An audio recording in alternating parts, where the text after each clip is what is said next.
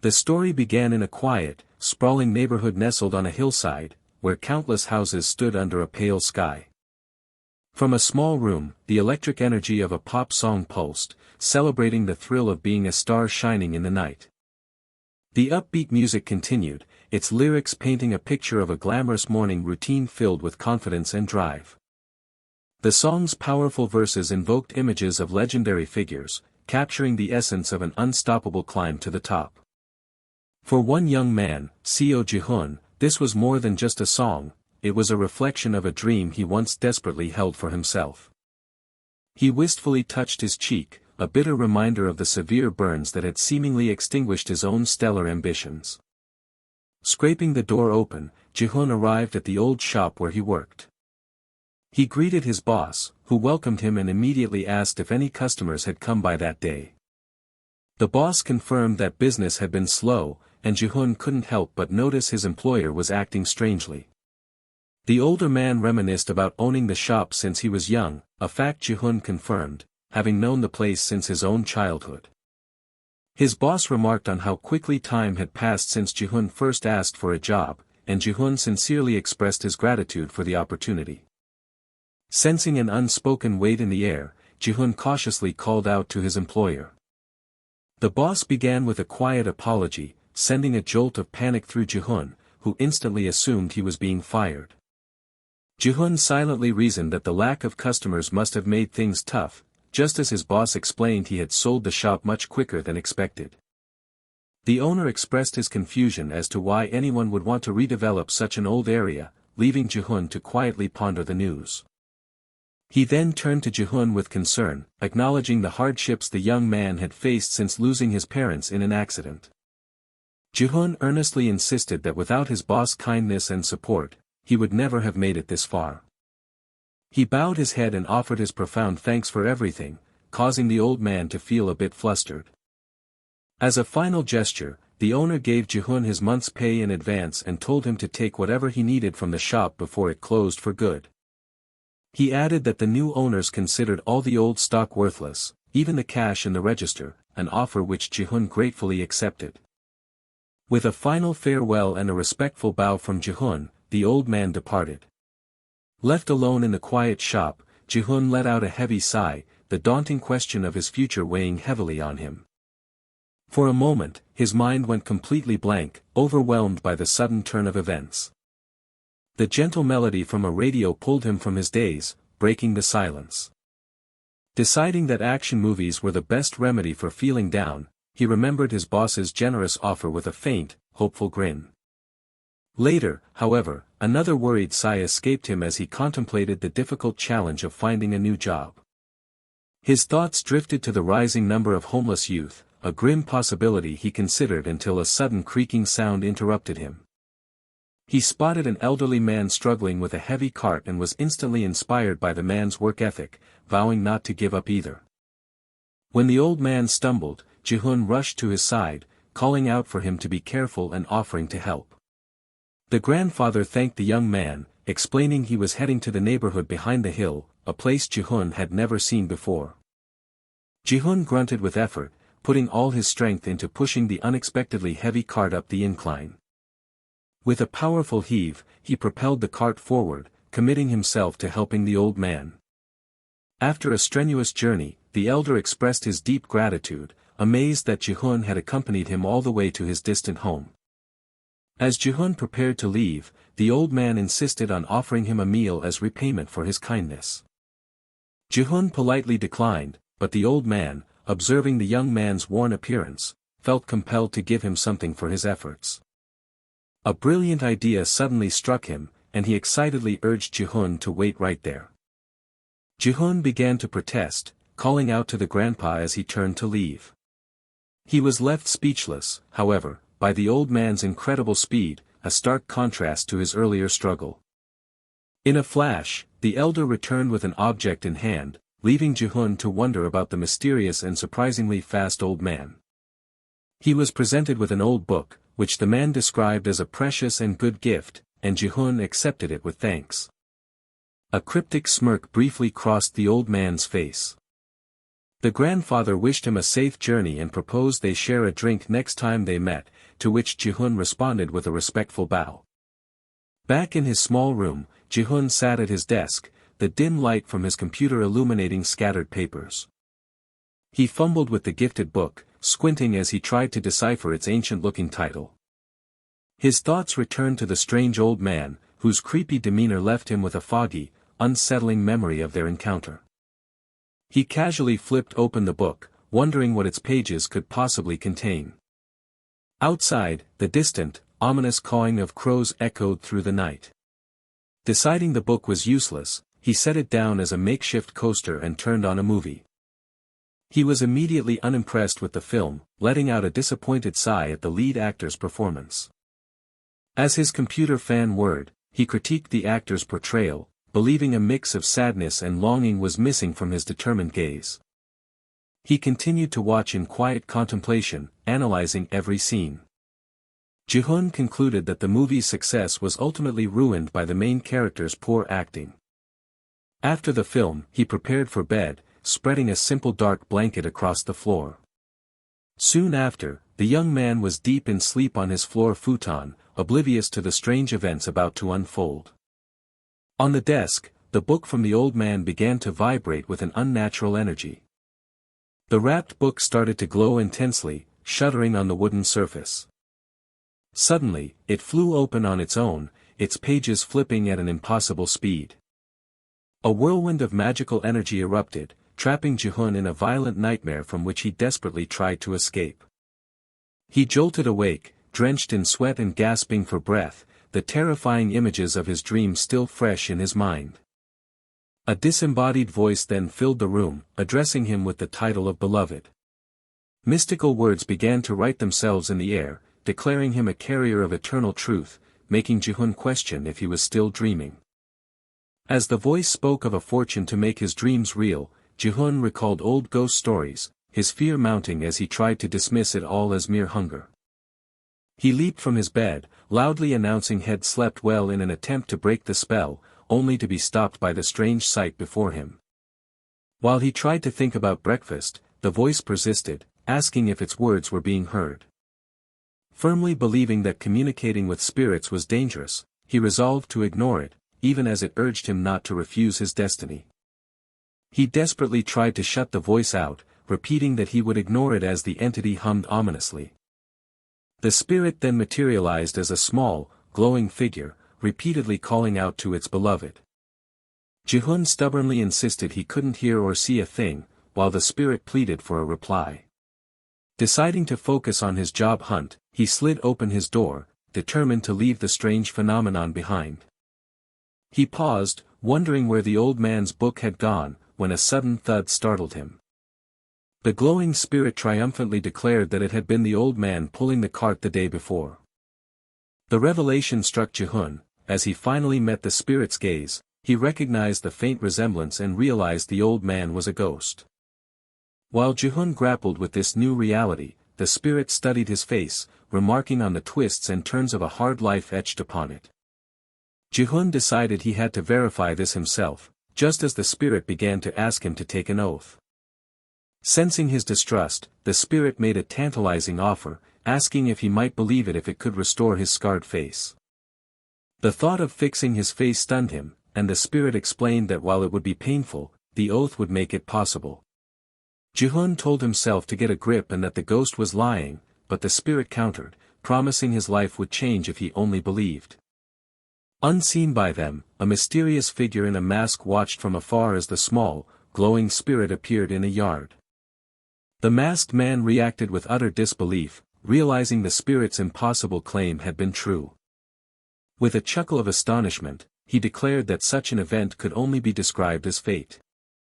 Back in his room, Jihoon asked with a shaky breath if the spirit could really fix his face, and it confirmed it was possible under certain conditions. The spirit grew ecstatic, thrilled that Jihoon was finally speaking to it directly. Cutting through its excitement, Jihoon impatiently demanded a straight answer: could his face be fixed or not? The entity identified itself as a seal of invincible truth and a bridge to reality, promising that an oath would make his wish come true. When Jihoon asked why he was chosen, the spirit explained that truth itself had selected him as evidence of his powerful destiny. Now that it had his attention, the spirit prepared to ask the one question that mattered most. It demanded to know, with otherworldly power resonating in its voice, what his dream was. Jihoon hesitated, stammering as he struggled to put his deepest, long-buried wish into words. He finally confessed that he wanted to be a top star, a term the ancient spirit found unfamiliar. As the spirit swore it could grant his wish, it warned that breaking the oath by stopping, quitting, or becoming lazy would result in losing everything. Shocked by the simple conditions, Jihoon asked for a sworn promise that the spirit would use all its power to help him achieve his dream. With his fist clenched tightly in resolve, Jihoon roared that he swore the oath. In an instant, a tremendous gust of wind filled the room, lifting Jihoon's body into the air. He cried out in shock and confusion as the powerful, swirling energy enveloped him completely. A blinding flash of white light consumed his vision, and he let out a final scream as the pact was sealed. The first chapter of his incredible and arduous road to stardom had just begun. Jihoon slowly regained consciousness, his head throbbing as if it were about to split open while a faint voice called out to him. Blinking his eyes open, he questioned if this was reality, finally understanding that he had truly fainted after the pact. He recognized the voice as Sir Subtitles, and the spirit joyfully announced its presence now that he was awake. With a groan of discomfort, Jihoon slammed his hand down and pushed himself into a sitting position. The spirit, seeing his successful transformation, excitedly declared that their endeavor had been a complete success. Baffled by the entity's statement, Jihoon asked what had just happened, prompting a knowing chuckle from the spirit. His confusion quickly turned to utter shock as his gaze fell upon his own hand. He cried out in alarm, asking what was happening to his hand, and the spirit explained it was a rebirth that made him urgently ask if his face was normal again. The entity simply instructed him to look in the nearby mirror and see the results for himself. With hesitant steps, Jihoon walked toward the mirror, rubbing his neck as the spirit's form followed closely behind him. As his fingers traced over his skin, he realized with a start that he could no longer feel the familiar, rough texture of the scar on his neck. He came to an abrupt halt directly in front of the reflective glass surface. An audible gasp escaped his lips as he stared in utter disbelief at the face looking back at him. His trembling hand rose to touch his own cheek, finding the skin perfectly smooth and completely unblemished. Overwhelmed, Jihoon could only whisper in astonishment as the spirit confirmed his wish had come true, thereby sealing the oath of eternal truth. Jihoon then asked for an explanation of this so-called eternal truth, and the spirit described it as an ancient mystery from the beginning of time. It elaborated that many had been chosen by truth and became great historical figures, leaving Jihoon to marvel at how his severe burns could have possibly vanished. The spirit then asked if he wasn't glad about this new door opening in his life, prompting a deeply grateful Jihoon to bow his head in thanks. Overcome with emotion, he repeated his thanks as tears of pure relief streamed down his face. The spirit offered words of comfort before its attention was drawn to a strange ringing music it couldn't identify. Answering his phone, Jihoon listened with a sniffle as his landlady regretfully informed him that he had lost his apartment due to renovations. Puzzled by the one-sided conversation, the spirit looked around the room, demanding to know who Jihoon was speaking to. It grew seriously alarmed, fearing Jihoon was talking to himself and had fallen into a dangerous power stupor as a side effect of his new abilities. Jihoon calmly explained he was merely using a cell phone, which led the ancient spirit to wonder if the strange device was possessed by demons. As Jihoon began to hastily gather his belongings, the curious spirit watched his sudden and swift movements. The spirit commented on his surprising haste as Jihoon quickly wiped his face, preparing to head out. He mentioned that he felt full of energy, and the spirit confirmed this was because the eternal truth had purged all toxins from his system. The spirit further revealed that his body was now in the pristine state of a young child, making Jihoon realize in shock that more than just his face had been restored. When the spirit questioned why he still wore his old mask and hat, Jihoon announced his plan to finally take them off when he went outside. The spirit noted his newfound determination, and Jihoon affirmed that he had made an oath and fully intended to keep it. As Jihoon slipped on his shoes, the spirit enthusiastically encouraged him, praising his excellent and unwavering resolve. With a new glimmer of hope shining in his eyes, Jihoon declared that he absolutely had to make his dream come true. The familiar sounds of city traffic and honking cars filled the air as he stepped out into the bustling world. Shortly thereafter, a real estate agent confirmed that everything was settled for his new apartment, with a move-in date just 4 days away. Just as he was preparing to leave, the agent stopped him, explaining that she had a question for him. Jihoon turned to face her, his strikingly handsome features catching the light as he politely waited for her to speak. She surprised him by asking if he was an actor or perhaps in training to become one. Wondering how she knew, he listened as she claimed she could tell by his appearance before jokingly reminding him of the building's strict rules about female guests. She concluded their business by informing him he could pay the deposit upon moving in, and he thanked her once more for her assistance. While walking away, Jihoon let out a joyful cheer, which prompted the spirit to ask if securing new lodgings truly made him that happy. He confessed that it felt incredible after a lifetime of being called a monster, and then assured the spirit his plans went far beyond just finding a place to live. The spirit was glad to hear of his ambitions, but it was completely taken aback when Jihoon announced his immediate plan was to simply find a job. Alarmed by this seemingly mundane goal, the spirit questioned when he would fulfill his dream, worrying he might already be betraying their oath. Jihoon calmly waved off its concern, pragmatically explaining that merely wanting to be an actor was not enough to make it a reality. The spirit's understanding suddenly dawned as it correctly interpreted Jihoon's logic: every great journey must begin with a single, practical step. He smiled and confirmed that was precisely his line of thinking. He remarked with newfound optimism that it would surely be easier to find employment now that his face was normal. As they walked, Jihoon told the spirit that he wouldn't take just any job, carefully considering the various help-wanted signs they passed. The spirit accused him of being far too selective, but Jihoon countered that there was nothing wrong with choosing his work with care.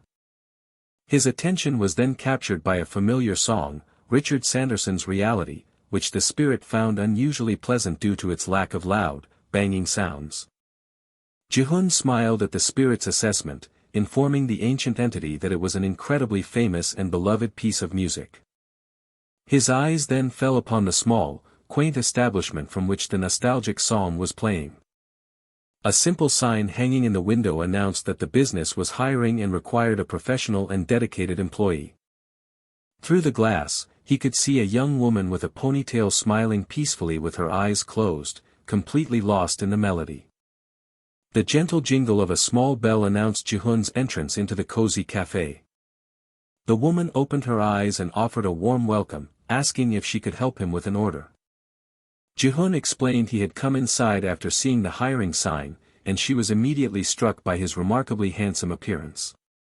He followed up by asking if they were, in fact, still hiring, snapping her out of her momentary daze. A bit flustered, she quickly confirmed they were and asked him to wait a moment while she called the owner, much to Jihoon's immense relief. Jihoon overheard her on the phone reassuring someone that she wasn't skipping work, making him realize the owner was her uncle. She quietly explained to her uncle that someone was applying for the part-time position before his voice on the other end apparently asked what the applicant looked like. Unaware that Jihoon could hear every word, she gushed to her uncle about how incredibly hot the applicant was before ending the call with a defeated sigh. Turning her attention back to Jihoon, she politely addressed him to continue their conversation.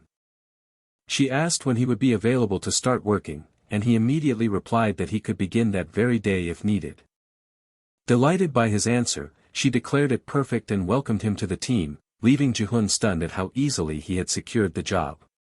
After recovering from his initial surprise, he offered her his sincere and heartfelt thanks. As Jihoon waited patiently at the counter, the young woman ducked behind it to retrieve something for him.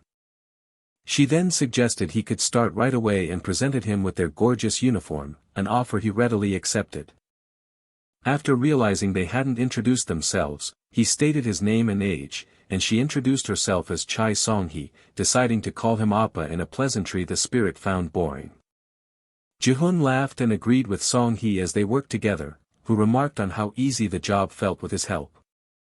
After she finished preparing 2 celebratory drinks, the spirit decided it was a good time to take its leave and return at a later point. As the spirit discreetly faded away, Song-hee declared the drinks perfect and invited him to sit and celebrate his first day on the job. Now alone and unseen, the spirit briefly mused on the title of an old film, Wild Dogs. Meanwhile, Song-hee expressed surprise that he knew the old movie, and Jihoon explained his love for its soundtrack was what drew him into the cafe. With a knowing and mischievous grin, she suddenly asked if he wanted to be an actor, a perceptive question that shocked Jihoon into asking how she knew. She explained that she could tell from the distinct look in his eyes, which was the same look she'd seen in her uncle and other actors.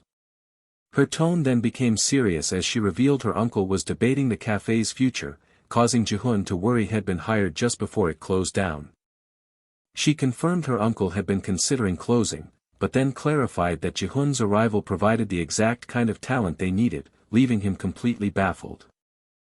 While she felt sure her uncle would approve of him, she then added that there was just one problem, causing Jihoon's anxiety to immediately return. Leaning in closely with an intense expression, she bluntly asked him if he had any money. Her playful yet menacing tone and sharp grin made Jihoon freeze, as he genuinely wondered for a terrifying second if he was being mugged. Song-hee bluntly informed Jihoon that his lack of style was overshadowing his good looks, causing him to visibly deflate at her harsh critique. She then revealed her dream of becoming a stylist, mentioning she often did makeup for her actor friends, which prompted a flustered Jihoon to admit he had some money to spare. Adopting a professional tone, she clarified that her advice was coming from her expertise as a stylist and makeup artist, then shrugged as a hesitant Jihoon asked what would happen next. Filled with sudden purpose, she declared the cafe closed for the day so they could immediately go get him a new hairstyle, confidently telling him to leave everything to her. Jihoon could only stammer in disbelief, questioning if she really meant for them to go right at that moment. The scene then faded to black, indicating a swift transition and the passage of time. A blurry view slowly came into focus, building anticipation for the big reveal of his transformation. The hairstylist's voice cut through the silence, announcing that the cut was finished and inviting Jihoon to see the result. She proudly described the clean and understated style she had chosen to highlight his best features, asking if he was happy with it. Looking at his reflection, Jihoon's face lit up with pure joy as he declared that the new haircut was absolutely perfect and that he loved it. A title card dramatically appeared, heralding this new chapter as his road to stardom. Following this, another screen confirmed the episode's title was Beauty Out. Later that day, Jihoon earnestly thanked Song-hee for everything she had done, but she brushed it off, saying she also had fun and had come to a certain realization. She then dramatically pointed a finger right at his face to emphasize her next point. Her big realization, she explained, was that the ultimate finishing touch for any outfit was a handsome face like his, which made him look good in everything. A startled Jihoon asked her to warn him before doing that again. She confessed that styling someone with his potential would make her feel as if she had truly succeeded in her career. Flattered by her praise, Jihoon laughed and agreed that he would be honored to have her as his personal stylist. Beaming with excitement, Song-hee enthusiastically declared herself his official stylist for the foreseeable future. Jihoon was pleasantly surprised by her sudden and sincere declaration of partnership. However, she then added that she had one condition, to which he immediately agreed, telling her to name her price. She cheerfully revealed her only condition was his permission to take photos of his outfits to build her professional portfolio. Leaping with joy at his easy acceptance, she celebrated as he told her to take as many pictures as she needed. Their day concluded with Song-hee bidding him farewell at the train station, promising to see him the next day.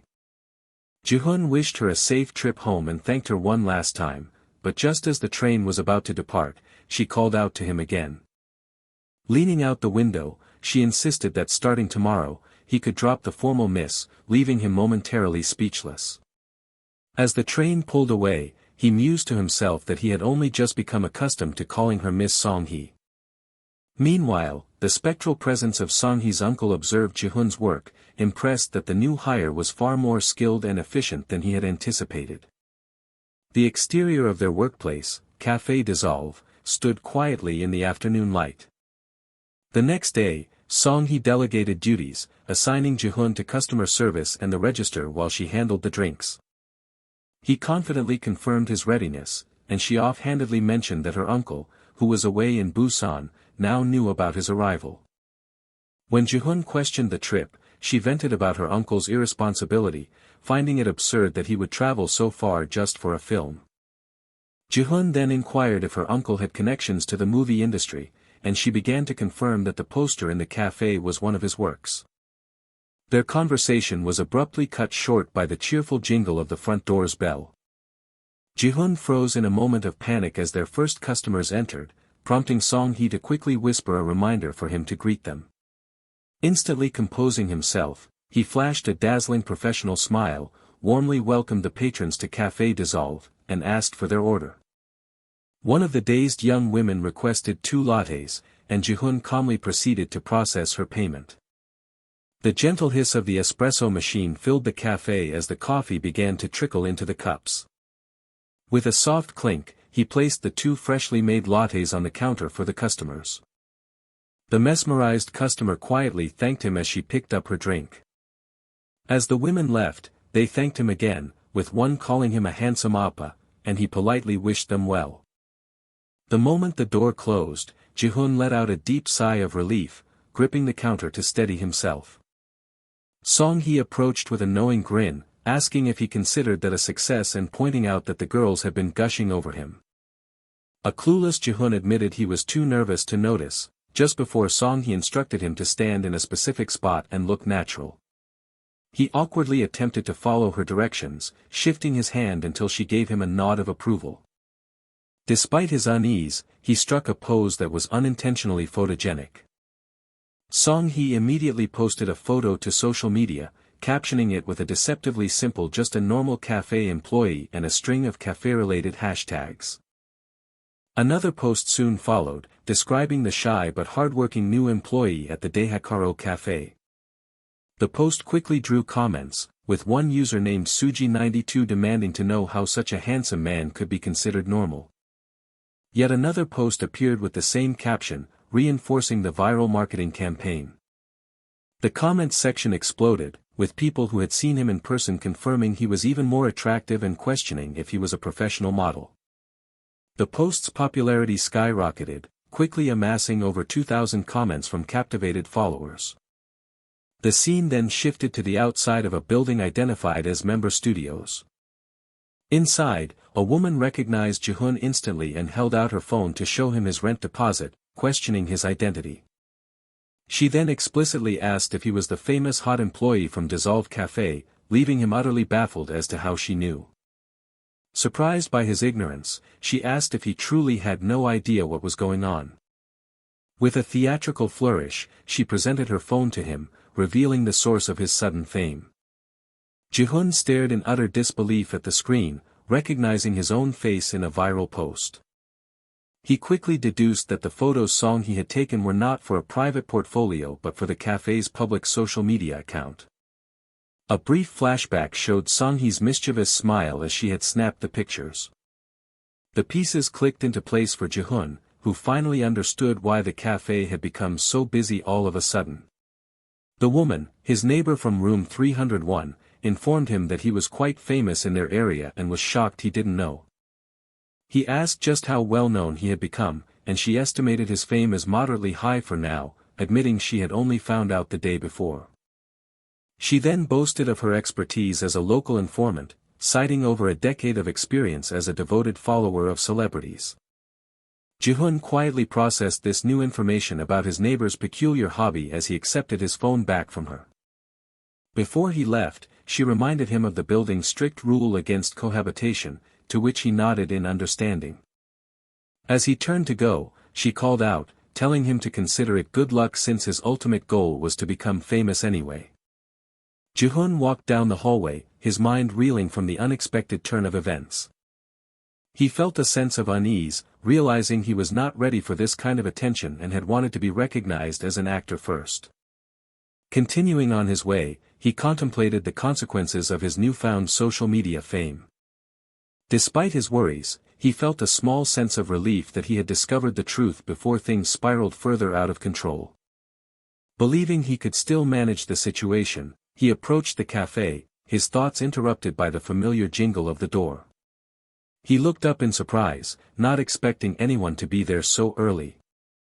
Inside, a bright and cheerful Song-hee greeted him with a warm good morning.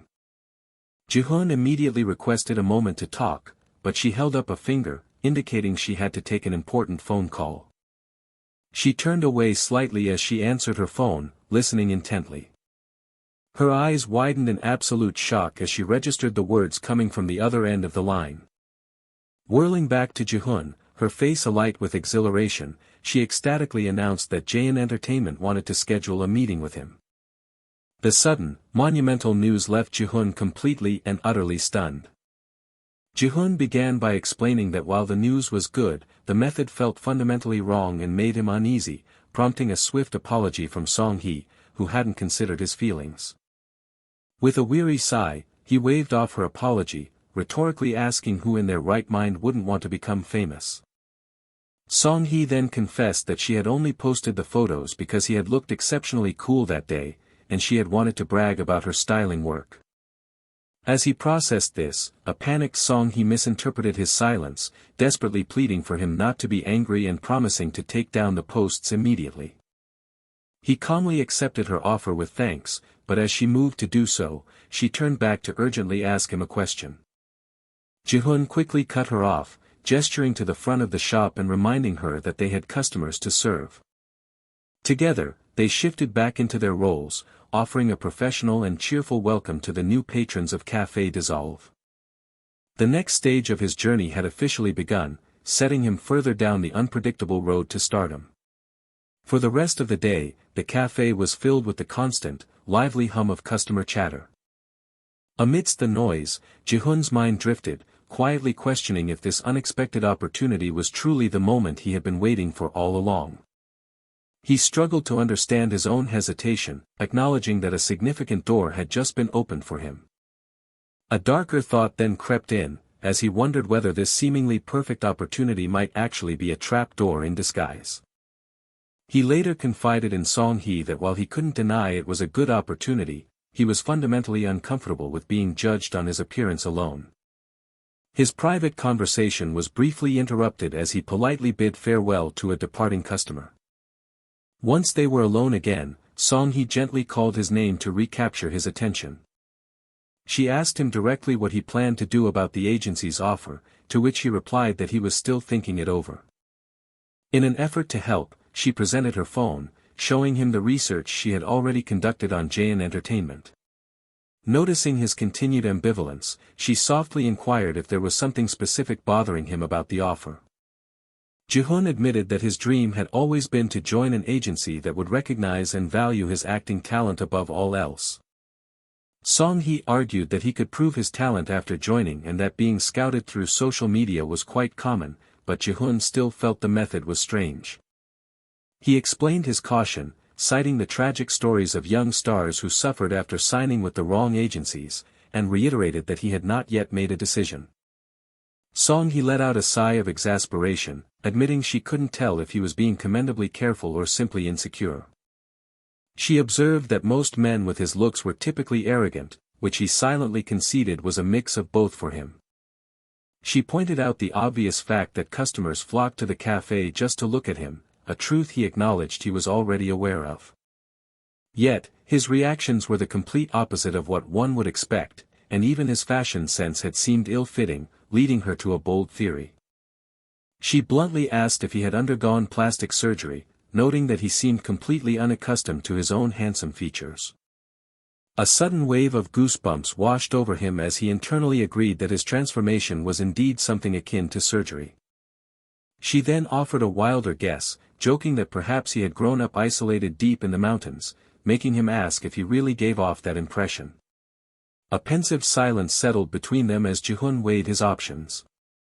Having made up his mind, he decided he could at least meet with them once and asked Song-hee for their number. Overjoyed by his decision, she immediately sent the contact information to his phone. He thanked her for her help, but she insisted it was her fault to begin with, which only reinforced his growing belief that she was a good person. Just as the matter seemed settled, Jihoon called out her name. He then made a formal request, asking if she would agree to style him for the meeting, whenever it might be scheduled. Song-hee's face lit up as she enthusiastically accepted, vowing to make him look so much like a celebrity that his confidence would soar. He then took it a step further, asking if she would also get dressed up and come with him to the meeting itself. He validated the request by officially calling her his stylist, a title that caused a shy blush to spread across her face.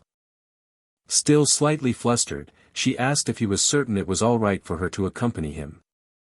Her shyness quickly transformed into a brilliant, beaming smile as she declared that she would absolutely love to come along. As she rejoiced, a strange and ethereal light began to emanate from her, catching Jihoon completely by surprise. The shimmering light didn't feel malicious, so Jihoon simply made a mental note to ask Sir Subtitle about the bizarre phenomenon later that evening. Now feeling like his protector, Song-hee vowed to keep a sharp eye on the director to determine if he was a fake, a responsibility Jihoon gratefully entrusted to her. The very next day, they sat across from a man named Kim In-hyung, who introduced himself as the casting director for Jihoon Entertainment. Jihoon politely introduced himself with a respectful bow, which led the director to look inquisitively at his companion. The two men and the young woman sat at the table, a palpable air of business-like anticipation hanging between them. Jihoon explained that Song-hee was his stylist, the one responsible for how well the photographs had turned out. Mr. Kim acknowledged that he had sensed a special quality in the photos, before asking Jihoon why he had agreed to meet. The director stated that with modern photo editing technology being so advanced, he had wanted to see Jihoon in person. He then complimented Jihoon, declaring him far more handsome in real life, a fact that had solidified his decision on the spot. Following his praise, he decisively slid a contract across the table toward Jihoon. He stated plainly that he wouldn't beat around the bush and offered Jihoon a spot at Jihoon Entertainment, leaving the aspiring actor shocked that a contract was already prepared. Jihoon calmly expressed that he hadn't come to the meeting under the impression that he would be signing anything that day. The director assured him there was no pressure to sign immediately, then turned his focus toward Song-hee. He directly asked Ms. Chai if she would be interested in an employment offer as well, contingent on Jihoon signing with them. Praising her good eye and her clear chemistry with Jihoon, Mr. Kim offered her the official position of his main stylist. An ecstatic Song-hee immediately accepted the offer, and Jihoon noted with some amusement how her initial skepticism had completely melted away. Internally, however, Jihoon had to break the bad news to his delighted friend, knowing with certainty that this deal was not going to happen. He conferred with his internal system, trying to recall the specific term for a predatory contract detail he was sensing. The correct phrase finally surfaced in his mind as he identified the hidden danger: it was a toxic clause.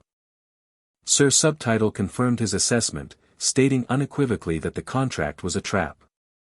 The system also acknowledged that it now fully understood why Jihoon had been so hesitant from the very beginning. Back in the real world, Mr. Kim asked if he had finished reviewing the document, and Jihoon confirmed that he had. When prompted for his final answer, Jihoon apologized respectfully but firmly declined to sign the contract. Desperate not to lose a promising candidate, the director clicked his pen and made an unusual offer to personally alter the contract using his executive authority. Jihoon privately scoffed at the director's sudden act of generosity, but outwardly maintained his position that a deal would not be possible. When pressed to name his specific concerns, Jihoon began pointing to one unacceptable clause after another. Mr. Kim let out a derisive laugh, informing Jihoon that he clearly didn't understand his own lack of leverage in the situation. The director asserted his dominance, stating that he was the one who made demands, a point Jihoon calmly conceded was true. Using that very logic, Jihoon then explained that it was for this exact reason he would never sign with Mr. Kim's agency, once again offering a polite apology. The director's facade crumbled as he furiously called Jihoon a little brat with nothing but a decent face, threatening to report his every word back to the company. His threats escalated as he promised to personally blacklist Jihoon, ensuring he would never step foot into the entertainment industry. Completely unbothered, Jihoon looked him in the eye and calmly stated that he looked forward to it. A heavy, suffocating silence hung in the air, charged with the director's barely suppressed fury. The man's anger finally boiled over as he slammed his hand on the table, accusing Jihoon of being an insolent brat who was openly mocking him. Just as the director's fury reached its peak, the situation was interrupted by an unexpected sound. A pen came flying through the air with a sharp swish. Jihoon instinctively raised his hand, deflecting the projectile with a loud thwack, leaving the director stunned that he had blocked it. The director let out a frustrated grunt, clutching his hand. Suddenly, a large, menacing figure loomed over them, addressing the director as a punk. The imposing man grabbed the director, who let out a startled shriek. With a loud crash, the man slammed the director onto the table, causing him to cry out in pain. The director sputtered, questioning the man's sanity before a foot was placed firmly on his back. The large man growled, demanding to know what they were doing in his place of business, as Song-hee cried out for her uncle. The director stammered nervously, wondering if this man was some kind of thug. With a final huff, the director vowed he would get them next time before hastily dashing out of the cafe. Song-hee immediately rushed to Jihoon's side to ask if he was alright, to which he replied that he was fine, though something else was on his mind. He sensed an overwhelmingly powerful and bloodthirsty force emanating from behind him just as the uncle gruffly called out to him. Jihoon respectfully introduced himself as Seo Jihoon and offered a deep apology for causing such trouble.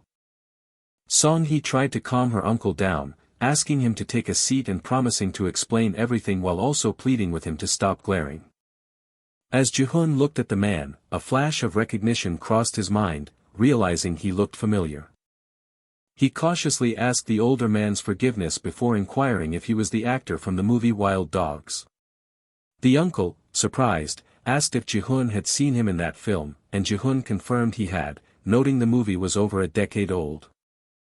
Jihoon then recounted the film's premise, praising its bold cinematography, unique story, and its impact as a critically acclaimed, if not commercially successful, picture. He even remembered the uncle's character was called Big Brother, a memorable villain with a unique presence despite being a supporting role. Jihoon admitted he had seen the fantastic film several times, which drew a small, amused snort from the uncle. Internally, Jihoon realized the man's passion for films was genuine and was taken aback when he saw what looked like a faint smile. The man formally introduced himself as Park Joo-hong, Song-hee's uncle and the owner of the shop. Jihoon found that name familiar as well. Park Joo-hong decided they could discuss movies later, first demanding an explanation for the chaos, which Jihoon readily agreed to give. The scene then shifted, marking a new chapter in Jihoon's journey toward stardom. After hearing the whole story, Park Joo-hong mulled over the events with a thoughtful hum. He confessed his initial plan was to fire Jihoon, but now he understood that defending himself against a thug was entirely justifiable.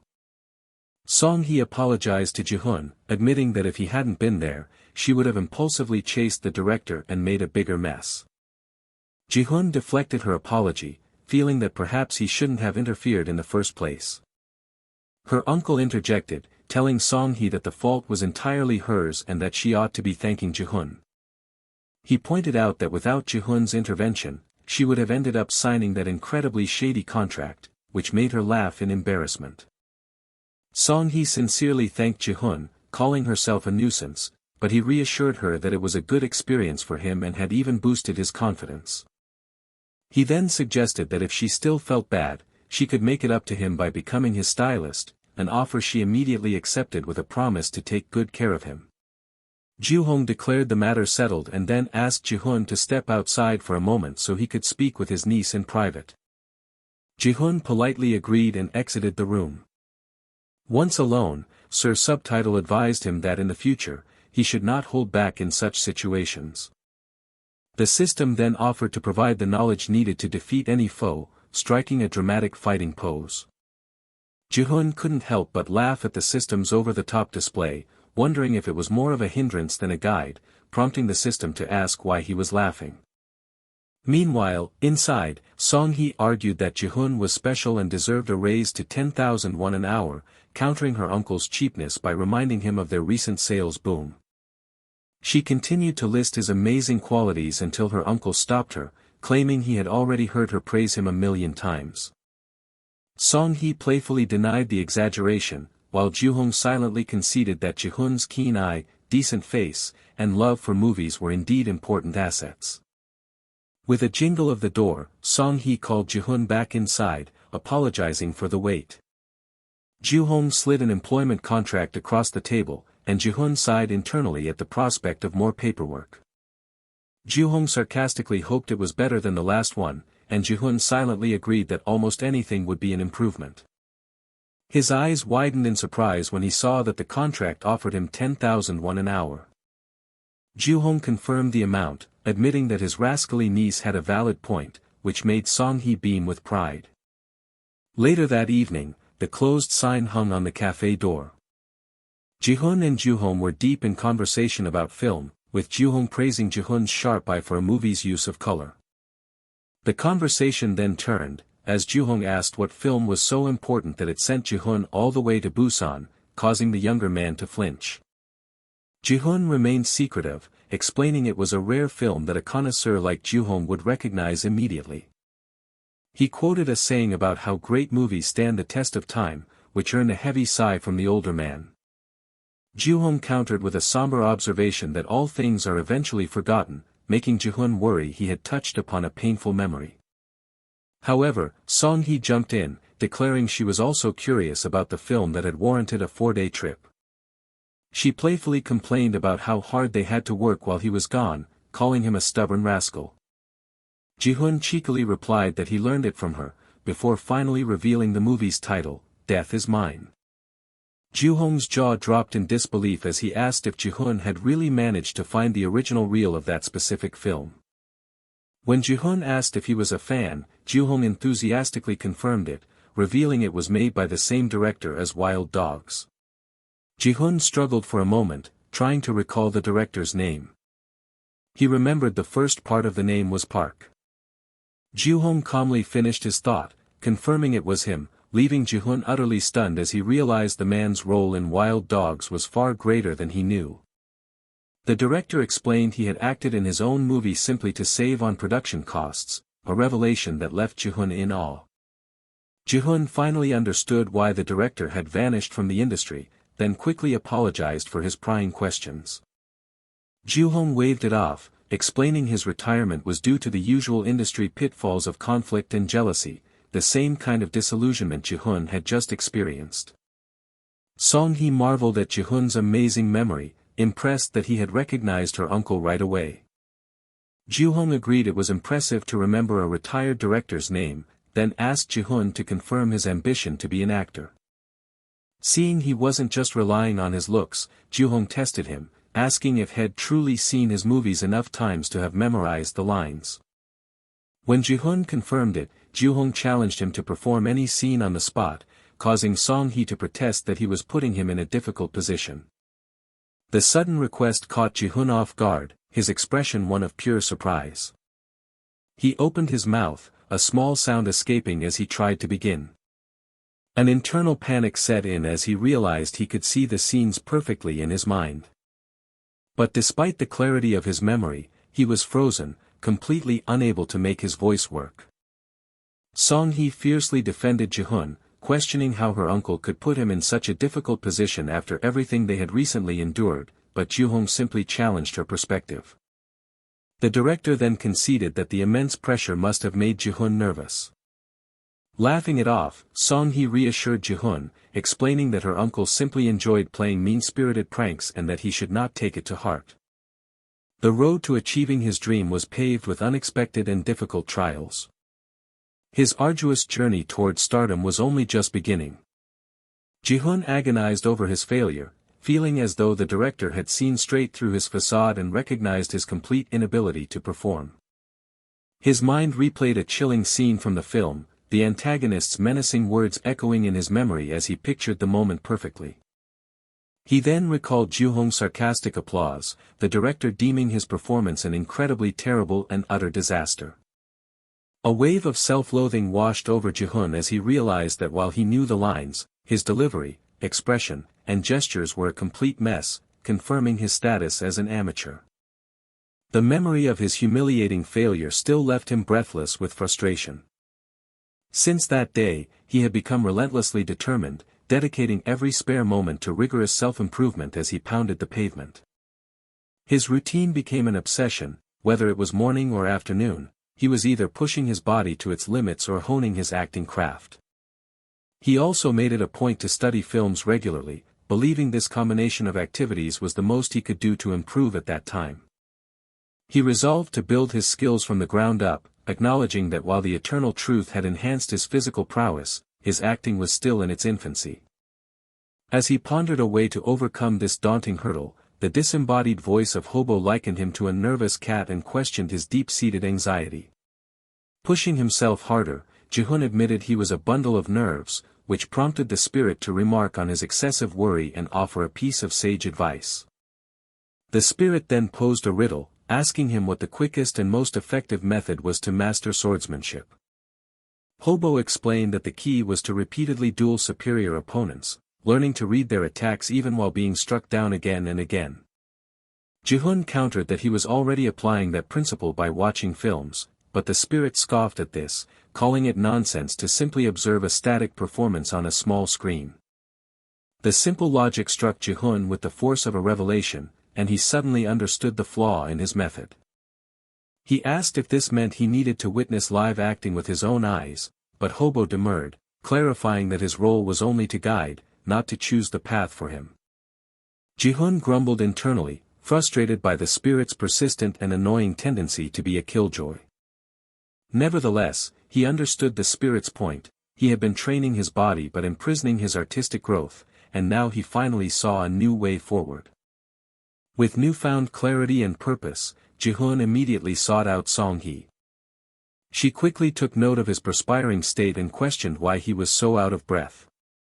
After catching his breath, he explained that he had come to ask for her help, to which she readily agreed. He first confirmed that she had close actor friends before officially asking her for a significant favor. Delighted that he was finally asking for help, Song-hee confessed that she had been worried about his recent low spirits. When she eagerly asked what he needed, Jihoon revealed his desire to see a play, specifically one featuring highly skilled actors. Surprised by his request, she listened as he explained that he valued her expertise on the subject, prompting her to search for a suitable option. She quickly found a promising candidate, a new thriller comedy titled Money Box, produced by the renowned Blue Theatre Company. The name of the theatre company, Blue, seemed unfamiliar to Jihoon.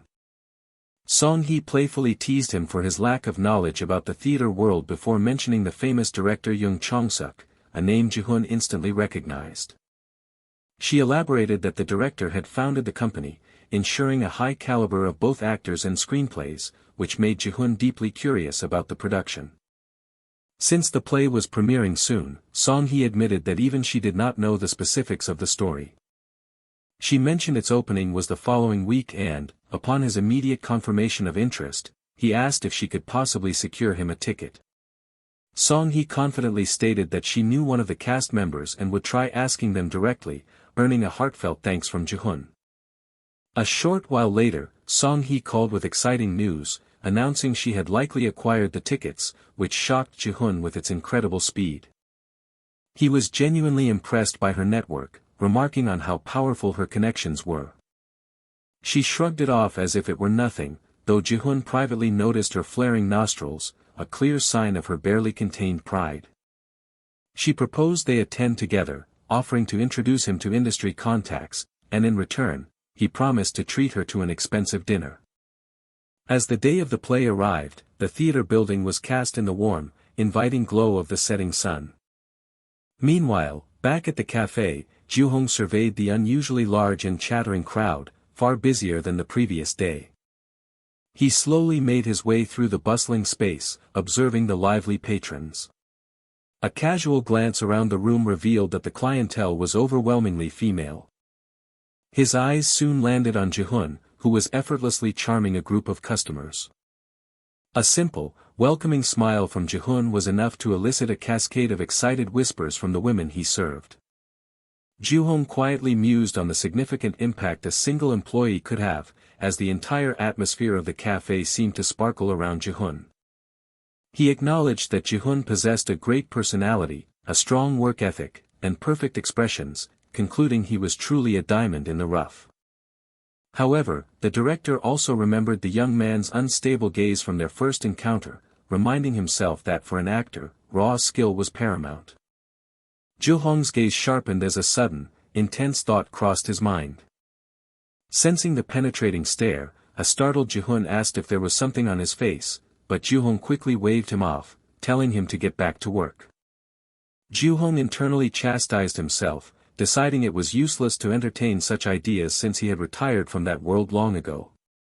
Yet, he could not tear his eyes away, finding Jihoon uniquely interesting and wholly different from the usual fame-seekers he had known. He found it paradoxical that someone with such star potential behaved with the cautiousness of an old man and wondered what hidden story lay behind that demeanor. A customer's inquiry broke his train of thought, and he reflexively denied their assumption before asking why they were curious. The patron laughed it off as an impossibility just as another customer tried to get Jihoon's attention to place their order. While taking an order for 2 vanilla lattes, he privately admitted that he had started writing screenplays again, with new stories flooding his mind ever since Jihoon's arrival. He wryly questioned if the young man had somehow become his muse, thinking he must be going crazy, before cheerfully promising the drinks would be ready shortly. As Jihoon prepared the order, he commented on the director's unusually good mood that day. Jihoon explained that his cheerfulness was because he was going to see a play with Song-hee that evening.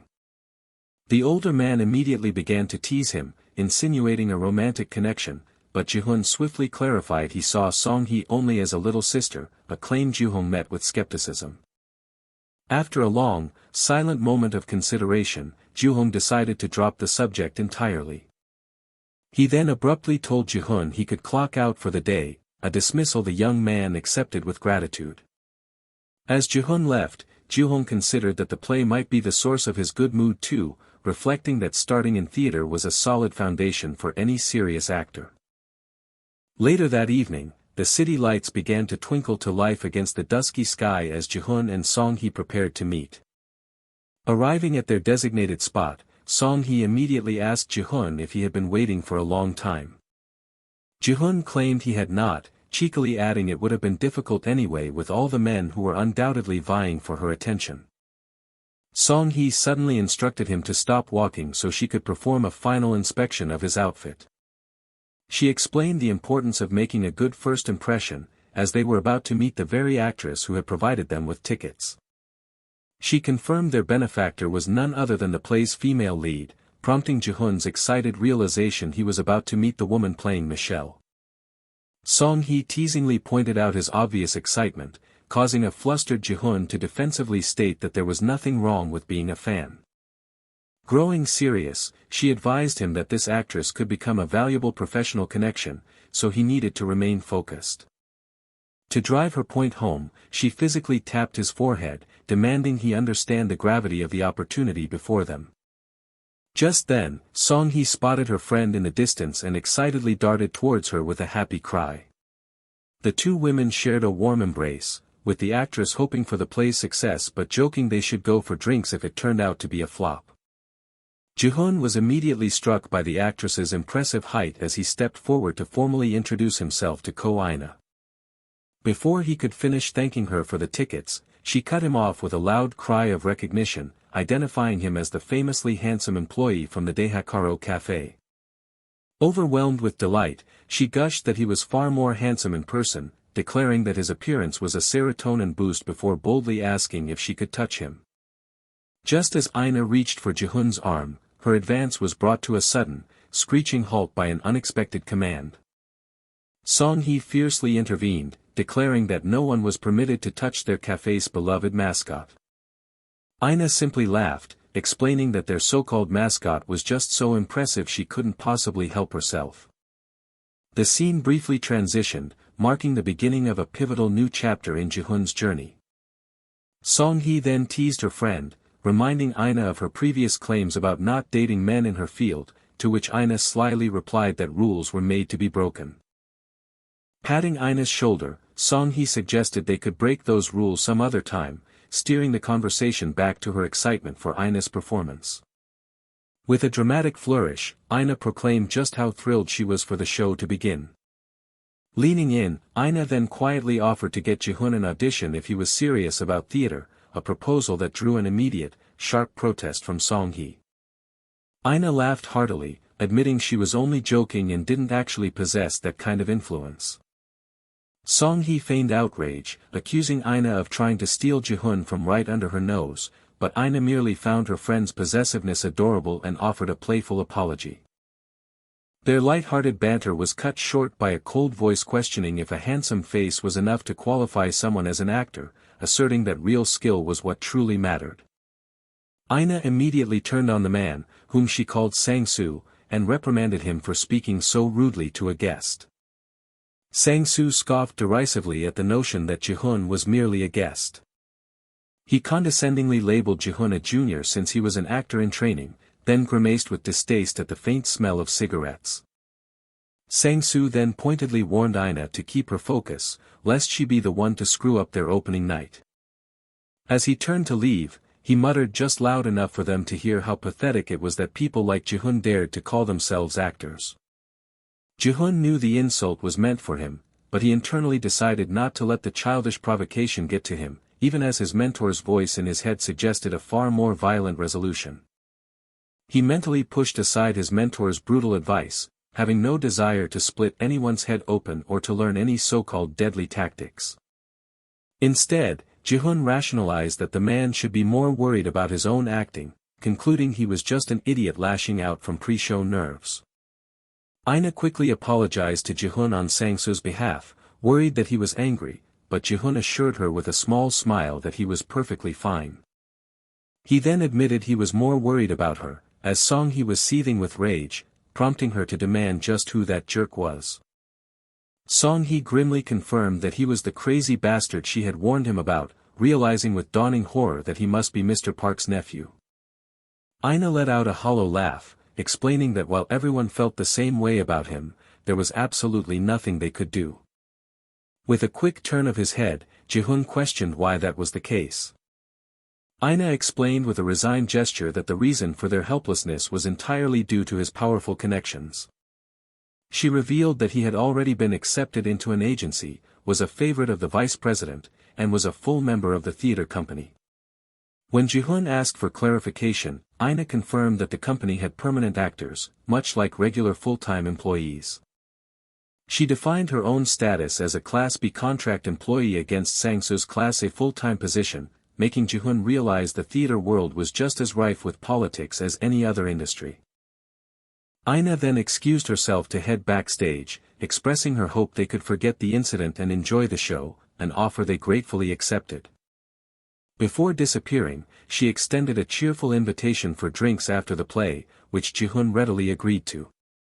Jihoon jokingly told Song-hee to stop glaring at the door before she burned a hole through it, while she cracked her knuckles, vowing to watch Park Sang-soo's performance with a critical eye. He chuckled to himself, realizing Song-hee had just instantly become Sang-soo's #1 anti-fan. The view shifted to the stage, revealing an empty tavern set awaiting the start of the performance. As the house lights began to fade, Jihoon noticed that the theater was surprisingly emptier than he had anticipated.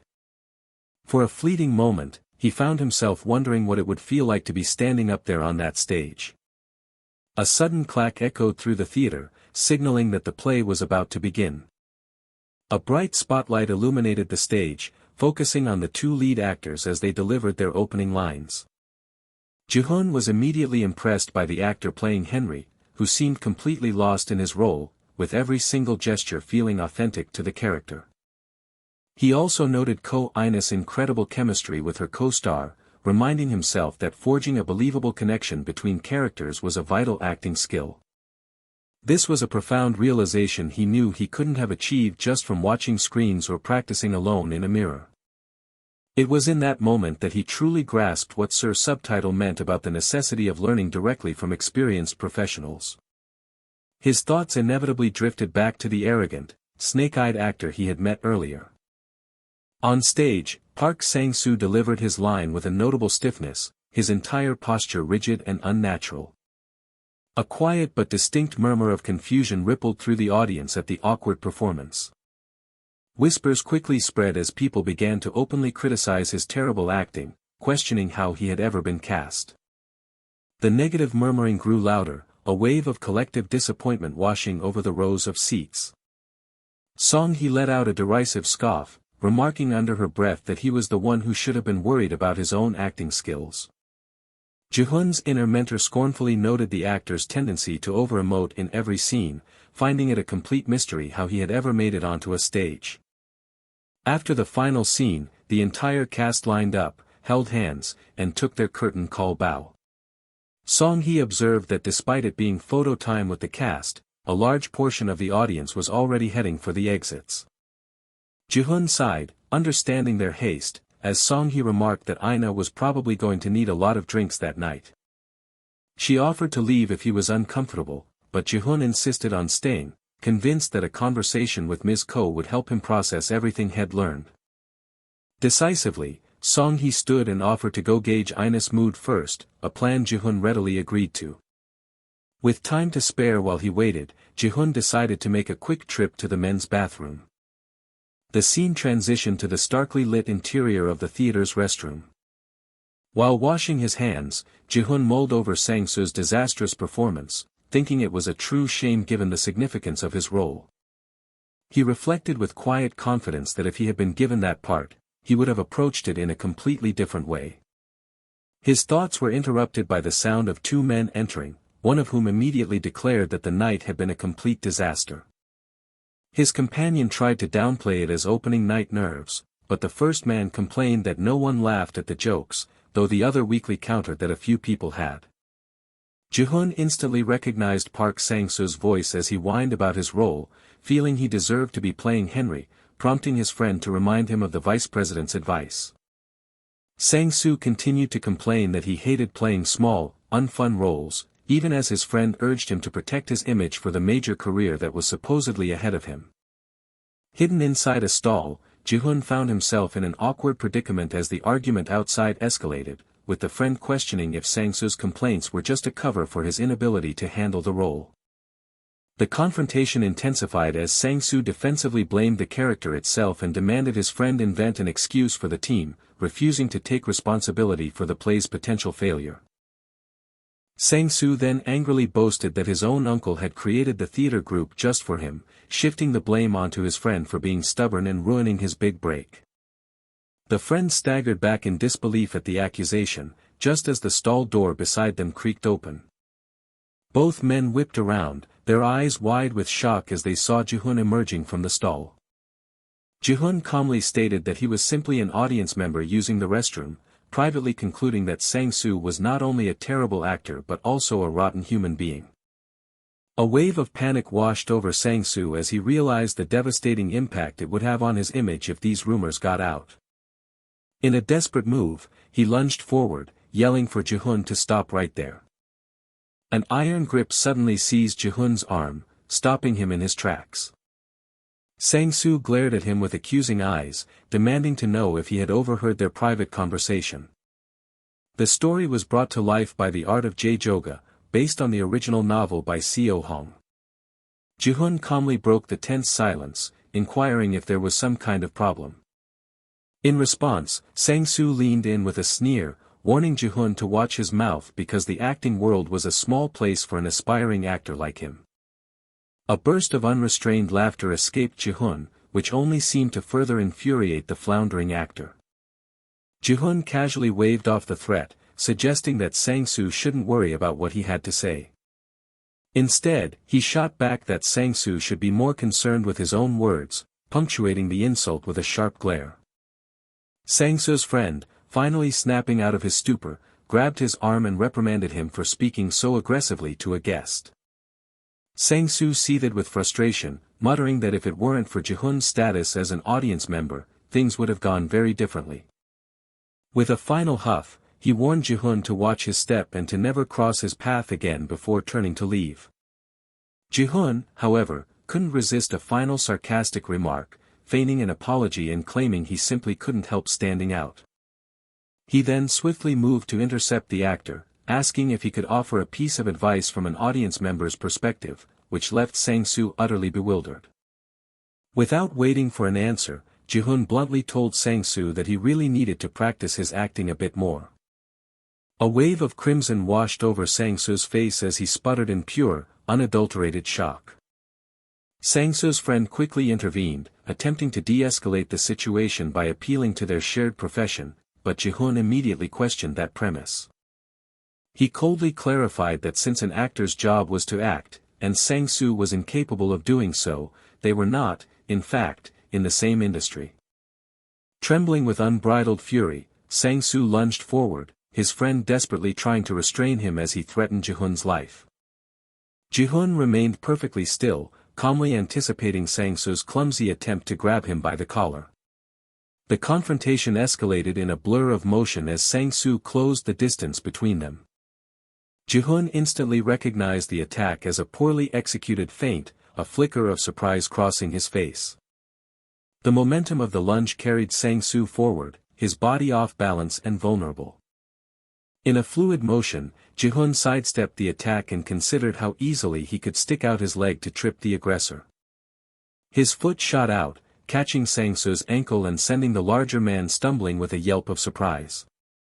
For a moment, Sang-soo flailed helplessly, his arms windmilling as he lost his fight against gravity.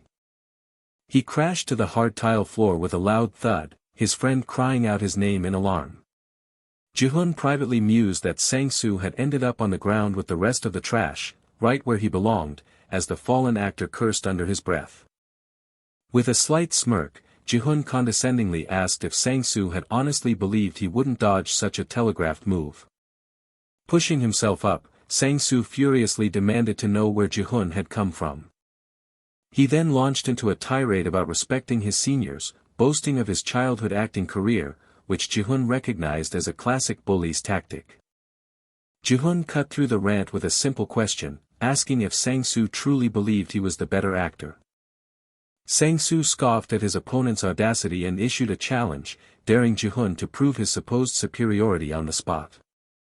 Though Jihoon found the challenge utterly childish, his inner guide urged him not to back down, reassuring him that it knew all the necessary lines. Sang-soo misinterpreted Jihoon's momentary hesitation as fear, a smug smile spreading across his face. He pressed his advantage, taunting Jihoon and questioning if he was too scared to even try. His friend pleaded with him to stop, but Sang-soo angrily shrugged him off, determined to see the confrontation through. He pointed an accusing finger at Jihoon, insisting that the man needed to issue a formal apology for his actions. Just then, a new, authoritative voice cut through the tension, remarking that Jihoon actually had a point. The newcomer revealed that he had heard the entire argument from the top of the stairs and had been too embarrassed for Sang-soo to continue eavesdropping. A wave of recognition washed over the room as they identified the man as Jang Yongtaek, the renowned director of Moneybox. Sang-soo's bravado evaporated instantly, replaced by a nervous sweat as he stared at the director. The director admonished Sang-soo, telling him he should have reported his failure directly instead of causing a scene that forced the director to come find him. He then bellowed a rhetorical question, asking if Sang-soo himself wouldn't have sought out the source of such a disastrous performance. Calming slightly, Director Jang then demanded a full explanation for the commotion. Sang-soo glanced around nervously before meekly requesting a different role, claiming the part of Noah just didn't suit his talents. The director sarcastically noted that this must have been why his performance was so drastically different from rehearsals, admitting that it had completely broken his own concentration. After a long, thoughtful pause, Director Jang made a stunning announcement: he would recast the role of Noah. A wide, triumphant grin split Sang-soo's face as he processed the seemingly wonderful news. He bowed deeply in gratitude, but the director clarified that it was his role being recast, not changed, leaving Sang-soo utterly confused. The young actor stammered, unable to comprehend what the director was implying. Director Jang's expression turned to ice as he questioned what gave Sang-soo the right to choose his own role, accusing him of actively trying to sabotage the production. He revealed that only the vice president's influence had saved Sang-soo from being fired, and instead of giving him the part of Henry, he would be double-casting the role of Noah. Sang-soo protested in disbelief, but the director shot back, reminding him that he was the one who claimed the character didn't suit him in the first place. When Sang-soo's friend pointed out the lack of available actors, the director coolly stated he would hold an emergency audition, confident that actors would be lining up for the part. He then turned to his assistant and gave a decisive order to cancel the very next performance. The director continued, instructing the man to contact every ticket holder and process full refunds for them all, leaving the assistant stunned. Director Jang roared that he would rather cancel the show than present a play with such abysmal acting, which sent the terrified assistant scrambling to carry out his orders. Jihoon watched the display of raw power, his mind racing as the word audition echoed in his thoughts. His heart began to pound with a fierce desire for the role of Noah Gold, though he was plagued by doubts about his own abilities. His internal guide challenged his hesitation, metaphorically asking if he was afraid of being tested and found wanting. Jihoon had to admit that he had only ever been a spectator, watching experts from the sidelines. He considered that the walls holding him back felt surprisingly flimsy, and wondered if leaping into this arena might be the very thing to break them down. Ultimately, however, the fear of humiliation won out, and he decided to be patient and take things one step at a time instead of being greedy. Meanwhile, Sang-soo tried to subtly threaten the director by mentioning his uncle, but Director Jang refused to be intimidated, chiding him for his ingratitude. Sang-soo immediately retracted his statement, stammering that he would never dare to threaten the director. The director simply tooted, his expression one of complete disdain. In that moment, a sudden, powerful realization struck Jihoon. The director turned to Jihoon, offering an apology for the embarrassing scene he had just witnessed, which Jihoon politely brushed aside. As Director Jang invited him to follow, Jihoon found his voice and called out, prompting them to stop. The director paused mid-stride, turning back with a questioning look. Casting aside all his doubts, Jihoon looked the director in the eye and boldly declared that he would like to audition for the part. Sang-soo stared in utter disbelief at Jihoon's bold declaration. He erupted in fury, accusing Jihoon of being insane before his protest was cut short. Director Jang's eyes narrowed, his expression hardening with an unreadable intensity. Undeterred, Jihoon formally introduced himself, and when questioned by the director, he admitted he had no prior stage experience. Sang-soo immediately broke into a fit of loud, mocking laughter. The director, however, applauded Jihoon's ambition, noting that his confident demeanor showed he had a good head on his shoulders. But he then voiced a critical concern, stating he needed an actor who was ready to perform immediately, as there was no time to learn lines. Jihoon calmly countered this by announcing he had already memorized the entire script, leaving the director momentarily speechless. He cast a subtle, questioning glance inward toward his internal guide. The guide responded with a sense of approval, pleased by Jihoon's audacious claim. A wave of confidence washed over Jihoon as he assured himself that he could be trusted to know every single line. Sang-soo scoffed in disbelief, laughing at the ridiculous notion that a complete amateur could have memorized the script. Voicing the thoughts of his guide, Jihoon explained it was due to a good memory and boldly challenged the director to test him with any scene. He then raised the stakes, offering to perform with the other actors to prove his claim. Sang-soo immediately shouted that Jihoon was lying, trying to convince everyone that it was an obvious and desperate bluff. Director Jang chuckled, conceding that Jihoon's statement was indeed very hard to believe. His curiosity piqued, the director decided to put Jihoon to the test, ordering his assistant to bring the main actors, Daesung and Ina, to the stage. He silenced the assistant's shocked protests with a powerful glare, demanding his order be followed without another word. The terrified assistant froze, shrinking under the weight of the director's commanding presence. It then dawned on Jihoon with a jolt of panic that he was about to audition alongside the play's actual professional leads. The director added to the pressure, informing Jihoon that he would have the entire staff gather to watch the performance. As he turned to leave for the stage, director Jang issued a final, grave warning: if this was a lie, Jihoon would be banished from his sight forever. Jihoon followed, his heart pounding as he realized just how serious the situation had suddenly become. This single, impulsive decision set him on an unexpected and perilous road to stardom. While walking, he struggled to comprehend how quickly the entire affair had escalated. With every footfall towards the stage, his anxiety grew into a near-overwhelming nervousness. The stage door groaned open, revealing the empty theater that would serve as his proving ground. He hesitated for a brief moment, a wave of self-doubt making him question if he could actually do this. Swallowing hard, he mentally commanded himself to get a grip, knowing it was too late to run from the reality he had created. Just then, a familiar voice called out to him. His sister Song Hee appeared, her face etched with confusion as she asked what was happening. Jihoon offered a strained laugh, admitting that he wasn't quite sure how things had ended up this way. He then theatrically asked her to pray for his survival, quickly brushing off her concern about his teary eyes by blaming it on dust. As he walked through the backstage area, a poster for the play served as a stark reminder of the challenge ahead. On stage, Dae-sung, the lead actor, approached and quietly offered his support, promising to do his best to make Jihoon look good. The lead actress, Ina, also chimed in, confessing her disdain for Sang-soo and declaring that she was fully rooting for Jihoon. Jihoon stood still for a moment, silently processing their unexpected words of encouragement.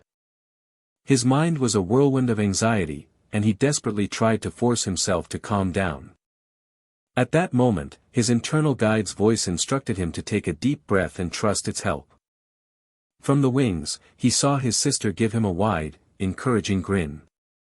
Her bright, hopeful expression gave him a small flicker of comfort in the overwhelming moment. Jihoon marveled at how comforting his guide had become and mentally requested the upcoming lines, to which the guide instantly agreed. The audition began, with Jihoon, as Noah, pounding on a door and desperately calling for Henry, warning of a terrible event. The actor playing Henry responded from within, anxiously asking what was wrong and if Michelle was there. Jihoon's character then called out for Michelle and announced he was entering, which was met by Henry's panicked denial from inside. His internal guide prepared to deliver the next line. In his mind's eye, a glowing scroll materialized, held by two spectral hands. The scroll unfurled against a deep purple void, the words becoming clear. He delivered the line perfectly, expressing his character's understanding that everyone has something they want to hide.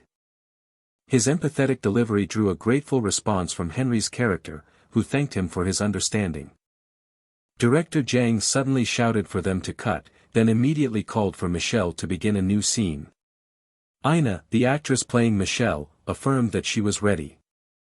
The new scene started with Michelle rushing towards Noah, frantically demanding to see Henry whom she believed was inside the room.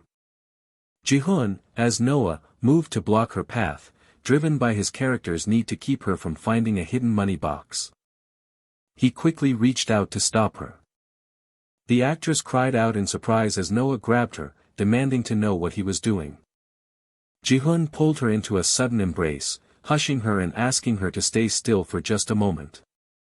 Following the script's direction about Michelle's unrequited love for Noah, the actress' cheeks flushed a deep red.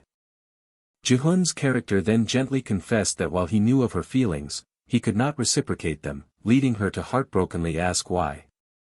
In a dramatic, hushed tone, Noah revealed his secret: he was in love with Henry. Michelle's character looked utterly devastated, struggling to process his shocking words.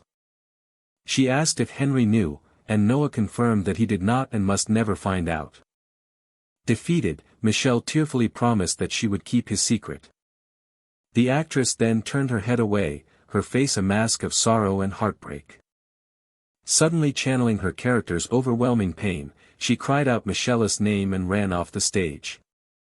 A close-up showed a real tear tracing a path down the actress' cheek. The single drop of emotion fell, punctuating the silence of the stunned theater. The director stared in shock, realizing the actress had gotten so deep into character that she had actually left the building, and he quickly ordered someone to go and get her. The theater erupted in a storm of applause and cheers of bravo. The director praised Jihoon, declaring his performance had been truly perfect.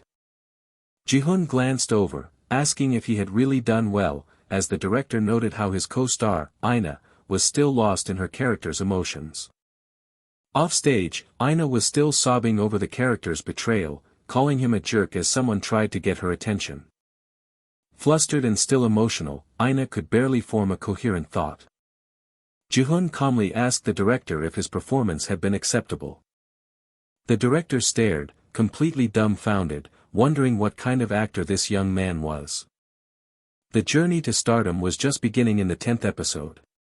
Later that evening, the cast celebrated amidst the noisy bustle of a fried chicken restaurant. Ina let out a sigh of pure refreshment after downing a glass of beer. She exclaimed that she hadn't felt so satisfied in a long time, gleefully asking if they saw the director's shocked face as she started on her second glass. She giggled, describing how he was shaking so much it felt like a small earthquake. Ina then leaned in close, her eyes sparkling, and asked Jihoon just how he did it, making him visibly uncomfortable. When he asked what she meant, she specified learning the lines, which she thought impossible since the script hadn't been leaked. Jihoon simply explained that he had a very good memory. Song-hee expressed her disbelief, jokingly asking if he was in Mensa and remarking to Ina how inhumanly calm he was about everything, like a stone Buddha. Ina laughed at the comparison, agreeing that he seemed superhuman with his looks, memory, and acting skills, though Jihoon humbly insisted he was just in character and not yet a good actor. Ina immediately disagreed, telling him she had never felt that way during a performance before. She explained it felt as though the two of them were completely connected on stage. The feeling of becoming one was so intense for her that it left Jihoon momentarily speechless. She playfully wondered if they could be soulmates, causing Song-hee to burst out laughing and call her Uni. Ina clarified she was joking about being soulmates but was serious about the connection, a sentiment Jihoon surprisingly confirmed, which delighted both women. The conversation then shifted, as Song-hee asked Jihoon what he would do about director Jang's offer to come to the office, which was a clear sign he had passed the audition. Jihoon acknowledged that he understood but was still unsure, prompting Ina to question his hesitation and promised to treat him well if he accepted. Song-hee correctly guessed that he was worried about his shift at the cafe. He silently nodded, confirming her suspicion. She reassured him not to worry about missing work, promising to arrange his schedule around the play and adding that her uncle would surely support him too. Despite her reassurances, Jihoon still felt that it was somehow wrong. Song-hee countered that her uncle wouldn't want to lose him, since he was the cafe's mascot who brought in countless customers and boosted sales, dismissing her uncle's apparent dislike of him as mere jealousy. She firmly told him that he should do whatever he wanted to do. Ina enthusiastically agreed with her. With their encouragement, Jihoon finally agreed that he would give the offer some thought. A moment later, the three of them clinked their glasses together in a celebratory toast. Meanwhile, in a well-appointed office, Jihoon sat across from two men on plush couches. One of the men, the vice president, remarked that he didn't see anything particularly remarkable about Jihoon.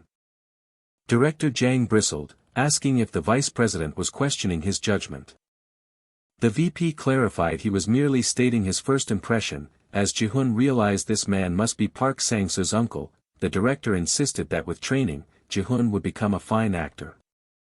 The vice president argued that was precisely his point. It was unfair to add a complete unknown to the cast before he had proven himself. Director Jang countered that talent should be more important than a proven track record. The VP challenged this, asking if he was willing to gamble the theater company's reputation, while Jihoon silently questioned what these two men were even doing. Director Jang was reminded that, in the end, it was all a business. The VP suggested that a double casting not in the original plan was a waste, and Jang retorted that the VP knew exactly why it was necessary, given who he had cast. The vice president accused him of using his influence, a notion Jihoon found tiresome as he felt both men were getting ahead of themselves. He recalled a previous conversation with Mr. Park, who had advised him against joining the prestigious Blue Theatre Company, arguing it would eventually hold back his career. Finally breaking his silence, Jihoon interrupted their bickering to say he had one thing to add. Both men turned to him, impatiently demanding to know what it was. Jihoon calmly announced that he had no desire to join the Blue Theatre Company, leaving them utterly stunned. They were aghast, questioning why he would turn down an offer from the best theatre company in the country. He explained that was exactly why he was refusing. He believed he would be a detriment to the company and felt he was still lacking in many ways. The vice president scoffed that at least Jihoon knew his place and considered himself lucky for even getting the rare opportunity. Jihoon smirked internally, thinking to himself that he was only lucky because the VP's nephew was such a terrible actor. Humping in annoyance, the VP remarked that he never thought he'd see someone reject Blue before storming out. The office door slammed shut, leaving an awkward silence in its wake. Director Jang turned to Jihoon, quietly asking if he truly meant what he had just said. Jihoon affirmed that for now, he wanted to focus on his current role in the money box, a decision the director respected, telling him to work hard and that he expected great things. Jihoon promised to do his best as the director told him to come find him if he ever changed his mind. The exterior of the Playhouse Mono stood under the evening sky. After another performance, Jihoon walked down a quiet hallway. Ina ambushed him with a cheerful shout, praising his performance that day and insisting they go for another drink. She explained that the mood had been gloomy, so they needed to drink, refusing to let him go until he agreed. They soon found themselves in a quiet corner of an empty restaurant. Jihoon took the opportunity to ask Ina why the atmosphere at the theater had been so down. She explained the simple reason: not enough people were coming to see the play. He expressed his surprise, having thought the crowds were still decent for a play in the Daehakaro district. Ina clarified that for a premiere produced by the renowned Blue Company, attendance was far less than expected compared to their previously successful shows. She placed all the blame on Park Sang-soo, whose terrible opening night performance led to a flood of bad reviews, overshadowing the good story. When Jihoon expressed hope that things would improve, Ina soberly stated that she would be long gone by then, leaving him to wonder why. She explained that someone had to take responsibility for a box office failure, and her name would likely disappear from the rotating cast list as no one hires an actor from a failed play. The harsh reality of the industry hit Jihoon, who realized this was a grown-up problem he had never considered. Ina confessed that the play was important for her career, as she was getting older and feared this might be her last chance to make a name for herself. Jihoon was stunned by her vulnerability, realizing he had been selfishly focused on his own acting without considering the play's overall success. He recalled his promise to do his best and, thinking of his friends coming to see the show, resolved to demonstrate a rookie's true spirit. Remembering his rent was due, he suddenly had an idea to promote the play himself. Sometime later, he excitedly offered tickets to a friend, who was thrilled by the invitation to a play. Jihoon then asked a favor, explaining he was looking for a location in Daehakaro to do a short street performance. His friend questioned his plan to perform without sound equipment and suggested an alternative. Seeing Jihoon's interest, the friend pulled out a phone to show him a better idea on an app called MeTube. On the screen, a video began to play. Elsewhere, a concerned-looking man broke out in a sweat as he watched something on his own phone. His eyes widened in absolute shock at what he was seeing. The street performance video played on, reaching its crescendo with a dramatic reveal of where the money was supposedly located. On the screen, a spectator's eyes widened with a fierce glare, completely captivated by the scene unfolding before them. Another audience member, caught up in the tension, swallowed nervously as they hung on every word. The on-screen Jihoon then revealed the answer could be found by watching Money Box, a play produced by the Blue Theatre Group. The video concluded with the actor thanking the viewers and passionately asking for their support for the play. Underneath the video, the title read Guerrilla Play Promotional Video, tagged with Moneybox and Play. A flood of comments poured in, with viewers praising Jihoon's handsome looks and impressive acting, while others debated the authenticity of the audience's reactions. Elsewhere, the man himself sat fixated on his phone, his finger tapping as he absorbed the overwhelmingly positive response. He slid his thumb across the screen, eagerly scrolling through the endless stream of comments. A wide, satisfied grin spread across his face as he continued to read the praise. With growing excitement, he swiped rapidly, taking in the massive public reaction to his stunt. Jihoon marveled at how good the response was, noting with a laugh that the video had spread far beyond MeTube to major celebrity portals and social media sites. He stared in utter disbelief as the view count on his guerrilla promotional video soared past an incredible 1.5 million. His cafe co-worker cheerfully suggested he should start being called a MeTube star, but Jihoon humbly brushed off the title. She then slyly asked if he knew who was writing the most enthusiastic comments, hinting that she had a pretty good idea. The scene flashed back to a few days prior, when that same co-worker had tentatively approached him at work. Jihoon had been taken aback when she addressed him with the informal and affectionate term Appa. She had shyly called him Jihoon Appa again, asking if she could speak with him, to which he had graciously agreed. With a sparkle in her eyes, she had then made a surprising request to officially become his fan. She confessed how blown away she was by his acting, exclaiming that she hadn't felt so thrilled in ages and wanted to be his #1 supporter. Back in the present, Jihoon recalled that she had even shown up to watch their impromptu subway performance. His co-worker remarked on the power of having dedicated fans, teasingly complaining that he never allowed her to post about his work. Jihoon explained that a post from a co-worker was different from one by a fan, prompting her to playfully question their professional relationship. He simply affirmed that since they worked at the cafe together, they were indeed co-workers. Changing the subject, she suddenly asked him about a mysterious man she had noticed. She pointed out a man in a suit, mentioning that he had been lingering around the cafe the day before as well. A jolt of surprise ran through Jihoon upon hearing this news. He whipped his head around, trying to catch a glimpse of the person she was describing. She wondered aloud if the man might also be a fan, but Jihoon quickly dismissed the notion, doubting he was popular enough for that. Later, the bustling atmosphere of the theater's backstage filled the air as the cast prepared. Suddenly, the door to the staff room swung open as a man entered, cheerfully calling out for the boy wonder. Sang-soo let out a chuckle at the ridiculous nickname, clearly amused. Jihoon, however, gasped, his eyes wide with shock at the identity of the visitor. Beside him, Sang-soo turned with a questioning look, not yet recognizing the famous figure. The cast members quickly straightened up and greeted Mr. Young, who laughed and told them to relax. Jihoon realized with a start that the man before them was none other than the legendary movie star, Young Chong-suk. The star warmly congratulated the entire cast on their recent success, encouraging them to keep up their momentum.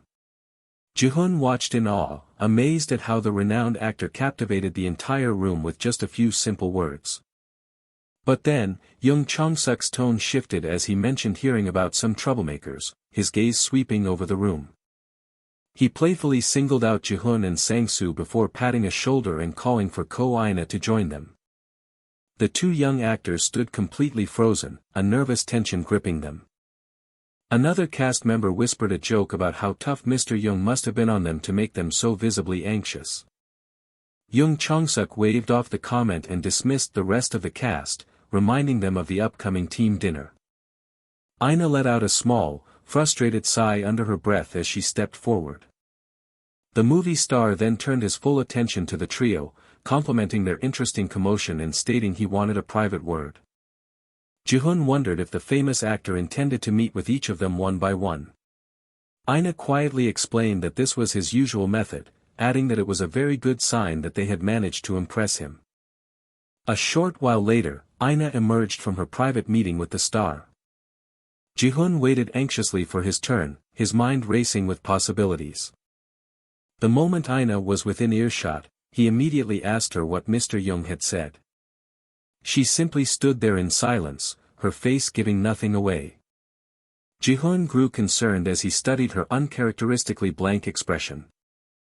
Suddenly, a mischievous grin broke across her face as she told him her conversation was a secret. Just then, another staff member appeared and instructed Jihoon to go to the director's office, informing him that Mr. Young was waiting. As he walked away, Jihoon couldn't help but feel that Ina was acting very strangely, a departure from her usual self. He arrived at the office door and heard a calm voice inviting him to come inside.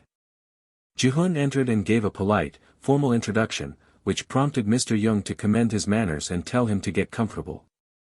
The rookie actor and the seasoned movie star sat on opposing couches, the grand office creating a formal atmosphere around them. Young Chong-suk began by saying he had seen the street performance video and admitted that Jihoon's acting had been good enough to fool even him. Jihoon began to apologize out of habit before catching himself and expressing his thanks, giving the video credit for the play's turnaround. He tried to be humble, suggesting that the positive outcome was merely a fortunate accident. Young Chong-suk firmly disagreed, insisting that the venture would have failed if not for his strong performance and told him there was no need for false modesty.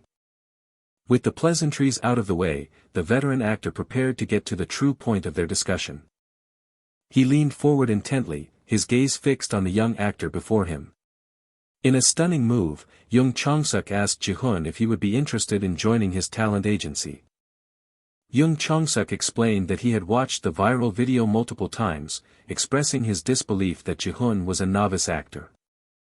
As Jihoon processed the high praise, the veteran actor revealed his aim was to recruit him before he became too established in theater. The movie star confidently stated that Jihoon was ready for the professional industry, brushing aside the young actor's modest deflection by affirming his own sharp eye for talent. He then formally invited Jihoon to join his agency, promising to make him a star and noting with a chuckle that he already had the perfect foundation to cause a sensation. Jihoon echoed the man's words with uncertainty, questioning what he meant by creating a stir. The movie star elaborated that with the right strategy, they could leverage the video to launch Jihoon's career explosively, an idea that Jihoon found deeply tempting. Despite the allure of the offer, Jihoon respectfully requested some time to properly consider his decision. Young Chong-suk seemed taken aback by the request for time to think. A moment of surprise was then broken by a booming laugh that erupted from the veteran actor. He continued to laugh heartily, commenting with amusement on how selective Jihoon was being. Calling him a boy wonder, Young Chong-suk playfully accused Jihoon of dangling the opportunity in front of him, a suggestion that the younger actor quickly tried to deny. The actor waved it off, assuring the young rascal he wasn't begging and agreed to give him until the play's run was over to think, which Jihoon gratefully accepted. However, Young Chong-suk then leaned forward intently, stipulating that he required an answer by the time the play officially concluded. Jihoon solemnly gave his word that he would provide his decision by the agreed-upon deadline. The soft click of the closing doors signaled the end of their meeting as Jihoon departed from the office. Once outside, Jihoon let out a long, slow breath he didn't realize he had been holding. He reflected on the immense pressure of the conversation, feeling as though the intense encounter had completely drained him of his energy. The weight of the offer to join the agency settled upon him, and he began to wonder if it was finally time to seriously consider his future career path. Later, the scene dissolved, shifting to the familiar and comfortable setting of a local cafe. Inside, a barista glanced to the side, his expression one of mild surprise as he recognized a frequent customer. He quietly commented to his coworker that a particular man was there again, to which the other agreed he had become something of a regular. Nearby, Jihoon mentioned to his own colleague that he thought a certain suspicion of his might be correct, which immediately piqued his friend's curiosity. He then explained his belief that the mysterious man was there specifically for him, noting that he had also attended the play. A chilled beverage sat waiting on a small wooden tray, ready to be delivered. Deciding to face the situation head-on, Jihoon approached the mysterious patron and offered a polite greeting. The man returned the greeting cheerfully, prompting Jihoon to inwardly wonder if he was dealing with an unexpectedly dedicated fan. Cutting straight to the point, Jihoon remarked on how frequently their paths had been crossing recently. The man simply affirmed with a quiet nod that they had indeed seen each other often lately. With a light-hearted laugh, Jihoon then politely inquired about the reason for the man's constant presence. In response, the man presented a business card, and Jihoon read the name with a jolt of surprise: Yunha Entertainment. The representative from the agency apologized for making him uncomfortable, but Jihoon assured him that understanding his purpose had put him at ease. He explained that, unsurprisingly, he had first discovered Jihoon through the viral video, which had initially been fueled by simple curiosity. The man confessed his hesitation to approach earlier, fearing rejection, which suddenly made Jihoon realize why he had only been observed from afar, leaving him momentarily speechless. The representative then formally began his pitch, asking for the opportunity to properly introduce Yunha Entertainment to him. Jihoon sat opposite him, his expression carefully neutral as he listened intently to the man's presentation. After a moment, Jihoon interrupted with a sharp question, asking if something unfortunate had happened to the agency, a query that clearly caught the man off guard. Jihoon revealed he had done some research, noting that while Yunha was once a major agency, its roster was now sparse, a fact the representative sadly confirmed was due to an internal split. Despite this setback, the man passionately declared their firm intention to carry on the agency's legacy and restore it to its former glory. He proclaimed with absolute confidence that they could care for their talent better than anyone, personally vowing to do everything in his power to help Jihoon succeed. The representative went on to promise an idyllic career path, one filled with nothing but rainbows and sunshine leading to better roles. Jihoon listened quietly to the overly optimistic promise, a thoughtful expression crossing his face. He then began to speak, deciding to share a piece of wisdom from his youth that had always stayed with him. He relayed an old adage that true top stars are not born from easy paths, a statement that visibly startled the agent. Jihoon continued, explaining his belief that the industry is a thorny road, and only those who can navigate its challenges with grace become true stars. Therefore, he stated that he wasn't looking for an easy path, but rather an agency that would brave the thorns with him and help him up when he fell. For a fleeting moment after his dramatic speech, he silently wondered if he had come across as too cheesy. The humbled representative admitted he was unprepared for such a response and asked for time to prove his sincerity, a reaction Jihoon found surprisingly endearing. Just then, a familiar voice called out to the boy wonder, interrupting the serious conversation.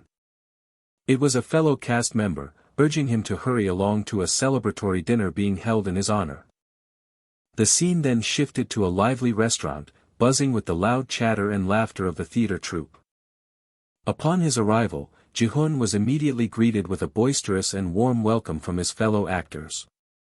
He nodded back at everyone, the sound of his chair scraping against the floor as he found an open seat at the table. Another cast member immediately offered him a drink, an invitation he readily accepted to join in the festivities. The director raised his glass high, attributing the play's resounding success to everyone present before proposing a toast to their troupe, the Blue. The entire room erupted in a unified cheer, glasses clinking together loudly in a moment of shared celebration. As the dinner party got into full swing, the festive noise and energetic conversations continued to fill the air. Amidst the widespread celebration, Jihoon let out a soft, almost inaudible sigh, his attention drawn to Aina across the table. He watched his friend closely, a growing certainty taking root that something was deeply troubling her. He felt sure she was hiding something important from everyone, a thought that made him sigh with genuine concern. His thoughts were abruptly interrupted by Young Chong-suk, who teasingly asked if he had made a decision yet and laughed when Jihoon admitted he was still considering it. The famous actor then gave him a friendly warning to think carefully but not to take forever, a point which Jihoon respectfully acknowledged. As soon as that conversation ended, Jihoon's concerned gaze immediately drifted back towards Aina. He was surprised to see that Aina now wore a distinctly shocked expression on her face. In that very same moment, he noticed Young Chong-suk's head quickly turn in her direction as well. An observant castmate noticed the subtle exchange, sensing an unspoken and tense connection between the star actor and Aina. Aina immediately looked down at her lap, her expression becoming clouded with a troubled look. Two of their colleagues began to whisper amongst themselves, speculating that she was staring intently at something on her phone. One of them even playfully considered going over to sneak a peek at whatever was on her screen. The perspective then shifted dramatically, zooming in on the face of the troop's unsuspecting leader. The older man with the white mustache sported a look of pure, unadulterated excitement, as if he had just discovered a thrilling new secret. Ina's phone screen lit up with a series of unsettling messages from Young Chong-suk, who first advised her not to drink too much before cryptically asking if she had considered his offer. The final message revealed his room number, 1206, urging her to make the right choice, which sent a wave of utter shock and revulsion through her. Her entire body began to tremble uncontrollably as the gravity of his words sunk in. She realized with sickening certainty that he was proposing the worst possible thing a person could do, a thought that brought the earlier texts into horrifying focus. A silent, seething rage built within her as she mentally cursed the famous actor for his depravity. Meanwhile, the raucous laughter and cheerful chatter of the party continued around the table, oblivious to the hidden tension. Across from her, Jihoon suddenly swayed in his seat, putting on the convincing act of being heavily intoxicated. He tilted his head back and took a long, deliberate gulp from his glass of soju. A small trickle of the clear liquid escaped the corner of his mouth as he drank. He then threw back another large swallow, emptying the glass with purpose. A fellow actor nudged him playfully, remarking with a laugh that the troupe's boy wonder was certainly going hard on the drinks. The same man then leaned in closer, jokingly asking if Jihoon was already drunk because his eyes looked heavy and tired. Ina watched this display with a deep sense of worry, silently questioning if he was truly all right. Unfazed, Jihoon simply poured himself another drink and downed it in a single, swift motion. A colleague laughed heartily, turning to the star actor and exclaiming that Mr. Young was being too much. With a sudden burst of energy, Jihoon slammed his empty glass down onto the table with a loud crack. The abrupt noise silenced the immediate area, drawing confused and surprised looks from those nearby. He then shot up from his chair, startling the person next to him, and loudly declared that he wanted to ask a question. His gaze drifted pointedly towards Ina, who flinched under the unexpected attention. In a slurred but clear voice, he asked the room if they were allowed to date their co-workers within the troupe. One of the cast members looked on in disbelief, wondering what could possibly be wrong with him. Jihoon let out a loud hiccup, further selling his drunken charade as a hush fell over the group. But then, the troupe's leader, the man with the mustache, broke the silence by erupting into a fit of uncontrollable laughter. The older man repeated Jihoon's question between bouts of laughter, calling him a crazy kid for asking such a thing. He boisterously confirmed that dating was indeed allowed, dubbing Jihoon a crazy bastard and a true wonder for his audacity. Another castmate immediately turned the attention to Ina, teasingly congratulating her and asking how she and Jihoon had gotten together. Jihoon played along, turning to Ina with a goofy smile and telling her that the director had just given them permission. The director shouted his approval one more time before telling everyone to settle down, still chuckling at the spectacle. A colleague shook their head in amusement at the crazy bastard, telling Ina to take good care of her little groom. However, another actress sneered under her breath, questioning what Jihoon thought he was doing by making such a scene in front of Mr. Young. Ina subtly pushed Jihoon, trying to get him to sit down and be quiet. She then handed him a glass of water, urging him to drink it and clear his head. Jihoon simply looked back at her with a mischievous grin playing on his lips. In a surprisingly bold move, he reached out and firmly grabbed her hand in his. This action sent a fresh wave of excitement through the onlookers, who cheered that the boy wonder was a pro and might get into some real trouble tonight. Unaware of the escalating drama, or perhaps pretending to be, Young Chong-suk calmly swirled the amber liquid in his glass.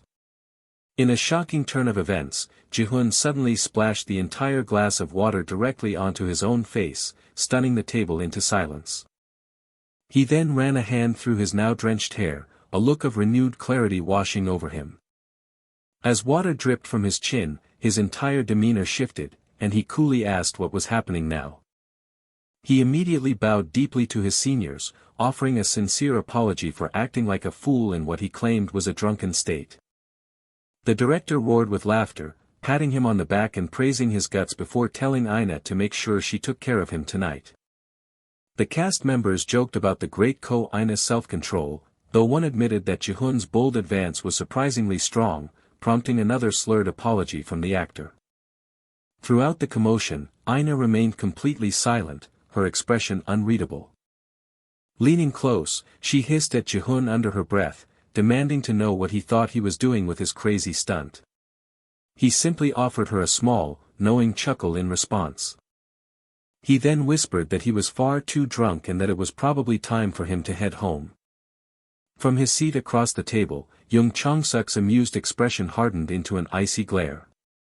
A palpable tension began to crackle around the famous actor, his displeasure silently filling the space.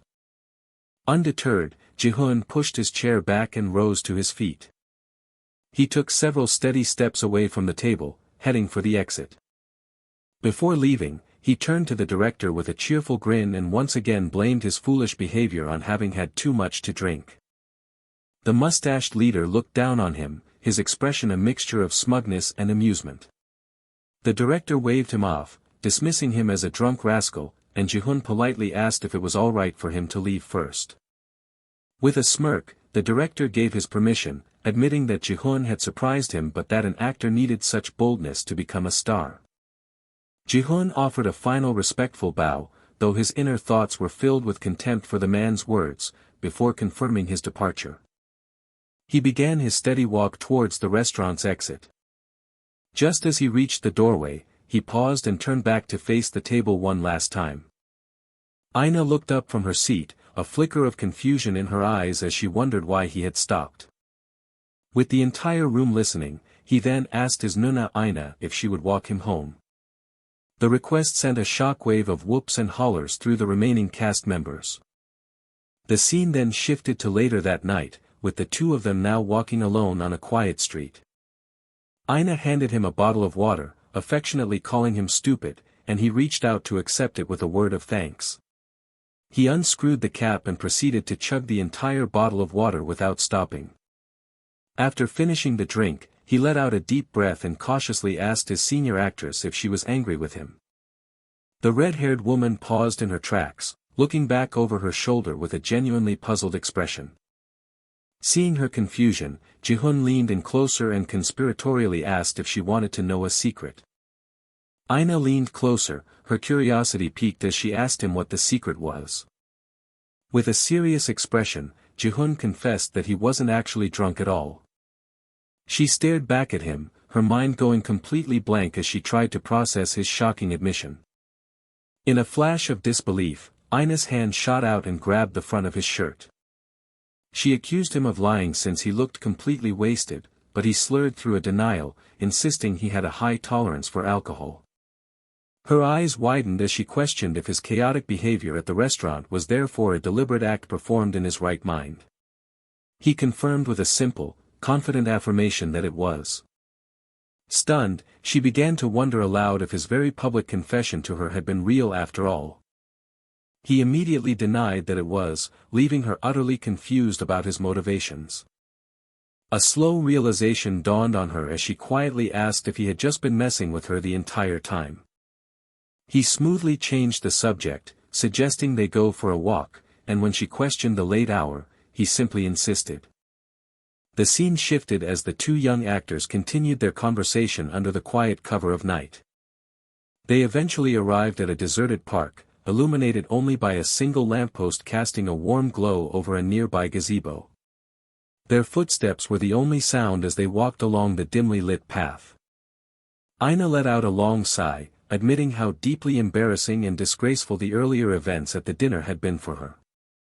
She confessed that in her desperation, she had seriously considered the director's indecent proposal, believing one compromise could secure a life-changing opportunity.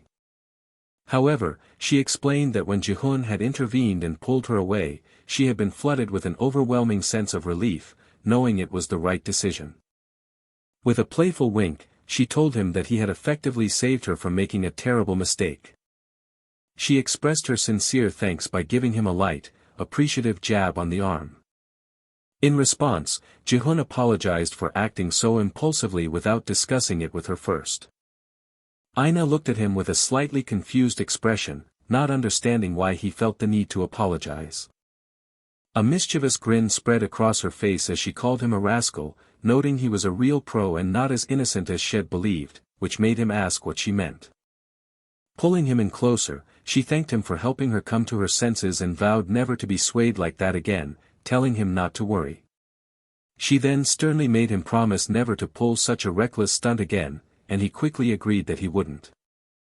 Aina playfully refused to let him go until he gave his word, forcing a yelping Jihoon to solidify his promise. She then announced her decision to take a break after the play ended, a declaration that seemed to cause unseen distress to a mysterious third party. She elaborated that she wanted to work on herself to resist future temptations, clarifying that she wasn't quitting but had realized she was more materialistic than she knew. She paused for a moment, indicating she had one last thing to add. In a swift, unexpected movement, she reached out and cupped Jihoon's stunned face in her hands. Before he could react, she leaned forward and pressed her lips firmly against his. Pulling back, she quickly insisted he shouldn't jump to conclusions as it was just a thank you, though he felt it was an unusually strong gesture of gratitude. When she teased him about it being his first time, he defensively boasted about his vast kissing experience despite never dating, alluding to an unbelievable first kiss. Aina laughed off his claim as an obvious bluff, but playfully promised to keep his secret, while he inwardly sighed, knowing he couldn't prove his story. As their time together came to an end, Jihoon told his Nuna to get home safely. She asked if he would be alright walking, but he assured her he lived just a few minutes away and needed time to think. For a brief moment, she started to invite him to just come with her instead. But she quickly dismissed the thought, and after a final exchange of goodbyes, they parted ways for the night. As a car engine hummed to life nearby, an ethereal voice commented on how pitiful and oblivious Jihoon was. Jihoon questioned what he was oblivious to, and the voice cryptically remarked that his guardian had almost crossed a significant boundary with him that night. He irritably told the disembodied voice in his head to stop being creepy, muttering about how pathetic it was.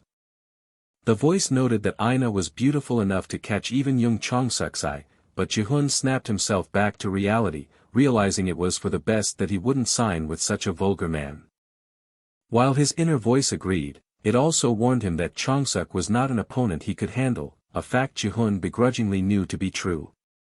He reasoned that he still had to see the actor one last time about the contract, lamenting the lack of any realistic path to revenge, which the voice confirmed. This led him to consider that an unrealistic form of revenge might just work, noting that he happened to need a subject to test a new skill on. The voice reacted with audible excitement, eagerly asking if he was planning to use that ability. Jihoon confirmed his intentions with a low chuckle, reframing his plan not as revenge but as more of a farewell gift. Sometime later, back at the theater, Jihoon was summoned upstairs by an assistant who informed him that Mr. Young was waiting. The assistant asked if he understood the reason for the meeting, and Jihoon soberly replied that he did. He began walking up the staircase, each heavy footfall echoing his apprehension. With every step, he pondered how much the director, Mr. Jang, knew about young Chongsuk's true nature. He continued his ascent, hoping he wouldn't be disappointed by a man he had once respected. As he entered the office, Mr. Jang greeted him with a booming voice, immediately asking if he had come to a decision. Before he could answer, young Chongsuk observed his face and declared that it was clear he had, which made Mr. Jang lean forward in anticipation. Jihoon looked them both in the eye and calmly confirmed that he had made his choice. Mr. Jang chided him for his tardiness, adding that he had heard all the rumors about Jihoon causing a stir among the cast. He then leaned in conspiratorially and asked if Jihoon and Aina were now a couple. Without any hesitation, Jihoon stated flatly that she had rejected him. Mr. Jang erupted in laughter, assuring the young actor that once he was a star, women would line up for him, a comment Jihoon met with stoic silence. After a brief pause, Jihoon bowed his head slightly and offered a sincere apology. Mr. Jang looked genuinely confused and asked him what he could possibly be sorry for. Jihoon explained that he had to decline their offer because he had his heart set on another agency, which prompted Mr. Jang to warn him against being hasty and to at least read their generous contract. When questioned further, Jihoon elaborated that another party had been in discussions with him for quite some time. Mr. Jang protested that they too had been talking to him, but Jihoon simply acknowledged the fact and repeated his apology, stating there was nothing more to be said. A frustrated Mr. Jang grumbled that he should have told them sooner, but Jihoon explained that he didn't want the news to affect the play's excellent momentum. The director conceded that it was a valid point and started to continue the conversation. But suddenly, a powerful tremor of rage began to vibrate from the man sitting silently beside him. Young Chong-suk's voice, low and threatening, cut through the air as he demanded to know the name of this other agency. Undeterred, Jihoon calmly answered that it was Yunha Entertainment. The famous actor repeated the name once, then twice, before breaking out into a condescending, humorless laugh. As his laughter died, his expression hardened, and he dropped all pretense, admitting had only been nice because he found Jihoon's naive ambition cute. His eyes blazed with a terrifying intensity as he leaned forward, his voice dripping with venom as he asked if Jihoon was taking him for a fool. In a flash of unrestrained fury, young Chong-suk's hand shot out and violently grabbed Jihoon by the collar. Jihoon, however, remained calm, internally activating his eternal truth skill with a subtle nod. As the skill took effect, a powerful influence was effortlessly directed toward his aggressor. His unwavering gaze locked with Chong-suk's, planting the seed of emotional chaos. A psychic energy resonated between them, the effects of the skill beginning to manifest. With his mental defenses successfully shattered, Chong-suk's simmering rage was now completely unrestrained. At that very moment, a red-faced Mr. Jang pounded furiously on the office door from the outside. The door swung inward, revealing the tense standoff to the startled director. Chong-suk exploded in a tirade, demanding to know why Jihoon would reject him for Yunha Entertainment after making him wait and accusing him of acting like a big shot. He then violently slammed Jihoon against the wall as Mr. Jang cried out in disbelief at the blatant disrespect. The director rushed forward, demanding to know what Chong-suk was doing and reminding him they weren't gangsters. Chong-suk violently shoved the older man aside, yelling at him to stay out of it. He then turned back to Jihoon, his voice a low growl as he questioned how the young actor dared to toy with him before smashing his head against the wall. Blood dripped from Jihoon's lip as he calmly offered an apology, wiping the crimson from his mouth. Internally, Jihoon reflected on the sheer exhaustion that came with orchestrating his own beating. A woman watching from the doorway cried out in shock, horrified that Chong-suk would strike an actor's face and draw blood. Mr. Jang surged forward once more, grabbing Chong-suk's arm and demanding that he stop. The enraged actor shot back, asking if the director had any idea just how much the younger man had provoked him. He stomped his foot emphatically, bellowing about how Jihoon had rejected the esteemed theater company. Following up with another vicious blow, he then furiously accused Jihoon of also rejecting Ko Aina, the very woman he had been pursuing. He landed one final punch, a cruel grin spreading across his face as he mockingly asked who Jihoon thought he was to reject his personal casting offer. But in his rage-fueled rant, Chong-suk realized he had just let a critical detail slip, causing him to trail off in confusion. Mr. Jang's eyes widened in realization as he processed the inadvertent confession, questioning what Chong-suk had just said about Aina. The star actor began to stammer, desperately trying to retract his poorly chosen words. Just then, Aina herself appeared at the door, calmly announcing that she was also declining Chong-suk's offer. Chong-suk could only stare, dumbfounded by this sudden turn of events. Nearby, another actress with vibrant red hair gasped, her face a mask of pure shock. She then quickly dashed over to Jihoon's side, calling his name with concern. Aina, however, fixed her furious gaze on Chong-suk, demanding to know if he was insane and what he thought he had just done. She gently checked Jihoon's injury, noting the blood inside his mouth and insisting they go to the hospital, though he assured her it wasn't that bad. Mr. Jang, having regained his composure, firmly stated that he believed Chong-suk owed them all an explanation for his violent behavior. The tumultuous road to stardom had just presented its most brutal obstacle yet. Later, in the dressing room, Song-hee stomped her foot, fraught with worry. She slammed her hands down in frustration as she looked at Jihoon's bruised face. Breathing heavily with concern, she tended to his injuries. She cried out, asking what bastard had done this to him, before quickly apologizing for causing him pain as she applied ointment. His makeup artist then reminded him that he had to be on stage very soon, which he acknowledged with weary resolve. She asked if he would be able to perform, to which he responded with a hollow laugh, asking if she could hide his bruises. Moved by his unwavering professionalism, Song-hee's expression hardened with determination. She confidently declared she would fix him right up, her promise interrupted by a sudden knock at the dressing room door. She wondered aloud who it could be as she briskly walked over to answer it. Peeking through the crack, she suspiciously told the visitor that her charge needed rest, only to find it was the director asking to speak with Jihoon. Overriding her protests, Jihoon called out from his chair and graciously invited the director to come in.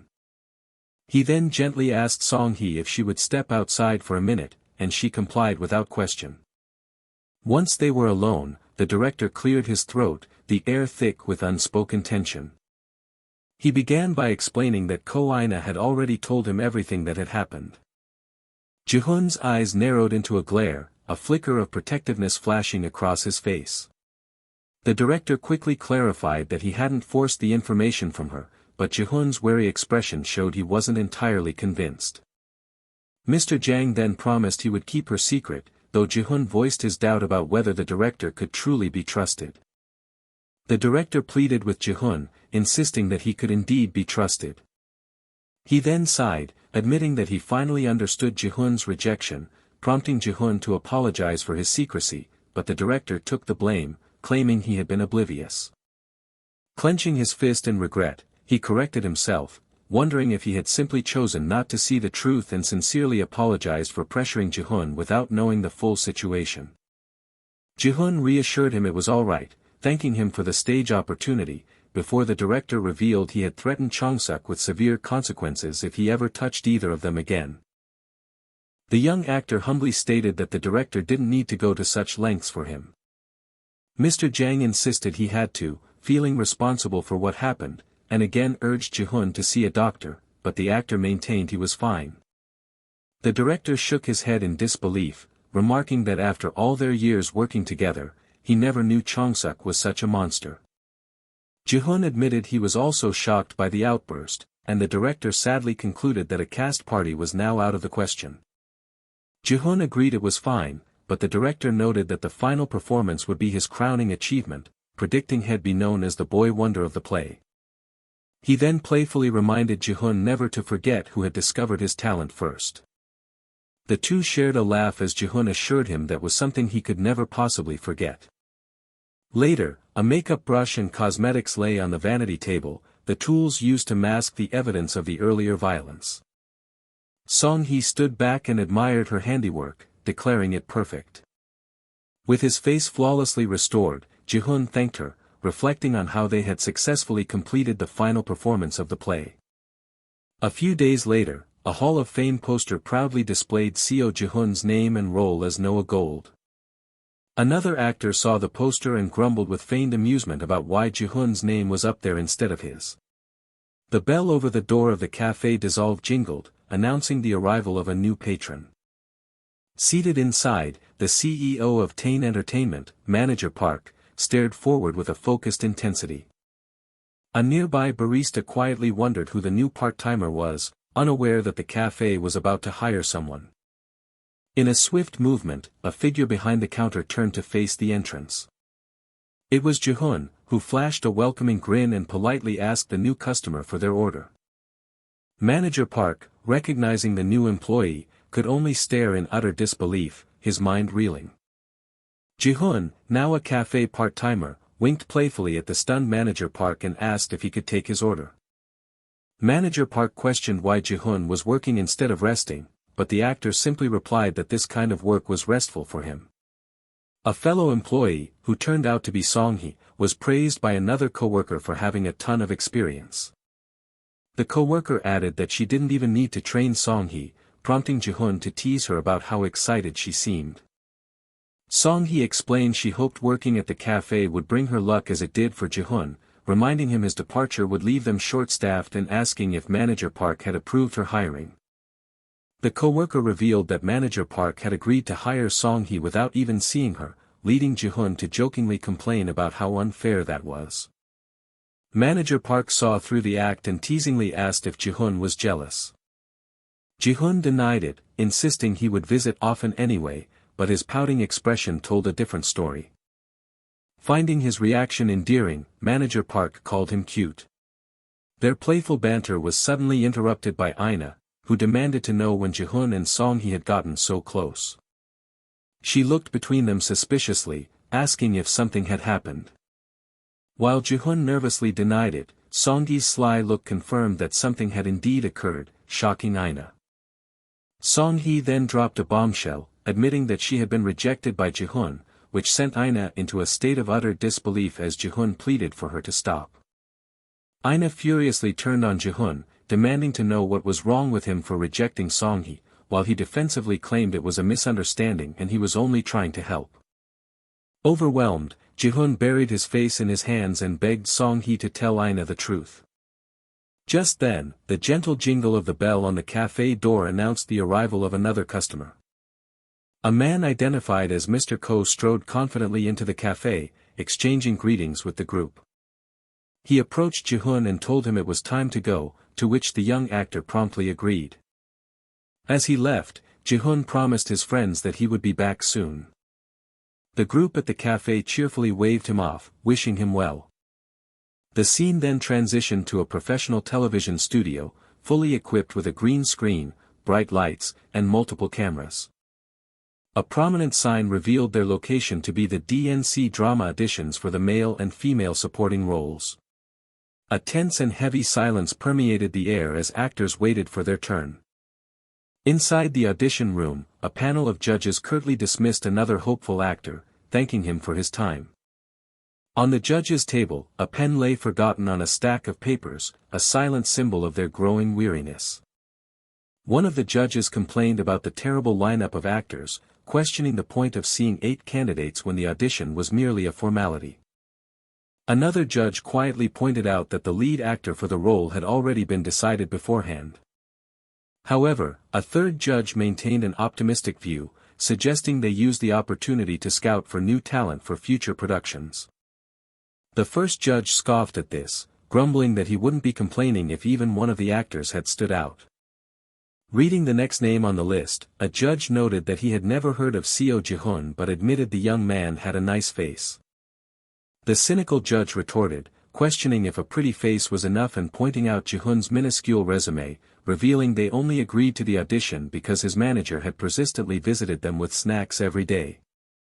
A brief flashback showed Manager Park bowing repeatedly, pleading with the production staff to give his actor a chance. The producer recalled how Manager Park, despite his intimidating look, was as persistent as a puppy and had flattered the writer by praising the script just to get Jihoon an opportunity. With a sigh of resignation, the head judge finally relented and instructed his staff to send the next actor in. The sharp clack of the door opening broke the silence in the room. Jihoon entered with steady steps, his gaze calm as the judges watched him approach. With a bright and confident aura, he politely introduced himself as Seo Jihoon and expressed his pleasure at meeting them. A judge handed him a script, pointing to the marked sections he was expected to perform. Jihoon politely requested a minute to review the lines, and the judges agreed, telling him to begin whenever he was ready. Leaning back in his chair, one of the judges rubbed his face, clearly bored and unimpressed before the performance had even begun. In a deliberate motion, Jihoon allowed the script to slip from his grasp and fall to the floor. With his eyes now focused, he looked up and announced that he was ready. The judges exchanged weary glances, their interest only slightly piqued by the unconventional start. In that instant, however, one of the judges felt a startling shift in the young man's entire presence. The head judge gave a perfunctory nod to begin, but his eyes widened almost immediately, a thought of surprise crossing his mind. Just moments before, the 3 judges had been the very picture of boredom, slumped in their chairs with their arms crossed. But as Jihoon began to act, all three of them suddenly sat bolt upright, their faces a mask of complete and utter surprise. One of the judges silently mouthed a word of disbelief, unable to comprehend the sudden transformation. He marveled at how the rookie actor seemed to command the very air in the room, drawing all focus to himself. The judge recognized the deep sense of longing Jihoon was projecting and found himself wondering if this powerful performer could truly be a rookie. Another judge let out an audible gasp, completely captivated by the scene unfolding before him. Even the drama's writer, a man in a black turtleneck, unconsciously fixed his hair, a faint blush of admiration coloring his cheeks. A palpable wave of energy radiated from Jihoon as he delved deeper into the character. A previously bored judge now leaned forward, rubbing his chin as he became completely engrossed in the performance. The intensity of the scene seemed to warp time, a moment stretching into an eternity. A judge swallowed nervously, awestruck that he could vividly picture an imaginary co-star on stage with Jihoon, so powerful was his solo performance. The head judge was left reeling, questioning the source of such an explosive presence contained within a mere 5-minute scene. As Jihoon calmly announced he was finished, the character's intense emotion seemed to flutter away, leaving only the actor in its place. The judging panel was left completely stunned and speechless, processing how he had made the entire audition room his own personal stage. The head judge cleared his throat, attempting to break the spell and regain some semblance of professional composure. He thanked Jihoon for his time and asked him to wait outside, a request the actor met with a polite bow of gratitude before turning to leave. Just as his hand reached the doorknob, the head judge called out, stopping him to confirm his name and ask if the play money box was his only professional experience. Jihoon confirmed that it was his sole credit, after which the judge simply nodded and once again told him to wait outside. The door clicked shut, leaving the three judges alone in the now charged silence of the room. An unspoken tension hung in the air as they all contemplated the incredible talent they had just witnessed. Finally, one of the younger judges broke the silence, turning to address the head of the panel. With a newfound and absolute certainty, he made a bold declaration: they had to cast that actor. The younger judge, unable to contain his excitement, insisted with exasperation that they had to cast the actor. The head judge sternly reminded him of the drama's powerful sponsor, prompting the younger man to concede that he knew SG had high stakes involved. He elaborated that the male lead was from SG's company, and the entire audition was merely a formality because their chosen star was playing hard to get. Desperate, the younger judge pleaded to negotiate for even one of the roles, emphasizing how the complete newbie had managed to project such a powerful aura. But the head judge firmly shut down the idea, warning that making demands during contract discussions with SG could jeopardize the entire production. The writer then pointed out the hypocrisy of the situation, as the head judge himself had just been praising the rookie, a fact he couldn't deny. Trying to manage the situation, the head judge stressed that the show's main purpose was for negotiation, nervously suggesting they just be content with having discovered him, but the writer worriedly argued that another company would surely snatch him up. The head judge rationalized that other production companies faced similar circumstances, rhetorically asking how many of them held auditions out of a genuine need for actors. The writer sarcastically questioned if the man could read minds, but before the argument escalated, the third judge stepped in, agreeing the kid was a catch and suggesting they send someone to get his manager's business card. Meanwhile, outside on a bustling city street, pedestrians and traffic moved along, unaware of the debate that had just transpired. Walking along the crowded sidewalk, Jihoon's manager celebrated what he excitedly declared was a new record. He laughed with smug satisfaction, pointing out that they had asked for 3 business cards, which he presumed were for the writer, director, and producer. He then reassured Jihoon that his acting had been fantastic, but Jihoon coolly replied that his focus remained solely on his performance. His manager confidently declared that a company would soon want him, no matter where it was, which prompted Jihoon to playfully ask if he was believing in him too blindly. Mr. Ko explained his strategy of scattering seeds, admitting his confidence was only possible because of Jihoon's talent, which earned a light-hearted accusation of flattery. The pleasant moment was interrupted, however, when Jihoon suddenly announced that he was hungry, much to his manager's surprise. Back at the audition building, the atmosphere in the waiting room was thick with anticipation and anxiety. One hopeful actor confessed his extreme nervousness, while his companion tried to soothe him, telling him to perform just as they had practiced. In stark contrast, another prospective actor wondered aloud if he was the only one who was actually excited for the opportunity. Suddenly, the idle chatter died down as a remarkably handsome young man entered the room, drawing everyone's immediate attention. Whispers erupted as the other actors tried to guess his age, concluding he couldn't possibly be older than 21. Their eyes shifted to the man beside him, correctly assuming he was his manager, while one rival shot them a hostile glare from across the room. The door then swung open with a resounding slam, announcing the dramatic arrival of another figure. An intimidating man strode forward with heavy footsteps, his menacing presence silencing the room and startling the onlookers. Unfazed by the commotion, Mr. Ko casually handed Jihoon a drink just as others recognized the newcomer, remarking on his overly strong presence. The man, whose name was Mr. Lee, continued his confident march across the waiting area. He stopped directly in front of Mr. Ko and his actor, mockingly asking if they were also there for the audition. Mr. Lee then proudly declared he had found a prodigy he couldn't let go to waste, before politely introducing his own actor, a young man named Ji Woo-min.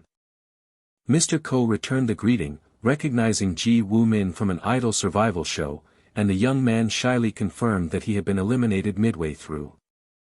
Still, Mr. Ko praised him for making it into the top 25 and extended a handshake, while also complimenting Mr. Lee on his skill for getting the actor away from a tough company. Mr. Lee boasted that it was nothing, as he couldn't risk losing a prodigy with a head manager position at stake, causing Mr. Ko to inwardly realize they both worked for Yunha Entertainment. The full weight of this revelation began to dawn on him as he considered what this rivalry could truly mean.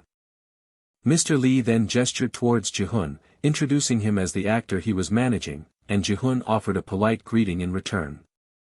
The man formally introduced himself as Lee Ik-ji, confirming Mr. Ko's suspicion by revealing they had both started at Yunha Entertainment at the same time. He continued with a condescending tone, pointing out that while all their old co-workers had since been promoted, Mr. Ko was still living the same life he had as a road manager. He feigned concern for his former colleague, claiming he had been worried about his lack of progress. But seeing that Mr. Ko had managed to sign such a handsome talent, Ik-ji added with false sincerity, made him feel quite relieved. Mr. Ko immediately saw through the facade, recognizing that the man was looking down on him as his words and expression were in complete contradiction. With a thin, insincere smile, Ik-ji wished them the best of luck in the audition. He then leaned in closer, pointedly asking Mr. Ko if he truly thought he would be alright. Ik-ji revealed his trump card, explaining that the drama's writer was a huge fan of Woo-min and that the lead role was already secretly cast. He then added that Woo-min was auditioning for an entirely different character's role, implying there was no space for Jihoon at all. As a final insult, he suggested Mr. Ko take his talent out for a proper dinner instead of cheap rice balls, before turning to leave with Woo-min. The pair waved a cheerful farewell as they headed into the audition room, having been conveniently placed at the front of the line. With a booming laugh, Ik-ji called over his shoulder, telling Mr. Ko not to take it personally because he was only joking.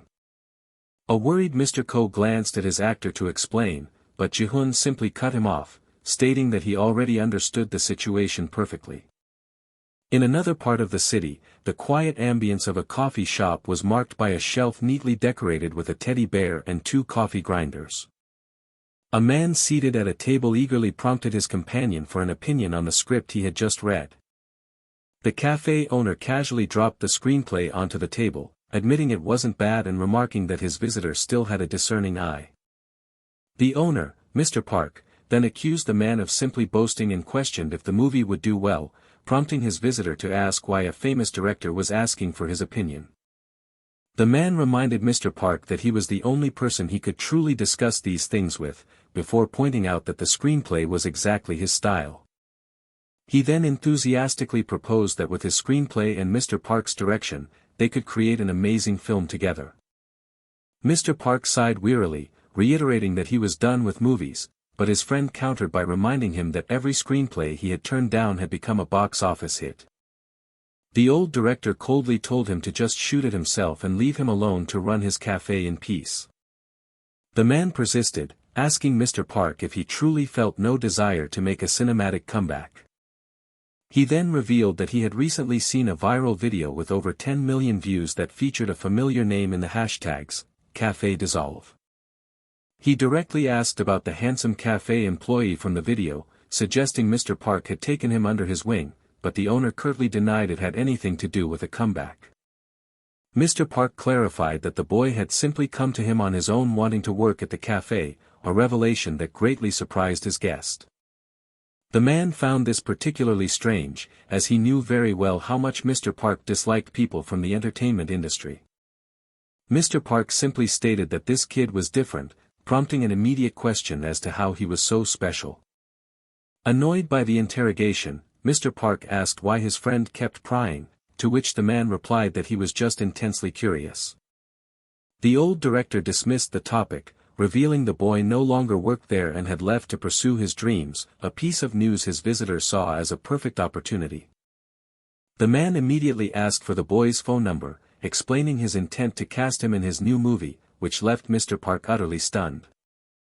The retired director questioned the choice, wondering why he would want that specific kid when talented actors were everywhere.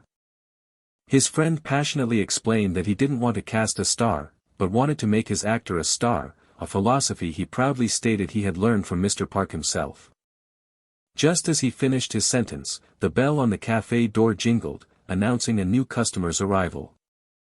The visitor began to speak again but was cut short by a gasp of surprise as he saw who had just walked in.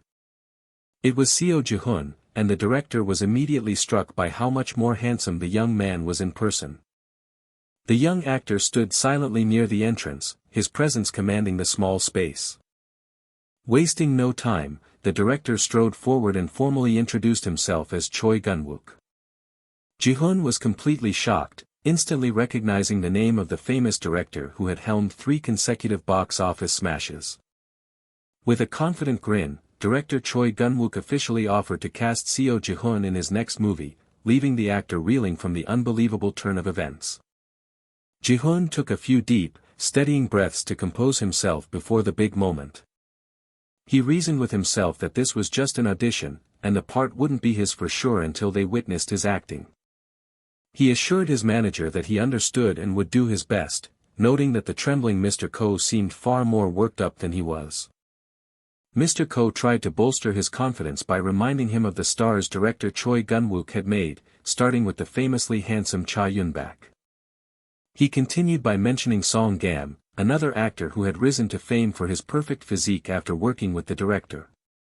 The agent explained director Choi's well-known habit of casting a total newbie in each of his films, all of whom inevitably became rising stars. He gave one last piece of advice, telling Jihoon to stay calm and perform as he usually did, to which the actor nodded in agreement. Deciding it was time, Jihoon pointed towards the door and suggested they go in, adding a playful jab that Mr. Ko should calm down too. Mr. Ko laughed nervously, insisting he was completely fine and that Jihoon had nothing to worry about. Jihoon privately scoffed at his manager's stiff, constipated-looking walk, finding it hard to believe he was actually okay. As he entered the room, the young actor's chiseled features seemed to sparkle under the audition lights. A brilliant shine highlighted his handsome and confident demeanor. An undeniable star quality seemed to radiate from him as he prepared for his performance. Director Choi Gun-wook's chair creaked as he leaned forward, announcing that they would now begin. He passed a script to Jihoon, instructing him to start with page 37, scene 42, which the actor accepted obediently. Flipping through the pages, Jihoon was immediately struck by the impressive quality of the screenplay. He quickly identified it as a hard-boiled thriller and realized his assigned role, a character named J.D., was a gangster and likely the antagonist. He began the scene by reciting the opposing character's line, a question about how one could commit such atrocities while wearing a human facade. In an instant, Jihoon's entire presence shifted, becoming dark and cold as he embodied the character and coldly repeated the word human.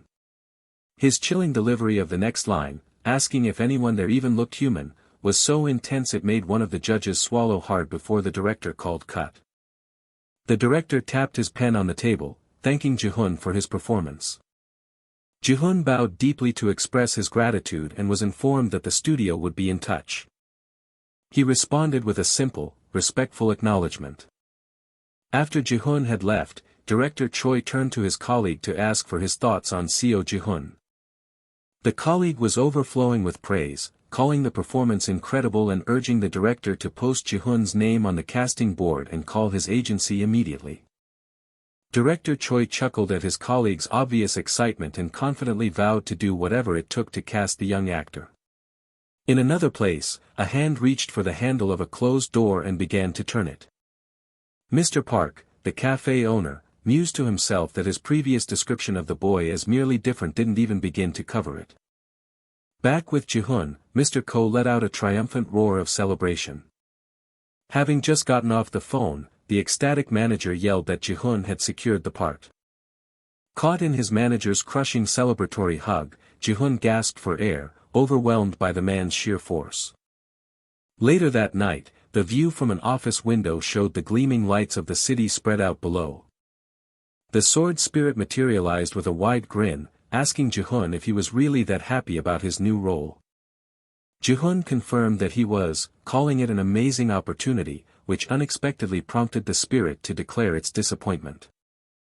The spirit floated in the air, explaining that it had enjoyed watching him struggle and found this easy success to be quite boring.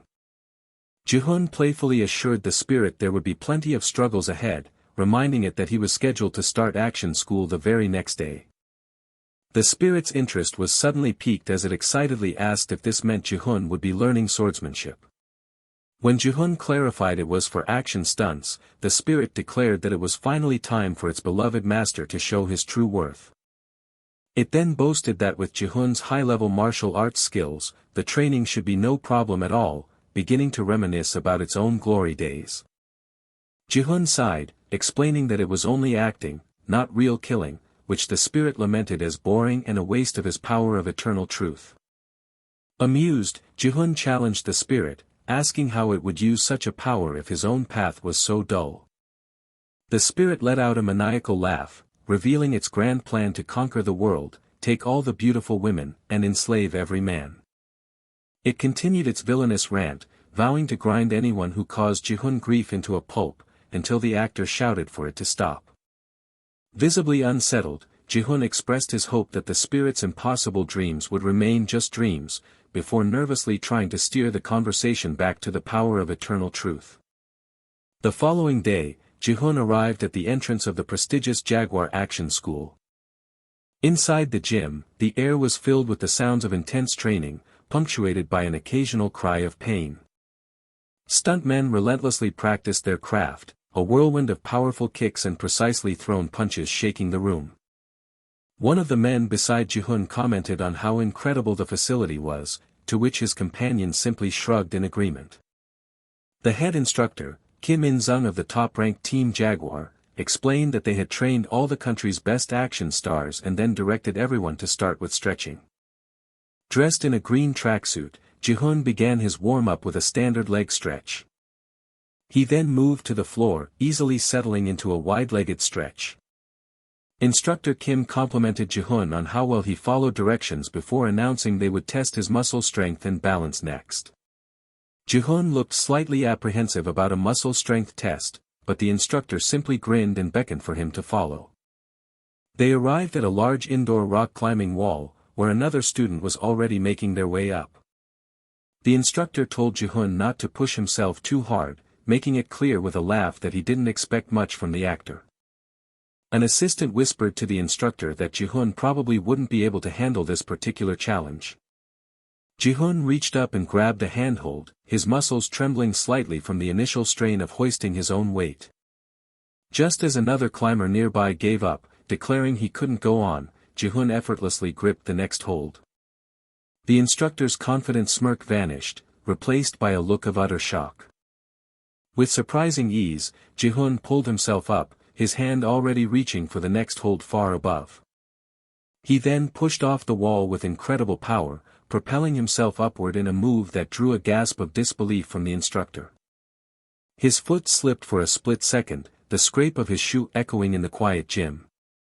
Despite the minor slip, Jihoon's expression remained blank and intensely focused on the climb.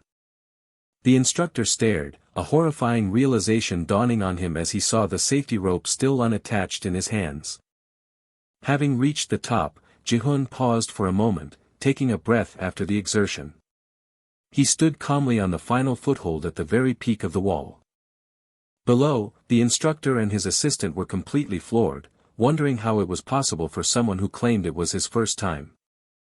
Looking down at the long drop, Jihoon broke the stunned silence by casually asking how he was supposed to get down. The instructor could only applaud, his face a mask of genuine astonishment. Jihoon, unfazed by the praise, simply asked what challenge remained for him. The flustered assistant stammered that Jihoon had just condensed a 4-day training course into a single day. Seeing no other option, the instructor suggested Jihoon take a break to stretch while he went to consult with someone else.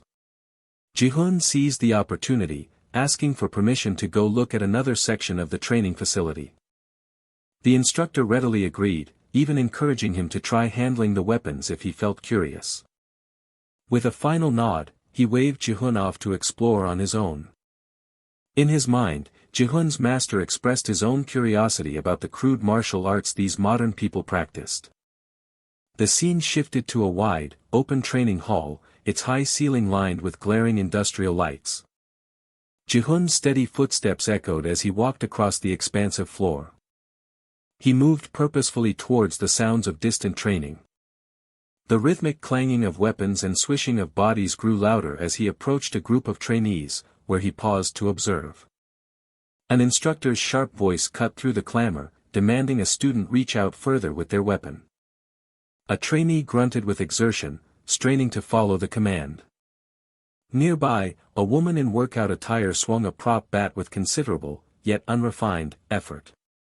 The hollow clash of practice weapons colliding filled the air once more. A different instructor chastised a student, questioning if their clumsy form was what they wanted on camera and ordering them to hold their arms higher. With another strained cry, the student attempted the move again, only for their weapon to thud uselessly. Jihoon watched the scene with a puzzled expression, wondering if these were truly considered trainees. His master's voice echoed in his mind, judging their efforts as utterly pitiful. Jihoon considered this harsh critique for a moment, his expression thoughtful as he continued to watch. A trainer was busy correcting another student, telling them to stop looking in the wrong direction during their form. The master then directed Jihoon's attention to a woman with a spear, noting that her lack of control meant the weapon was wielding her, a fatal flaw in a real battle. Jihoon silently reasoned that the equipment was merely for show, never intended for actual combat. Unimpressed, the master clicked his tongue, insisting that their approach still lacked sincere respect for the martial arts. His criticism then fell upon a man with a sword, whose twisting movements looked more like a dance than a proper sword technique. Jihoon hummed in contemplation, mulling over his master's observation.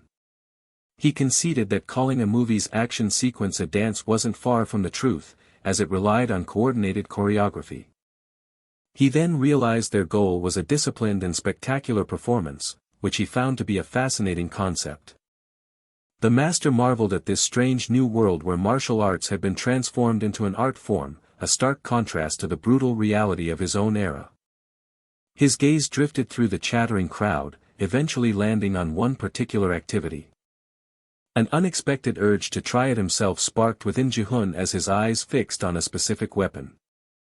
Ignored, the master's voice sharpened, demanding to know why Jihoon wasn't responding to him. He grew more irritated, asking if Jihoon was even paying attention to his words anymore. Jihoon, however, was completely captivated by the wavering, swaying dance of a nearby spear. He watched in awe, thinking to himself that the spearhead itself appeared to be dancing through the air. Even the master had to agree, grudgingly admitting that the spear did indeed make for quite a show. Jihoon then noticed a distinct sparkle in his master's ethereal eyes and questioned the sudden change in his demeanor. With an irresistible puppy dog expression, Jihoon pleaded with his master to let him try the spear just one time. Visibly uncomfortable with the display of affection, the master gruffly gave in, ordering Jihoon to stop looking at him with those eyes. A moment later, the master began his instruction, telling Jihoon to bend his back leg only halfway into the proper stance. From that position, he was then instructed to reach forward slowly and deliberately. The master cautioned him against rushing before telling him to rotate his left hand as if shaking something off. Following that, he guided Jihoon to slowly draw a perfect circle in the air using the tip of the spear.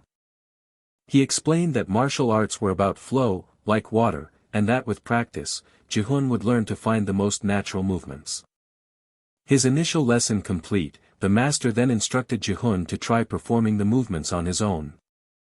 Jihoon began his first attempt, the spear cutting through the air with a faint, clean swish.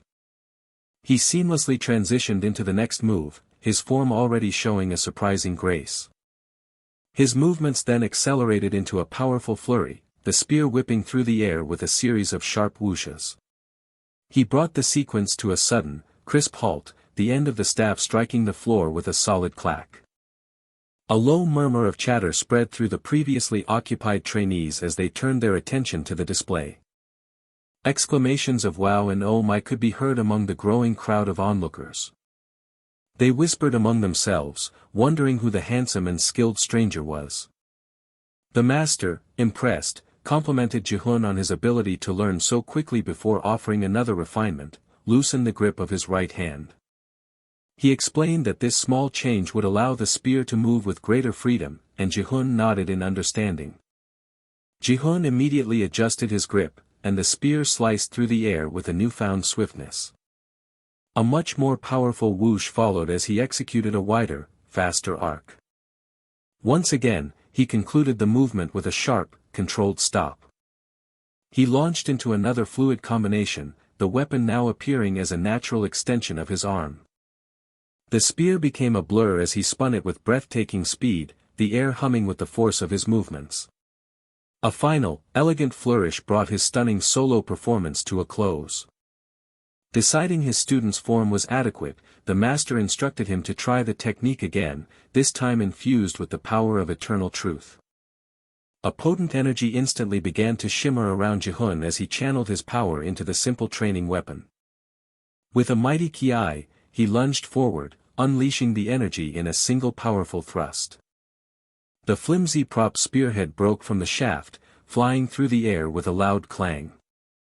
As the detached tip zipped past a nearby trainee's head, Jihoon quickly offered a sheepish apology. The other trainee, sweating and utterly frazzled by the near miss, turned to Jihoon with wide eyes and demanded to know who he was. The sound of a vehicle speeding down the road echoed through the city. A car door slammed shut as Jihoon's manager, Mr. Ko, concluded a call with a profuse apology. He politely informed the caller that Mr. Seo was already committed, clarifying it was for a movie, not a drama. Mr. Ko revealed the project was with the esteemed director Choi Gun-wook but added that he couldn't disclose any further details. He chuckled, thanking the person for their understanding and expressing hope for future collaborations. With a final beep, the important phone call came to an end. Mr. Ko celebrated quietly, sensing that Jihoon's career was about to skyrocket. The scene shifted to the imposing building of the action school. Having arrived, Mr. Ko scanned the area, searching for any sign of his actor. His search was interrupted when he noticed a large, chattering crowd gathered in the training yard. He politely made his way through the onlookers, the distinct clang and clash of weapons growing louder. The sharp sounds of combat continued to ring out from the center of the crowd. Within the training circle, a figure narrowly dodged a swooshing attack with impressive agility. Another clang of steel was followed by a sharp ki as a powerful counterattack was launched. Mr. Ko stared in disbelief at the scene, as a man next to him commented on how incredible the display was. Master Kim, in the middle of the spar, expressed his astonishment that his opponent had no prior combat training and questioned Mr. Ko. Mr. Ko, equally stunned, admitted that this was the first he'd heard of Jihoon possessing such skills. An onlooker explained that Jihoon's talent was purely natural, so much so that he had skipped strength training and started combat on his second day. He added that Jihoon's skill had already made him the talk of the entire stunt team. Mr. Ko voiced his anxiety about a rookie pushing himself too hard, but the master simply told him to look closer. The master asked if Jihoon looked afraid, then proposed that he should become an action star, adding that the idea wasn't his. Mr. Ko's eyes widened in shock as he realized the suggestion must have come from the legendary director, Park Gun-woo. His mind reeled with the knowledge that the action director for Tarantula had taken notice of Jihoon after he had only been gone for a few days. The intense sparring session concluded, and Jihoon asked the master for his assessment. The master enthusiastically praised his performance, calling it amazing. Having finished his practice, Jihoon finally noticed his manager standing in the crowd. Mr. Ko greeted him warmly, congratulating him on a job well done.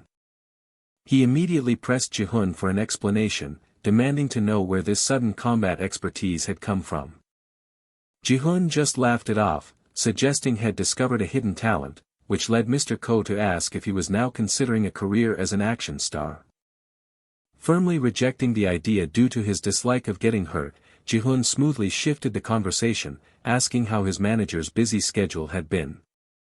Mr. Ko let out a sigh of relief before remembering the major news he had to share: the final cast list was officially out. He held out his phone with a grin, asking Jihoon if he was ready for the big reveal. Jihoon froze, his eyes locked on the screen as he took in the names. Mr. Ko excitedly confirmed that the lead actress was Han Sebin, the very reason for all the secrecy and the high hopes for the film's success. Noticing Jihoon's emotional reaction, Mr. Ko teased him about crying again, which Jihoon playfully denied. A fleeting memory surfaced in Jihoon's mind, a young boy and a girl with a bow in her hair sharing an innocent kiss. The fragment of memory focused on a promise made between the two children long ago. Mr. Ko misinterpreted Jihoon's daze as shock over landing such a rare opportunity on his very first project. With a mental snap, the vision of the past shattered, and Jihoon returned to the present. His manager tried to get his attention, playfully accusing him of being a starstruck fan of Han Sebin. Jihoon nervously laughed it off, stammering that he was simply surprised by the news. Pushing him forward, Mr. Ko told him to get cleaned up because they had somewhere important to be. He announced that the concept for Jihoon's character, JD, was finalized, and it was time for his transformation to begin. However, he explained their first stop was the agency office, not for a meeting, but to find a new stylist, prompting a concerned Jihoon to ask about Song-hee. Mr. Ko explained that the production demanded a professional with a makeup artist's license, deeming an amateur unsuitable. He urged Jihoon to change quickly, and a slightly dejected Jihoon quietly agreed. Their destination was a sleek, modern high-rise that stood tall against the bright afternoon sky. The car came to a sharp halt at the curb in front of the building. Mr. Ko instructed Jihoon to go inside while he went to park the car. As soon as he entered the lobby, Jihoon was greeted by an acquaintance who had already heard about his new movie role. Jihoon recognized the man as Mr. Lee, who was in the middle of congratulating him on landing a part with director Choi. Just then, Mr. Lee's actor Woo Min appeared, and the manager smugly revealed that his client had also been cast in a project. Jihoon offered them both genuine congratulations with a warm smile. Mr. Lee dismissively called Woo Min's part a side role, insisting the real congratulations belonged to Jihoon. His tone then shifted as he offered a piece of unsolicited advice, warning Jihoon to be careful. He mentioned that the stunt coordinator was the notoriously intense Park Gun-woo, who, along with the director, was known for pushing actors to their limits. Leaning in with a swagger, he pointed out that an inexperienced actor like Jihoon could easily get injured in an action thriller. Jihoon quietly processed the man's words, easily identifying the undercurrent of envy. Mr. Ko arrived just in time, assuring Mr. Lee they would be careful and advising him to focus on his own actor. As they walked away, Mr. Ko wished Woo Min the best of luck on his project. Woo Min, cheerfully oblivious to the manager's rivalry, enthusiastically returned the good wishes. Jihoon chuckled at the interaction, finding Woo Min's earnest and friendly nature rather cute. Mr. Ko mused that Woo Min must have finally signed his contract after a long wait, adding that he was glad he wasn't recast, a comment that piqued Jihoon's curiosity.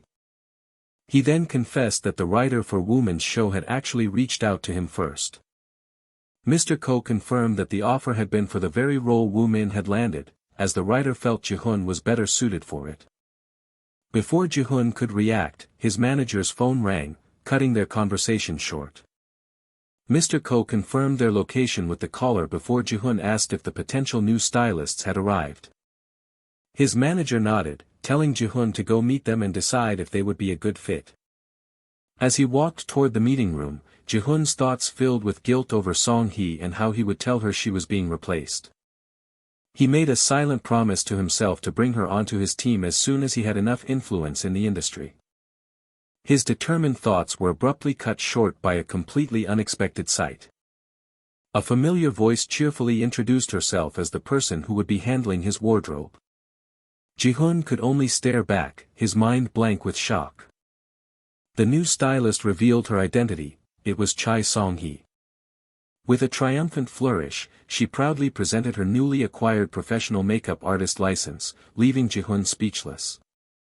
Mr. Ko feigned annoyance at their prank, while Song-hee simply giggled at their successful surprise. The day's events unfolded at the sprawling and busy action school. A loud voice suddenly commanded the staff to clear all ropes from sight and secure anything dangerous in the storage room. Jihoon observed the sudden flurry of activity with quiet surprise. A crew member stopped to compliment his new hairstyle, which Jihoon explained was part of his character's concept. He then asked about the cause for all the commotion, and the man realized Jihoon was unaware of the day's schedule. He revealed that a special visitor was arriving, someone who had only ever taken private lessons, causing Jihoon to clutch his bag in sudden comprehension. With a knowing smile, the man confirmed they were preparing the entire rehearsal set and cleaning up for her imminent arrival. Jihoon processed the news that Han Sebin was coming, wondering why she would attend a mere rehearsal, as others nearby buzzed with excitement about seeing the goddess. When asked, he admitted that he had never formally met the famous actress. The staff member then explained that the day's training would be entirely focused on Miss Sebin, as all the masters were needed to help her perfect the action sequences. The pressure of the situation began to mount. Jihoon was then informed she had to accomplish this in just 4 days, a timeline so short it sent a shiver of shock through him. This kind of event was apparently common, as the man explained that Mr. Choi was likely trying to drum up more financial backing from investors. It became clear to Jihoon that the rehearsal was actually a high-stakes performance designed to convince investors to open their wallets. He considered that this might be a good thing, since the money on the line would force Mr. Choi to demand absolute perfection. He knew that to achieve this, the director would push Han Sebin to her absolute physical and mental limits. Resolved to simply focus on his own performance, Jihoon was suddenly approached by Woo Min, who thought the elaborate set looked incredibly cool. Startled by his sudden appearance, Jihoon agreed it was impressive. Woo Min excitedly imagined how much better it would be with swords and asked how many people were involved in the fight. He was told 40 people were slated for the scene, a number that made Woo Min gasp in amazement. The crew member elaborated that clever camera tricks would make the group appear to be a 100-strong army, a prospect that thrilled Woo Min but made Jihoon scratch his cheek nervously. Just then, a wave of hushed whispers swept through the room as the anticipated guest finally arrived. Han Sebin made her grand entrance, her star presence instantly silencing the room and drawing all eyes to her. As her gaze swept across the room and briefly met his, Jihoon wondered if she remembered him. A small, inscrutable smile graced her lips for a moment. She then walked directly to the head instructor, Mr. Park Gunwoo, and introduced herself, expressing her wish for a productive and injury-free session. She declared her intent to do her absolute best, and in that moment, Jihoon realized with a pang of disappointment that she didn't recognize him at all. After her greeting, she politely asked for the location of the changing room. Several staff members eagerly volunteered to show her the way, and she graciously thanked the one who stepped forward first. As she was led away, the remaining crew began to gossip excitedly, marveling at her radiant beauty and why everyone was so captivated by her. A moment later, a man approached Mr. Park, catching his attention. He introduced himself as Han Seben's manager. After a polite greeting, he immediately asked for an update on Miss Seben's training progress. The manager explained she was determined to change her image with this role and skeptically asked if the training reports had received were accurate. Mr. Park confidently guaranteed that she had been working incredibly hard. Her manager countered sternly that hard work wasn't enough, she had to deliver an exceptional performance. A tense silence followed his demanding words. The manager then forced a laugh, admitting he had been against the rehearsal because he feared Seben's stubbornness would lead to an injury and delay filming. Mr. Park assured him that wouldn't happen, but issued a firm warning that if she didn't perform well, they would rehearse relentlessly until she did. With a hesitant affirmative, the manager agreed to leave her in the instructor's care. Having said his piece, the man turned and walked away from the training floor. A woman observing the exchange grumbled resentfully about how the instructor only seemed to care about that girl and not her own actors. Elsewhere in the cavernous training facility, a solitary boxing ring stood empty. Deciding to make use of his time, Jihoon began to stretch, preparing to practice the fight choreography he had already fully memorized. His sole focus was to drill the movements until they became instinct, and he started with a sharp, focused shout. The metallic clang of his practice sword echoed through the space as he moved through the complex sequence. Nearby, Han Seben's session was abruptly halted by an instructor, who yelled at her to do the move again, pointing out she had improperly used her sword instead of her hand. The instructor chided her, explaining that such a mistake could easily injure her scene partner, while she panted heavily, struggling to catch her breath. A pair of onlookers commented disdainfully on her performance, calling it childish and expressing doubt that she could master it in just 4 days. Jihoon overheard their harsh critiques but tuned them out, deciding her progress wasn't his concern and that he should focus only on his own training. He centered himself by recalling that his character, JD, wielded a dagger, and he began to practice its unique movements. He executed a precise stab, followed by a fluid, sweeping slash. He then transitioned seamlessly from the slash into a graceful spin. His sequence concluded with a dynamic roll across the padded floor. An instructor intervened, correcting his form by pointing out that he had paused too long after the roll and needed to rise half a beat faster. Suddenly, a sharp cry of pain from another group shattered the gym's focused atmosphere. An actor rushed to his fallen partner's side, who claimed had only twisted his leg, though the injury clearly looked much worse. Mr. Park immediately ordered Master Choi to take the injured man to the hospital, insisting they use his personal car for speed. Across the room, an exhausted Han Seben had finally collapsed onto her knees, her pink tracksuit standing out against the gray floor. Her manager quickly rushed to her side, noting her obvious state of exhaustion.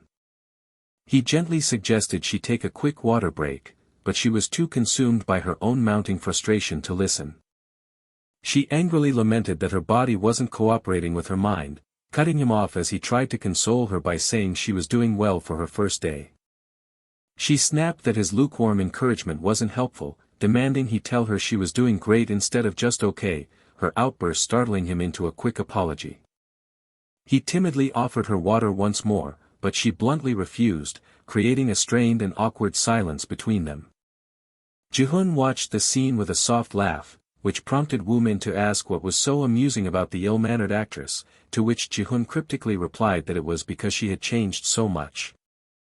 His mind drifted to a past memory, a time when he had playfully mocked her for already acting like a big celebrity.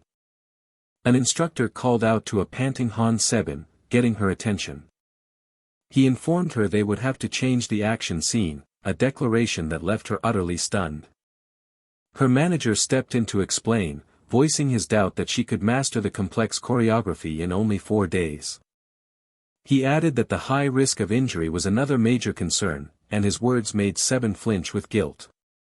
With a sigh of resignation, she quietly asked how they intended to alter the scene. At that moment, the instructor summoned Jihoon, who immediately acknowledged the call. The instructor then made a surprising proposal. He thought Jihoon and Sebin should work together on a new sequence.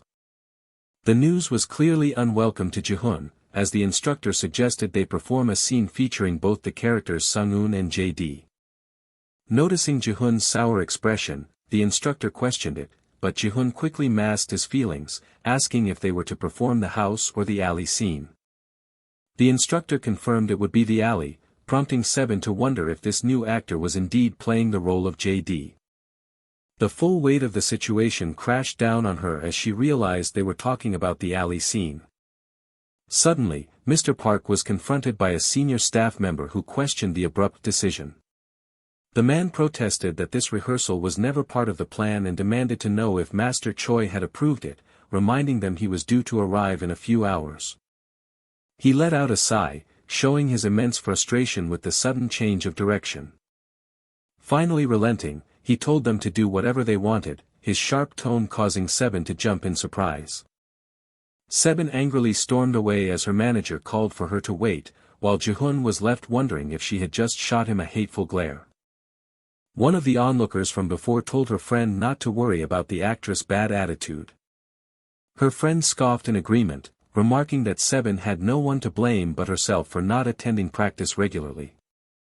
Meanwhile, the instructor asked Jihoon if he could handle the new scene, to which Jihoon nodded with unwavering confidence, promising not just to try, but to excel. His determination pleased the instructor, and Jihoon silently vowed not to let this golden opportunity slip through his fingers. The very next day, the set was a flurry of activity as the crew clattered props into place for the new scene. Staff members shouted instructions, carefully arranging large set walls to construct the alleyway environment. Inside the relative quiet of the men's changing room, a new drama was about to unfold. As Jihoon changed into his costume, he meticulously went over each move in his head. He pulled on his shirt, firm in his resolve to know the scene perfectly to prevent any more accidents. He considered that the only variable was Sebin, but his thought was cut short as she suddenly entered, declaring they needed to talk. Startled, Jihoon yelped, reminding the actress that she had just barged into the men's changing room. Sebin shot back that she had waited outside for 10 minutes and blamed his slowness for her intrusion. She then gave him a sly smirk, pointing out that since they would be filming together soon, he had no reason to be shy. Maintaining her confident posture, she watched him finish dressing before he finally asked what she wanted to talk about. She first confirmed his name was Jihoon and then asked if he was aware of what their shared scene was about. He confirmed that he knew the scene well, which she said simplified things, before adding that Master Choi would be arriving in an hour. She then dropped her bombshell, ordering him to tell Master Choi that he was unable to rehearse the scene, leaving Jihoon utterly baffled. He demanded to know why he should do such a thing, and she responded with incredulity, asking if he was joking. She explained that the rehearsal was merely a performance to secure more funding, arguing that a scene starring her would be far more profitable than one with an unknown actor. She insisted the whole event was orchestrated for her, only changed because she couldn't perform, but she claimed she would have mastered it with just a little more time. As she insisted she had almost perfected the moves, he cut her off, coldly asking how many more people needed to get hurt before that happened. His sharp question hit its mark, causing her to visibly recoil. Jihoon pressed on, asking if she had even bothered to apologize, internally noting her unpleasant nature as she demanded to know what he just said. He clarified his question, specifying he was asking about the man who had been sent to the hospital because of her mistake. Gritting his teeth, he told her that those people were taking enormous risks on her behalf. He bluntly stated that more people could get hurt simply because of her stubbornness. Sebin finally erupted, accusing him of being high and mighty just because he didn't want her stealing his spotlight.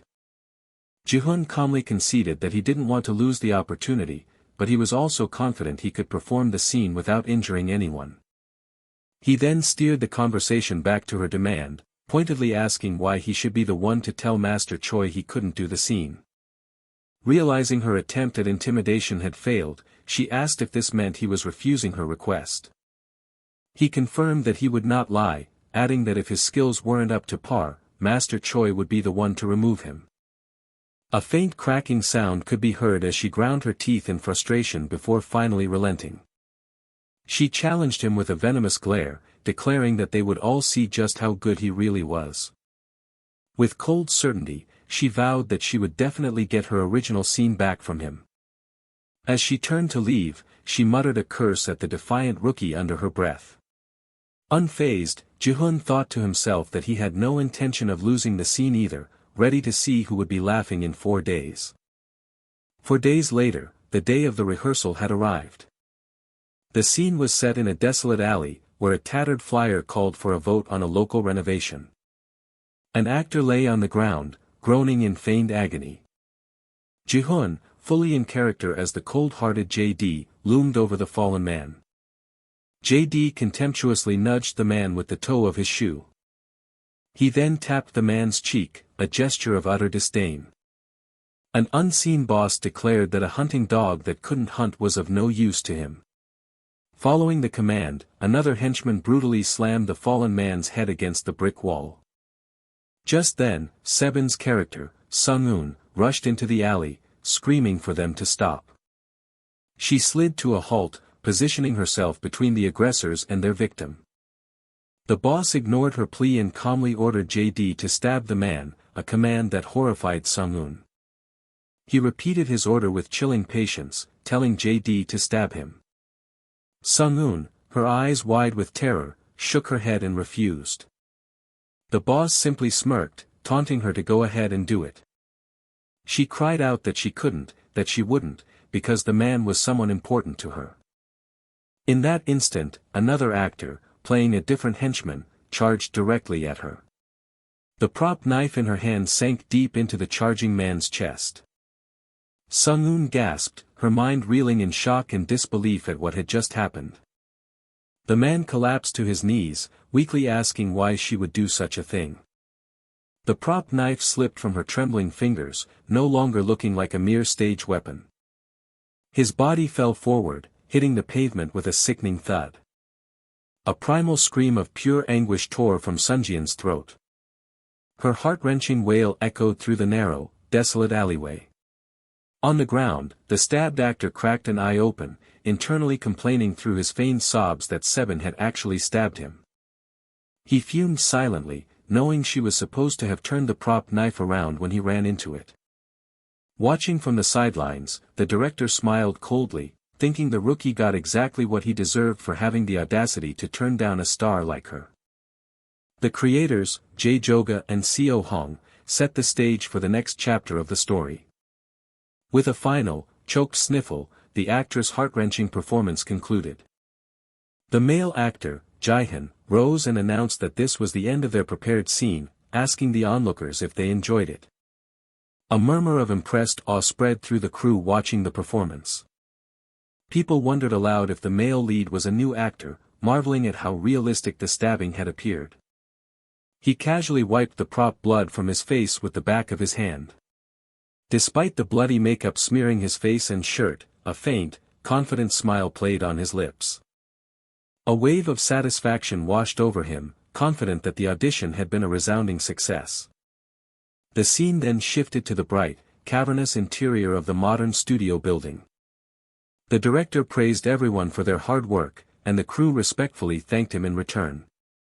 The director, Mr. Choi, then boisterously promised to buy dinner for the stunt team, earning cheers and whistles of approval. 2 of the crew members congratulated each other, one grabbing the other's shoulder and insisting his performance was the more impressive of the 2. One complimented Jihoon, telling him the role fit perfectly, but he was suddenly cut off by an unexpected sight. Jihoon's pleasant mood soured as he noticed something that truly irked him. He took a determined step forward. Nearby, the lead actress, Sebin, glanced over her shoulder with a serious, unamused expression. Jihoon couldn't help but let a smirk spread across his face as he looked at her. Sebin's eyes narrowed with irritation. In a cold tone, she demanded to know what he was smiling at, calling him incredibly annoying. Internally, she seethed at how unbelievably annoying she found him. Jihoon brushed off her mood, remarking that it was a good day and that she should try smiling too. He then genuinely complimented her, adding that she had done a great job, but his praise was met with a shrug. Sebin turned her head away, her expression still fixed in a disdainful scowl. She let out a scoff of disbelief. She then declared that while his action scene was acceptable, he should wait for the script reading, where she would completely outperform him. Jihoon sighed, thinking to himself that her stubbornness was predictable, likely stemming from her frustration at having to share the spotlight. He conceded internally that Sebin's acting was indeed impressive in every aspect, from her tone to her complete immersion in the character, proving she deserved her top star status, but he vowed not to lose to her. He steeled his resolve, reminding himself that he, too, was a dedicated actor. He then cheekily asked if her statement meant she was admitting he had won their first round, finding himself oddly compelled by her challenges. Just as he was getting fired up, he stopped short, noticing something completely unexpected. His bravado vanished as he saw tears welling up in her eyes, realizing with a start that she was crying. Sebin, with a tear streaking down her face, spat that he was the worst before turning sharply away. As she walked away, Jihoon muttered under his breath that she was still a crybaby. Sebin froze mid-stride, the word crybaby echoing in her mind and causing her to question if he had really just said that. She spun around to confront him, asking if he had just called her a crybaby, which prompted him to tease her again for crying. A flash of panic crossed Jihoon's face as he realized she had actually heard him. Sebin stared at him intently, a flicker of recognition in her eyes as she asked if they had met before. Jihoon quickly feigned ignorance, laughing it off and insisting they had certainly never met. She continued to study his face, a thoughtful and suspicious glint in her eyes. After a moment, she dismissed the thought, telling him to forget she had said anything. Jihoon breathed a silent sigh of relief as she turned away. He thought to himself that it really was her, the Sebin from his past. He couldn't help but notice that she had grown up into a remarkably beautiful woman.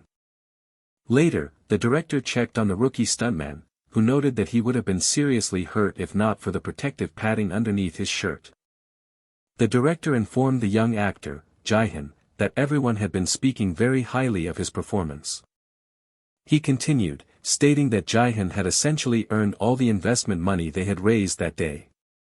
Because of this, the director revealed his intention to make some adjustments to the movie's script.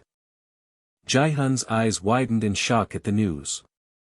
He anxiously asked how the script would be changed, and the director clarified he wouldn't alter the main plot, but would instead add more scenes for Jihoon's character. The director expressed his belief that Jihoon could create something truly great with the additional material, leaving the young actor stunned by the opportunity. He also mentioned plans to alter Jihoon's action sequences, as the stunt coordinator felt he could do much more with his abilities. The coordinator was confident that Jihoon could handle more complex and demanding sequences, leaving the actor speechless with excitement. As a final note, the director announced that Sebin would now be attending the action school, noting the good chemistry between the two leads.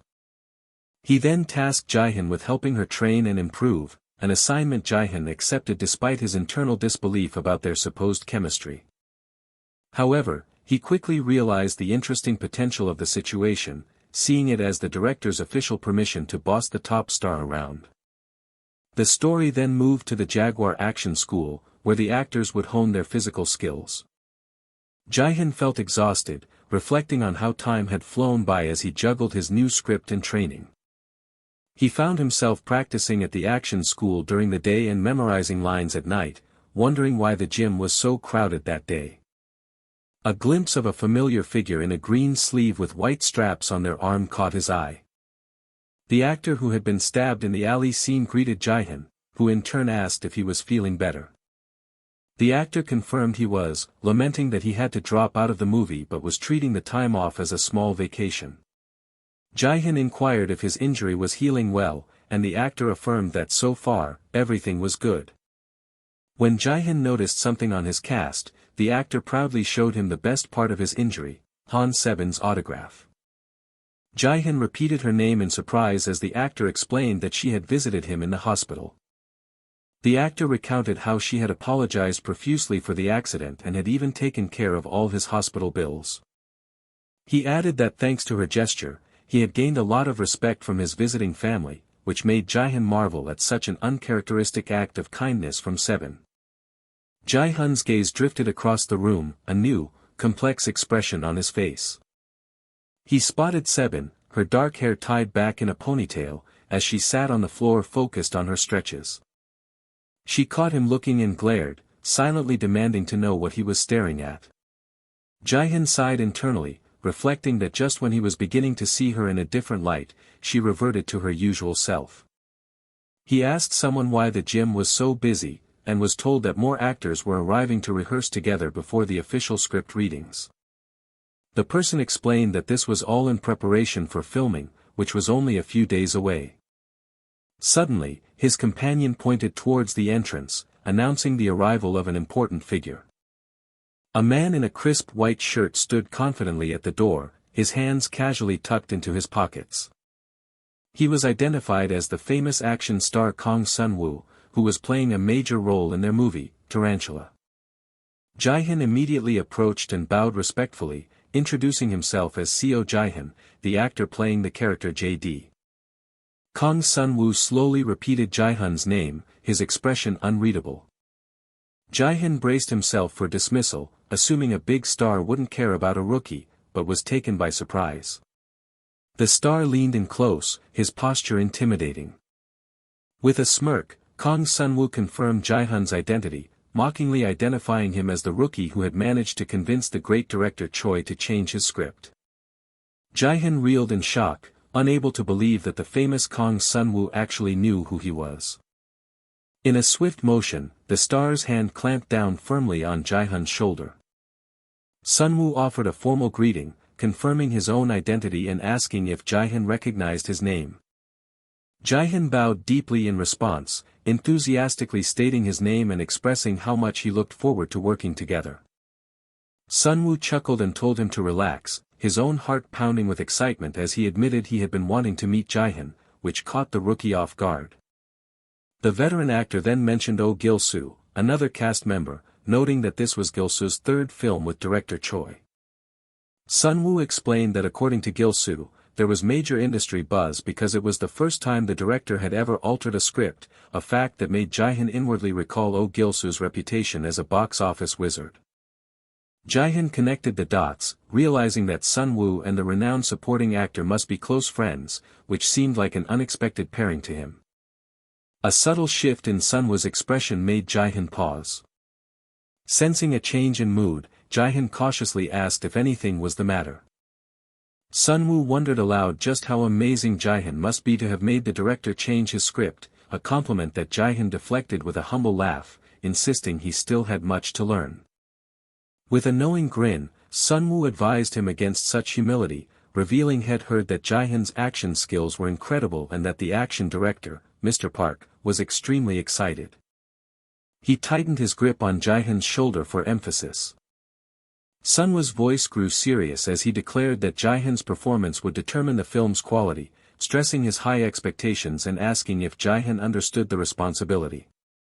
Giving his shoulder a final, firm pat, he simply told Jihoon to work hard. A jolt of pressure and surprise ran through Jihoon. As he turned to leave, Sun-woo casually proposed that Jihoon join him for training that very day. Jihoon's eyes widened at the unexpected invitation. A hopeful sparkle gleamed in his eyes as he processed the incredible opportunity to train alongside the great Kang Sun-woo. His face brightening with excitement, Jihoon eagerly told the star he would love to. In the background, a potted plant with vibrant red flowers sat quietly against the wall, an unnoticed detail. As they began to walk, Sun-woo draped a friendly arm over Jihoon's shoulder, confiding how glad he and the other actors were to have him on board. He admitted that compared to a real prodigy, their own action scenes looked like mere child's play, while Jihoon, starstruck, could barely focus on the words. The rookie actor was lost in the surreal moment, marveling that a top star was chatting with him so casually. Jihoon finally spoke up, questioning Sunwoo's self-deprecation by bringing up his impressive fight scenes in the movie Next Door Neighbor. He continued to gush, telling the star how cool he had looked and that the memory of his performance was still vivid. Sunwoo laughed off the praise with an embarrassed wave, dismissing the film as ancient history and admitting that stunt doubles had performed half the work. Changing the subject, Sunwoo laughed heartily and reaffirmed his trust in Jihoon, who promised to meet those expectations. But then, his grin held a cryptic edge as he asked Jihoon to be understanding, even if things were to get a bit troublesome. The ominous warning lingered in Jihoon's mind, leaving him to wonder what the star could have possibly meant. The very next day, Jihoon was greeted with a loud and enthusiastic welcome at the gym. One of the senior actors approached, having heard all about the new JD from Sunwoo. Another veteran chimed in, noting he'd heard Jihoon was a natural at action and reminiscing about how he himself used to be called Bruce Lee in his youth. A third actor excitedly grabbed Jihoon, immediately inviting him to a one-on-one training session. This sparked a comical rivalry as the other actors shoved and kicked, arguing over who would get to train with the promising rookie first. Overwhelmed by the sudden, intense attention from his seniors, Jihoon sighed and wondered if he would ever grow accustomed to his new life. Later, in a group chat, Kang Sunwoo checked in on the veteran actors' preparations for the script reading, to which Mr. Oh nonchalantly replied they had nothing to prepare for as supporting actors. Mr. Go immediately called him out, playfully accusing Mr. Oh of having already written down all his ad-libs. Mr. Oh retorted that Mr. Go was likely planning to use a bizarre dialect as a secret weapon, before Mr. Kong turned the conversation toward Jihoon, prompting a jealous remark from Mr. Go about the special treatment he was getting from the director. The teasing shifted to Jihoon, with Mr. Oh warning him not to stand out too much, a comment that Mr. Go claimed was proof that handsome men couldn't sympathize with their plight, which in turn offended Mr. Oh. Mr. Go reminded the group of Mr. Oh's own theory that a handsome, talented actor with a good physique makes others feel deprived, but Mr. Oh still refused to be put in the same category as Mr. Go. Their silly argument continued, with Mr. Go suggesting he could be considered the cute one, a notion Mr. Oh found utterly ridiculous. Kang Sunwoo finally stepped in to stop them from scaring the newbie, instructing Jihoon to come in full costume, which led to more jokes about punctuality and fines. Reading the lively exchange, Jihoon messaged the group, promising that he was getting ready and would not be late. While Jihoon stared at his phone, the tiny, ancient spirit of his ancestor peeked curiously from behind his shoulder. The spirit observed that despite their jesting, the veteran actors were undoubtedly well prepared, making Jihoon's own acting ability the sole variable. He continued to taunt Jihoon, suggesting he must be worried that poor acting would render all his line memorization useless. The elderly spirit cast a wry, knowing look toward the door. He dramatically announced the arrival of the Scarlet Pig, prompting Jihoon to quickly shush him, insisting he not call his manager by such a name. Just then, Jihoon's manager, Jae-ho, arrived, asking if he had kept them waiting long. Jihoon assured him he hadn't, then asked about Song-hee's whereabouts just as his eyes widened in disbelief. From down the hall, Song-hee could be heard calling out for Jae-ho to wait for her. A look of pure shock spread across Jihoon's face. He watched as Song-hee struggled with a huge, rattling clothing rack packed with dangling outfits. A bit overwhelmed, Jihoon asked if she really expected him to try on everything, but she cheerfully explained she brought options to decide on the best look. She elaborated that the final decision would depend on his hair and makeup, making Jihoon realize why actors were often late for such events. He resolved then and there that he absolutely could not be late for his very first reading. With a clap of his hands, Jihoon rallied his team, declaring it was time to go. The professional hum of a hairdryer filled the air as the styling process began. The whirring continued as meticulous final touches were applied to his hair. A makeup compact clicked shut, signaling that the transformation was complete. Song-hee stood back, her eyes shining with pride as she announced he was the perfect embodiment of his character, JD. Staring at his reflection, Jihoon was momentarily speechless at the striking figure he had become. He smoothly slipped on a black leather jacket, the final piece of his costume. With newfound confidence, he strode down the hallway, his footsteps echoing with purpose. His determined walk was cut short as he was met by Han Seben's furious, menacing glare. Before he could even process her anger, she lunged forward, her hand shooting out to violently grab the collar of his shirt. To his utter shock, he felt his feet leave the ground as she began to lift him effortlessly. Her eyes smoldered with rage as she snarled a curse at him, leaving Jihoon completely bewildered and questioning what was happening.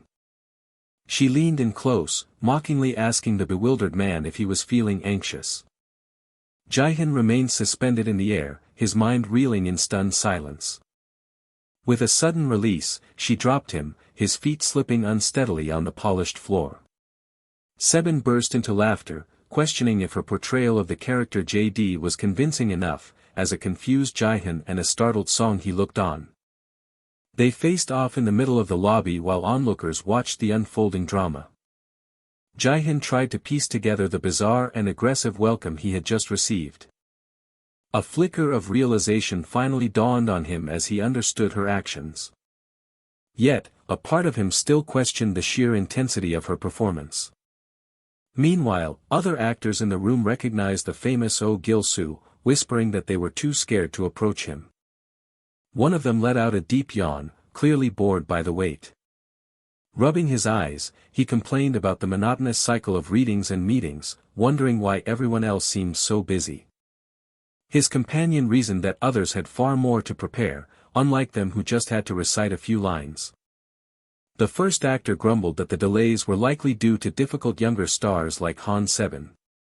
He pointed out that while the older actors had all arrived early, she was making them wait. His friend conceded that while she was known for being eccentric, it was still improper to keep her elders waiting. However, another actor chimed in, defending her by noting she wasn't actually late and teasing his friend for being an old fogey.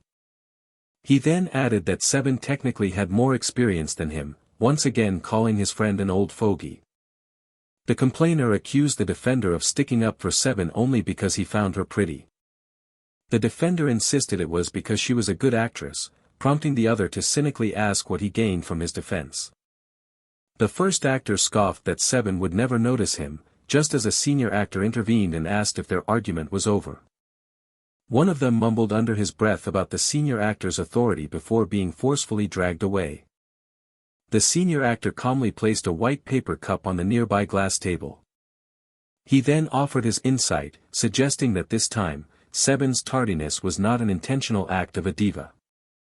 His comment left the younger actors completely baffled, murmuring in confusion.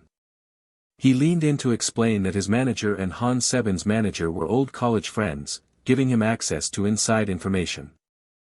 The senior whispered that Jihoon and Seben had a fierce rivalry, which shocked the others who wondered what could cause such animosity.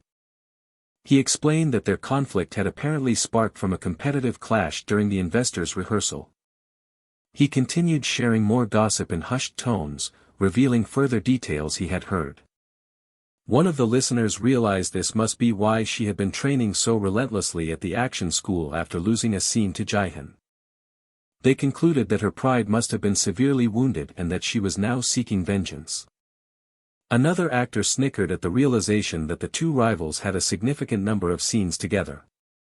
A wide grin spread across his face as he predicted that they were all about to witness some serious sparks fly.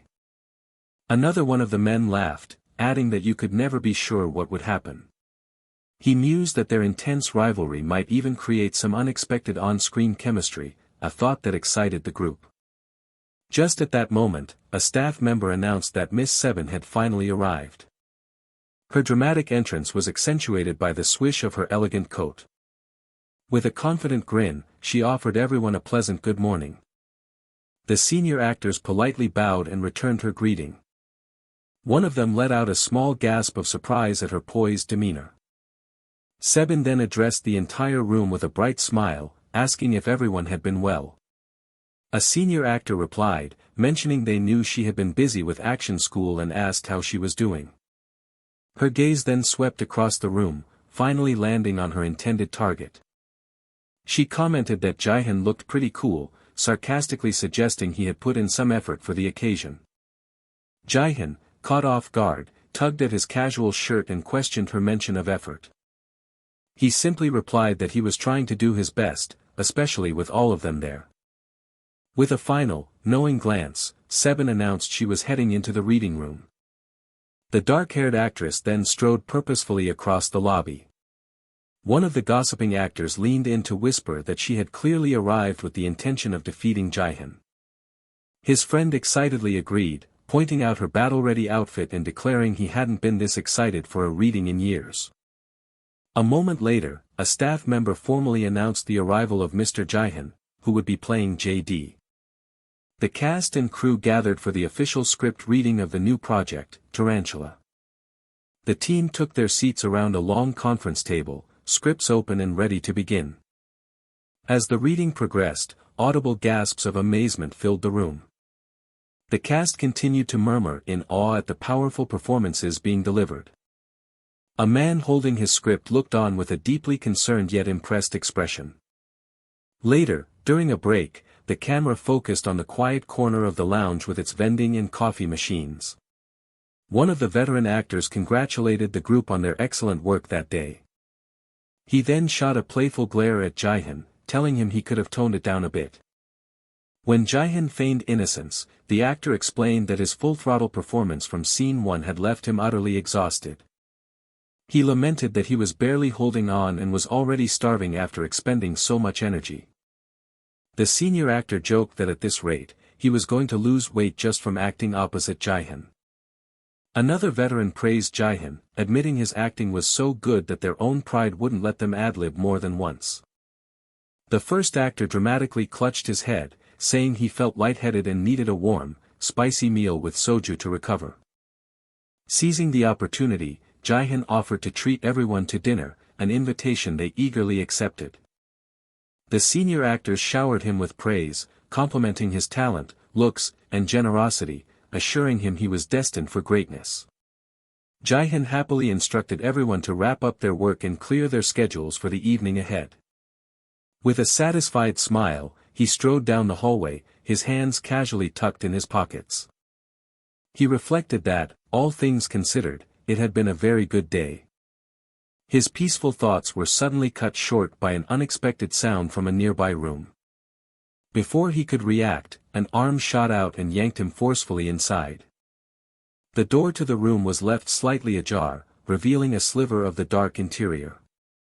A sharp click echoed in the now empty hallway as the door was shut completely. A moment of tense, heavy silence hung in the air. Inside, Jihoon demanded to know what Sebin was doing, as she cryptically ordered him to admit something. Her voice rose with intensity as she fiercely commanded him to admit that he had lost to her that day. Jihoon was completely taken aback by her sudden and bizarre demand. He questioned what she had just said, unable to fully process her words. Sebin repeated her command with fiery intensity, insisting he admit that she had won their on-screen battle that day. An incredulous laugh escaped Jihoon's lips at the absurdity of the situation. He condescendingly agreed just to end the conversation, announcing that he was leaving. But as his hand reached for the doorknob, he was abruptly stopped. Sebin swiftly slid in front of the door, physically blocking his only way out. She declared that his half-hearted, dismissive admission wasn't what she wanted. A flicker of genuine confusion crossed Jihoon's face, unsure of what she was playing at. Sebin then demanded that he say it again, this time with true sincerity in his voice. Sighing in exasperation, Jihoon finally gave in, telling her to have it her way. Sebin's eyes widened, completely caught off guard by the sudden shift in his demeanor. With an icy tone that cut through the air, he repeated that she could have it her way. When she questioned his sudden coldness, he shot back that she wasn't worthy of his polite conversation. He bluntly stated that while they were there to work professionally, she had been obsessed with turning everything into a personal competition. Sebin was left utterly speechless, unable to formulate a response to his accusation. He then mercilessly laid into her, asking if she was angry because her plan to see him flustered and fumbling had failed spectacularly. She began to protest with a surge of anger, trying to defend herself. However, Jihoon cut her off sharply, his voice commanding as he said her name. He lectured her to stop acting like a spoiled child, reminding her that the world did not revolve around her petty whims. Sebin seethed in silent fury, utterly incensed by his audacity. Jihoon continued his verbal assault, musing that while everyone had expected her to perform well, his own acting was the day's real topic of conversation. He asserted that she already knew everyone was buzzing about him, and this childish confrontation was just her way of lashing out from jealousy. He accused her of trying to ruin his mood just to make herself feel better, only to dismiss the thought as pathetic. As she denied his words, a faltering step backward betrayed her crumbling confidence. Jihoon then threw down the gauntlet, challenging her to bring that competitive fire to the set where he would gladly take her on. He taunted her with the idea of what their colleagues would say if they were to compete seriously again. He sarcastically questioned if the crew would still be calling Han Sebin a great action star after witnessing their next clash. Closing the distance between them, he leaned in and whispered that he believed himself to be far better at the physical side of acting. A deep blush spread across Sebin's face, a chaotic mixture of shock, anger, and humiliation. Her hands instinctively flew to his chest, attempting to push the intimidating actor away. She stammered furiously, questioning who he thought he was to speak to her with such disrespect. Jihoon shot a sharp, annoyed glare to the side, his patience clearly exhausted. He let out a low growl of pure frustration with her childish behavior. He sternly warned her never to bother him with this nonsense again and demanded she answer him. Defeated, Sebin weakly managed a small, barely audible affirmative. But Jihoon leaned in even closer, claiming he couldn't hear her quiet submission. Her composure finally broke as her eyes welled up with frustrated tears. With a cracking voice thick with emotion, she repeated that she understood his message. Seeing her complete surrender, Jihoon finally relaxed and pulled back. He then condescendingly patted her on the head, praising her as if she were a child who had finally learned her lesson. Sebin could only glance up at him, her teary eyes wide with disbelief at his patronizing gesture. A sly grin then spread across Jihoon's face as he shockingly revealed his entire persona had been an act, his interpretation of their character, J.D. He clarified that while she could have her win, she needed to stop making trouble for him and everyone else on set. As he laid out his terms for a peaceful work environment, Sebin clenched her fists, utterly mortified. He then prompted her once more, asking if she was going to answer him. She remained silent for a long moment, swallowing her pride. Finally, she begrudgingly agreed with a resentful huff. Having received her compliance, she quietly asked if he would move so she could leave. Jihoon stepped aside with a smirk, telling her he would see her on set as he opened the door. With a final, teasing whisper, he cheekily promised to keep the fact that she cried a secret. The moment the door clicked shut, Sebin was left alone, trembling with uncontrollable rage and humiliation. Outside in the hallway, Jihoon was immediately met by his frantic manager, Mr. Ko. Mr. Ko rushed over and questioned the delay, to which Jihoon vaguely replied that he had to speak with someone. His manager urgently dismissed Jihoon's dinner plans with the cast, insisting they had to go see the agency's CEO immediately. On the way, Jihoon turned to his manager with a serious expression. He directly asked for Mr. Ko's honest opinion on whether the CEO was a trustworthy person. Mr. Ko took a moment to thoughtfully consider the weighty question. He ultimately concluded that she was indeed trustworthy and asked Jihoon if there was a problem. Jihoon brushed it off as mere curiosity, prompting his manager to reassure him that their meeting was likely about good news.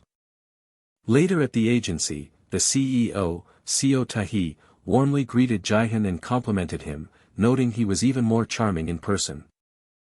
The two then formally introduced themselves, sharing a professional handshake. The CEO began by explaining that the company had been struggling financially, which had prevented them from signing new talent for a long time. She sincerely apologized for the agency's past inability to provide adequate support, but Jihoon graciously assured her that Mr. Ko had been a great help. Pleased by his humble attitude, she happily declared that the agency was now prepared to provide him with its full and unwavering support. With a flourish, she announced the first of many new perks for him. She presented him with the keys to a brand new luxury car, leaving Mr. Ko utterly astonished. She playfully added that maintenance costs would come from his future earnings, urging him to focus solely on his work while the agency handled the rest. After promising even more support down the line, she changed the subject and casually asked about his family's background. Jihoon gave an awkward laugh, admitting that he wasn't actually sure about his family history. The CEO explained that she asked because they shared a surname, and it reminded her of a former child actor from their agency who also had his exact name. As she spoke, Mr. Ko's eyes suddenly widened in a moment of shocking realization, as if connecting a long-forgotten dot. The CEO leaned forward, her gaze intensifying as she began to ask a very pointed question. She directly inquired if he was the same Seo Jihoon from all those years ago. She explained her reasoning, recalling unconfirmed rumors that the child actor had been scarred in a fire and that she felt compelled to ask. Mr. Ko, utterly bewildered, started to question the CEO's strange inquiry but trailed off into silence. After a brief pause, Jihoon cut through the tension and confirmed that her suspicions were true. He stated with finality that he was indeed that very same Seo Jihoon. The shocking revelation struck Mr. Ko with the force of a physical blow, leaving him speechless. The CEO nodded grimly, confessing that she still remembered the incident quite clearly. She recounted how, when the accident first happened, reporters had descended upon the story like vultures. It was during that media frenzy, she explained, that she had received a personal phone call from the CEO of Jihoon's former agency. She recalled how the man had desperately begged her to use her influence to stop the reporters, wanting to shield young Jihoon from any more pain. The CEO further explained that he had rallied his connections, asking everyone in the industry to help protect the young actor from the tragic fallout. His powerful argument was that celebrities were people too, especially one so young, a sentiment that now brought a wave of emotion over Mr. Ko. Jihoon then remembered hearing frantic shouting outside his hospital room, though he had been too devastated by his injuries to understand its significance. The CEO confirmed that many agencies had helped, including herself and the head of Yunha Entertainment at the time. She remarked how impactful the old CEO's words were, even if Jihoon's story was eventually pushed aside by newer, bigger scandals. For Jihoon, a profound realization dawned. He finally understood why his scarred face had never been publicly exposed. He felt a deep sense of shame for the bitterness he had held on to, wrongly believing that the world had simply forgotten him. Overwhelmed with gratitude for the people who remembered him, he affirmed his trust in the CEO and asked if she had any other questions. The CEO then commanded that this secret must not go beyond the three of them, receiving a swift and obedient confirmation from a nervous Mr. Ko. Later, the sharp honk of a car horn cut through the city noise as the group traveled to their next destination. Inside the new luxury vehicle, Song-hee excitedly remarked on its incredible comfort, which prompted an involuntary flare of Jihoon's nostrils. Unfazed, Song-hee giggled and cheekily noted that it had been a while since she had seen his signature nostril flare. Mr. Ko sternly hushed her, reminding her that their actor needed to focus for his first day of filming. A crestfallen Song-hee quickly apologized, and Jihoon quietly accepted her apology with a pout. In an attempt to lighten the mood, Song-hee then confessed with a laugh that she was also incredibly nervous, which seemed to ease his tension. The comfortable journey came to an end as the driver brought the large vehicle to a screeching halt. The solid thud of a footstep on the pavement signaled their arrival at the film set. Song-hee enthusiastically told Jihoon to change into his costume while she went ahead to get everything set up for him. Before Jihoon could follow, Mr. Ko stopped him with a serious question about whether he had practiced his acting. With a tired sigh, Jihoon reassured him that he had spent the last 2 days doing nothing but memorizing his lines at home. A fire ignited in Mr. Ko's eyes as he clenched his fist and passionately urged Jihoon to show everyone his true power. The scene flashed back to the CEO's office, where she popped open a beverage and mused that sharing secrets was the best way to bring people closer. She had then looked pointedly at both Jihoon and his manager, asking if they didn't agree with her philosophy. Back in the present, Jihoon reflected on her words, thinking to himself that while she was right, he was the only one who had actually shared a secret. His manager and stylist, now bound by this new knowledge, confidently promised to handle everything so he could climb as high as he wanted. As they fussed over him, Jihoon couldn't help but feel that his two companions were making a much bigger deal out of the situation. The van door slid open, and Mr. Ko turned to Jihoon, asking if he was ready to head onto the set. Jihoon stood from his seat and gave a simple, sure confirmation that he was ready. They stepped into the bustling chaos of the film set, where crew members scurried about, shouting orders and moving heavy equipment. As he walked past, Jihoon overheard the hushed murmurs of other actors identifying him as the rookie who had brazenly stolen the lead role. Mr. Ko called out to Jihoon, telling him to go get ready while he went to speak with the director. Jihoon was then warmly greeted by a pair of senior actors, who jovially complimented him on how sharp he looked. He curiously asked why they were waiting outside instead of in their cars, and they laughed, explaining it helped the set's atmosphere. They elaborated that with respected veterans watching, the rest of the cast and crew were less likely to slack off. Realizing the other loitering actors were likely playing minor roles, Jihoon politely bowed and introduced himself to the group. The supporting actors exchanged judgmental whispers, assuming he got the part on his looks and wondering how he'd gotten so friendly with the seniors. The palpable animosity in the air made Jihoon question if everyone there already hated him. Just then, Song-hee appeared at his side, breaking the tense silence by asking if he had been waiting for long. A wave of relief washed over Jihoon as he turned to greet his stylist, happy for the friendly face. He introduced Song-hee to the senior actors, and she immediately charmed them with a bright and formal greeting. One of the older actors looked at her in stunned disbelief, exclaiming that she was far too beautiful to be a mere stylist. Song-hee skillfully deflected the compliment by praising their own handsome looks, making Jihoon privately admire her talent for handling people. Nearby, a disgruntled supporting actor bitterly complained about how unfair life was, listing Jihoon's many gifts, which now included a beautiful stylist. Sparks of jealousy seemed to fly as the actor grumbled about the crappy world where some guys just had everything. A senior actor cleverly changed the subject by asking about their goal for the day, to which his colleague replied it was to wrap filming as soon as possible. They nodded in perfect sync, agreeing that minimizing mistakes was crucial, right as a crew member called for Jihoon to take his position. Jihoon said he would be back soon, receiving a warm wish of good luck from Song-hee as he walked toward the set. The new scene began with a wide shot of a modern cityscape, focusing on a block of tall apartment buildings. The camera then moved inside to a kitchen, where a man in a pristine suit stood with his back to the audience. The scene's action started with Jihoon's character offering an awkward, hesitant greeting to his co-star. The actress, Han Sebin, responded only with a cold, dismissive glance from the corner of her eye.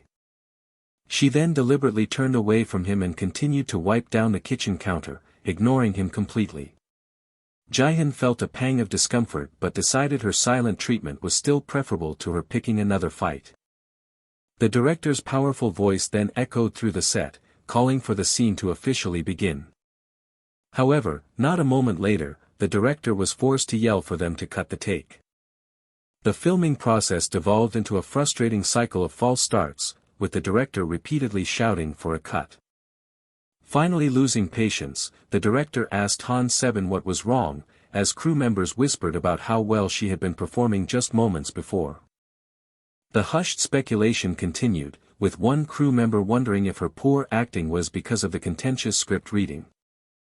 Another chimed in, suggesting it must have been humiliating for her to lose to Jihoon, only to now see him acting so capably in front of her. They concluded that she was likely trying to teach him a lesson before night filming began, even as she offered a false, saccharine apology. A knowing smirk crept across Jihoon's face as he watched her performance, realizing she was intentionally sabotaging their scene.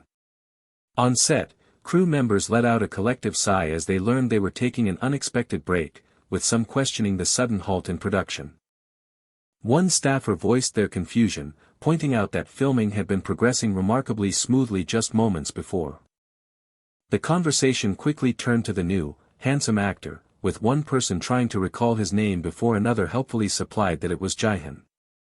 They agreed that Jihoon was the reason for the smooth sailing, but now, a string of bad takes had forced the director to pause, even with the looming sunset deadline. Anxiety mounted as they realized less than an hour of daylight remained, knowing that missing their filming window would lead to serious problems. A junior crew member nervously asked if Jihoon was perhaps the one responsible for the delay. However, a more informed colleague quickly corrected her, explaining that Jihoon was currently filming a scene with his co-star, Han Sebin. The real issue, they revealed, was that Sebin kept messing up her lines, a fact that shocked another crew member who knew her reputation as a genius actress.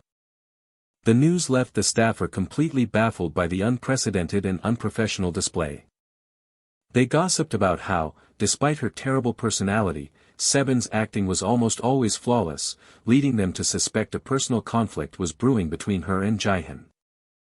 A small huddle formed as one person beckoned the others closer to share the latest rumor, their whispers sparking immediate intrigue.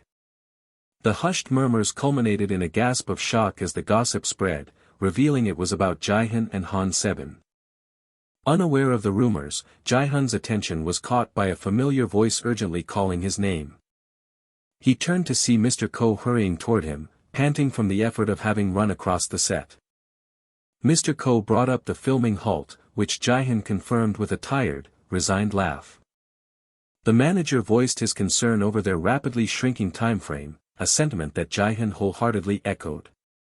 He stressed the urgency, noting the setting sun and the impending arrival of the Team Jaguar stunt crew, which meant they needed to start action sequence prep immediately. Their conversation was cut short as a nearby door slid open with a soft whoosh. Mr. Ko called out to the man who emerged, identifying him as Mr. Cho. A look of eager anticipation crossed Mr. Ko's face as he waited for a positive update. But his hopes were dashed when Mr. Cho slowly shook his head, silently communicating his failure to reason with the actress. Mr. Ko's shoulders slumped in disappointment as he let out a frustrated sigh. Jihoon then stepped forward to ask Mr. Choi just how bad the situation had become. Mr. Choi delivered the grim news, explaining that it was so bad they would probably have to wrap the daytime shoot for the day. He lamented that with only 3 shots left, the production schedule was already being thrown into disarray right at the beginning. Suddenly, a new idea seemed to dawn on one of the senior staff members. Jihoon looked on in surprise as the man turned to him with a proposition. Apologizing for the imposition, Mr. Choi smiled weakly and asked Jihoon for a personal favor. Jihoon repeated the request with hesitation, quickly deducing that this favor involved Miss Sebin. Mr. Ko then leaned in to whisper a stark warning, relaying that Sebin's managers had told him she throws things when angered, but Jihoon doubted she would do that to him. Jihoon calmly reasoned that the problem would only get worse if they waited until the next day, assuring Mr. Ko that he could handle it. When Mr. Ko offered to join him, Jihoon politely refused, insisting that he go alone to foster a more honest one-on-one conversation. A worried Mr. Ko watched him leave, sniffling with concern for the young actor. Jihoon offered one last reassuring laugh before turning to face the difficult task ahead. He approached Sebin's waiting room and cautiously peered inside from behind the door. Upon entering, he was immediately struck by the heavy, gloomy atmosphere that filled the space. With careful steps, Jihoon moved further into the room and took a seat on a nearby chair. He broke the tense silence with a hesitant and slightly awkward greeting. Sebin offered no reply, continuing to stare ahead without even a hint of acknowledgement. The suffocating silence stretched on, making the air thick with uncomfortable tension. After a long moment, she finally shot him a quick, dismissive glance from the corner of her eye. Her voice, sharp and startled, cut through the quiet as she demanded to know why he was there. With a nervous chuckle, Jihoon explained that he had simply wanted to ask what the problem was. She flatly denied that there was any issue, attributing her poor performance to just not feeling well. Jihoon gently probed further, asking if her bad mood had anything to do with him. She scoffed derisively at his suggestion, questioning why he would think she was bothered by him in the slightest. He calmly observed that her behavior strongly suggested otherwise, causing her to seethe with repressed fury. Sebin told him not to flatter himself, claiming her mood was just due to the stress of a new production and that she only needed to be alone. Yet Jihoon remained unconvinced, as her entire demeanor radiated a storm of unstable emotions, from annoyance to deep-seated anger. He pressed his point, asking her to explain why she had been perfectly fine all day until their scene together began. She flinched at his directness, forced to admit to herself that while her first mistakes were deliberate, she had lost control and let things spiral. Backed into a corner, she lashed out with a weak excuse, claiming she was just mad at the sight of his face. Jihoon internally scoffed at her flimsy reasoning, as his spiritual guide commented that he had clearly shattered her pride. The entity then whispered a suggestion, advising Jihoon to use his eternal truth ability to shift her negative energy. Taking the advice, Jihoon began by calmly acknowledging that the two of them might not be friends. He continued by firmly stating that their personal feelings should never be allowed to affect their professional work. As a subtle, calming energy began to swirl from him, Jihoon proposed a truce to end their fighting. Sebin reacted with explosive anger, accusing him of toying with her emotions, which made Jihoon realize she had taken his offer the wrong way. She furiously accused him of enjoying her mistakes to feel superior and then trying to act magnanimous, forcing Jihoon to struggle to maintain his composure. He attempted to clarify his motives, explaining that as the star of his debut film, he couldn't simply stand by and watch it get ruined. Sebin angrily twisted his words, shouting that he was the one messing with her and demanding to know if he understood whose fault it was she was sitting there alone. Her voice broke with emotion as she trailed off, questioning why she had to endure such a painful experience because of him. In that moment, Jihoon's spiritual guide cried out in alarm, realizing she had inadvertently absorbed the power he had unleashed. Overwhelmed by the sudden influx of amplified emotion, Sebin's composure finally shattered as she choked out her frustrations. Jihoon could only stare in utter bewilderment, completely blindsided by her sudden breakdown. His eyes widened as a single tear escaped and traced a path down her neck. In a state of silent panic, Jihoon frantically wondered why on earth his co-star had suddenly burst into tears. Overwhelmed with emotion, she finally choked out the question of why he had to make her feel so utterly pathetic, calling the feeling itself annoying. Jihoon watched her, a sudden realization dawning on him that when she cried, she looked exactly the same as she had when they were children. He tentatively reached out a hand, hovering over her trembling back for a moment. As his fingers made contact, he steeled himself, reminding himself that his goal was not to offer comfort, but to resolve the professional problem between them. His spiritual guide advised that it would be better to channel more of his eternal truth ability to help her calm down completely. Sebin continued to let out a series of ragged sobs and sniffles, unable to control the outburst. Another wave of sorrow washed over her, punctuated by sharp, hiccuping breaths. Finally, with a deep sigh, she began to wipe away the tears streaming down her face. Jihoon observed this change, noting with internal satisfaction that his ability was proving to be quite effective. A subtle, confident smirk touched the corners of his lips as he watched his plan unfold. Leaning in closer, he gently asked if she was feeling a little better now. In response, she gave two small, hesitant nods, confirming that the worst of the emotional storm had passed. He watched her averted gaze and silently wondered if she was now embarrassed for having cried in front of him. To ease her discomfort, he offered a quiet promise that he would not tell anyone she had cried again that day. He then held out a piece of tissue, offering it to her as a small gesture of peace. Her hand shot out and snatched the tissue from his grasp with a swift, almost aggressive motion.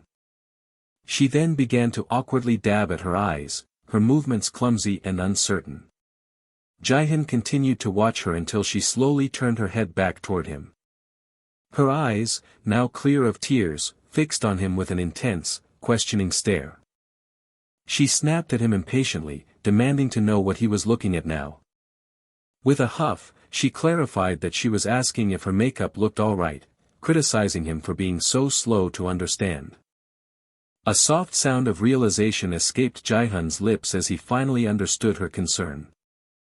He studied her face, marveling internally at how her makeup remained absolutely perfect after such an intense crying spell, wondering if there was a special skill to crying beautifully. He confirmed that her makeup had not smudged at all, his eyes still locked on her flawless face. Satisfied with his answer, she curtly declared that everything was fine, then. She then ordered him to tell the director they could resume filming, which caught him completely off guard. He immediately questioned why he should be the one to go, only for her to fire back, asking if he seriously expected her to go right after she had been crying. Jihoon simply urged her to hurry up, earning him an indignant huff as she finally relented and stood up. A heavy silence lingered in the air between them for a brief, tense moment. He found himself wondering why she was always so blunt with him, concluding it was likely because they had now seen each other and talked so much. Sebin let out a weary sigh, as if questioning the point of it all, before rising to her feet. Her determined footsteps echoed softly as she started to walk away. But then, just before reaching the door, she came to an abrupt halt. Without turning around, she uttered a single, whispered word that was barely audible. Jihoon, having not heard her clearly, asked her to repeat what she had just said. His mind raced as he tried to decipher her muffled word, questioning if she was actually trying to apologize for what happened that day. She glared back at him over her shoulder, vehemently denying any apology and warning him not to act close just because of their truce, before storming off to get ready. A sharp slam of the door punctuated her dramatic exit, leaving Jihoon alone in the room. He let out a tired sigh, thinking to himself that she was truly putting on a one-woman show. Suddenly, the director's cheerful voice called out his name, breaking him from his thoughts. Before he could react, the director enthusiastically grabbed his arm, his expression one of pure relief. The man thanked him profusely, explaining that Jihoon had saved him several times that day, a display of emotion Jihoon found surprising. The director then confidently assured him they could finish the remaining scenes with the current crew and told him to get ready. A short while later, the announcement that filming for the scene was a wrap was met with cheers and praise from the entire crew. Backstage, crew members began to whisper amongst themselves, wondering how in the world Jihoon had managed to get through to Sebin. One crew member asked if it was true that Sebin had apologized to everyone in person, a fact which another staffer who was present quickly confirmed. They then marveled at how she had flawlessly completed the rest of her scenes in a single take, acknowledging her incredible skill. This led someone to suggest that perhaps the newcomer, Jihoon, was the truly impressive one, despite rumors that he and Sebin were on bad terms. The whole situation remained a mystery, as they all agreed Sebin could have easily thrown a fit but instead performed perfectly right after Jihoon spoke with her. A senior crew member listened to the chatter, stroking his chin in deep thought. He then posed a question to the others, asking if any of them had ever seen the director wrap a scene with a new actor without a single retake. The group unanimously agreed it was impossible, recalling how even the great Han Sebin had been forced to do 9 takes for a previous scene. As they processed this, a look of dawning comprehension spread across their faces. They collectively realized that calming Sebin down wasn't the only amazing thing Jihoon did, his own acting had been absolutely perfect as well. One staffer declared with excitement that you could already sense the powerful aura of a future star surrounding him. A more cynical colleague tried to temper the enthusiasm, reminding everyone that they had only worked with him for a single day. Nevertheless, the general mood had lifted, with many admitting it had been a long time since they had looked forward to filming this much. The skeptic remained unconvinced, arguing that one good actor couldn't possibly be enough to breeze through the difficult action scenes planned for that night. Just then, their conversation was cut short by the loud announcement that the stunt crew, Team Jaguar, had arrived on set. The scene transitioned to a beautiful night view, the dark sky filled with stars above the silhouette of the film set buildings. Jihoon mentally reviewed the script for the next sequence, a long, continuous action shot, and quietly questioned if he could truly finish it in one take. The director offered final words of encouragement, telling him to perform just as he had rehearsed, before calling for all staff to stand by. The action began with a thunderous slam as the intense fight sequence erupted into motion. One of the stunt actors coughed violently after taking a choreographed blow to the chest. An enemy character yelled out in confusion, demanding to know who the mysterious bastards attacking them were. Another stuntman let out a ferocious battle cry, screaming for the heroes to die as he charged forward. Jihoon's on-screen partner gave him a sharp, subtle nod, signaling they were ready to engage. Jihoon, fully in character, expertly wielded a long pole, fending off several attackers who swarmed him simultaneously. He executed a perfect acrobatic flip, the metal of his weapon glinting menacingly under the set lights. An opponent let out a sharp grunt of pain as he was swiftly taken down by a precise strike. Another attacker cried out as Jihoon's pole connected squarely with their side. A third assailant screamed in agony as he was disarmed and thrown to the ground. One of the last remaining stuntmen gasped in horrified disbelief, his character completely stunned by the hero's overwhelming skill. In the heat of the choreographed battle, one of the actors screamed, calling upon the power of eternal truth. Jihoon's character roared back the same incantation, channeling a power of his own to counter the attack. In a flash of movement, an enemy character was forcefully grabbed amidst the chaotic fight sequence. Jihoon let out a quiet sigh of relief, the immediate danger in the scene seemingly averted. Suddenly, a horrifying scream tore through the air as a stuntman genuinely lost his footing and fell. A prop claw, wielded by another actor, swished dangerously close to the fallen man's face. The terrified stuntman trembled on the ground, breathlessly thanking Jihoon for saving his life and admitting he thought he was about to die. Remaining fully in character, Jihoon snarled that the villain had tried to kill his friend, right before the director's voice boomed, calling a cut to the scene. The director rushed onto the set, exclaiming that he was shocked and praising Jihoon's brilliant improvisation which had single-handedly saved the shot. His co-star hurried over to the fallen stuntman, tearfully apologizing and asking if he was hurt. She continued to sniffle with concern, her hands hovering worriedly as she stepped closer. Another crew member then turned their attention to the hero of the moment, calling out to check if Jihoon himself was all right. The stuntman leaped to his feet and profusely thanked Jihoon for saving him, but the young actor humbly insisted it was nothing. Overcome with gratitude, the stuntman emotionally declared that Jihoon was his hero. Moments later, Jihoon's manager called out to him, signaling that it was time to leave.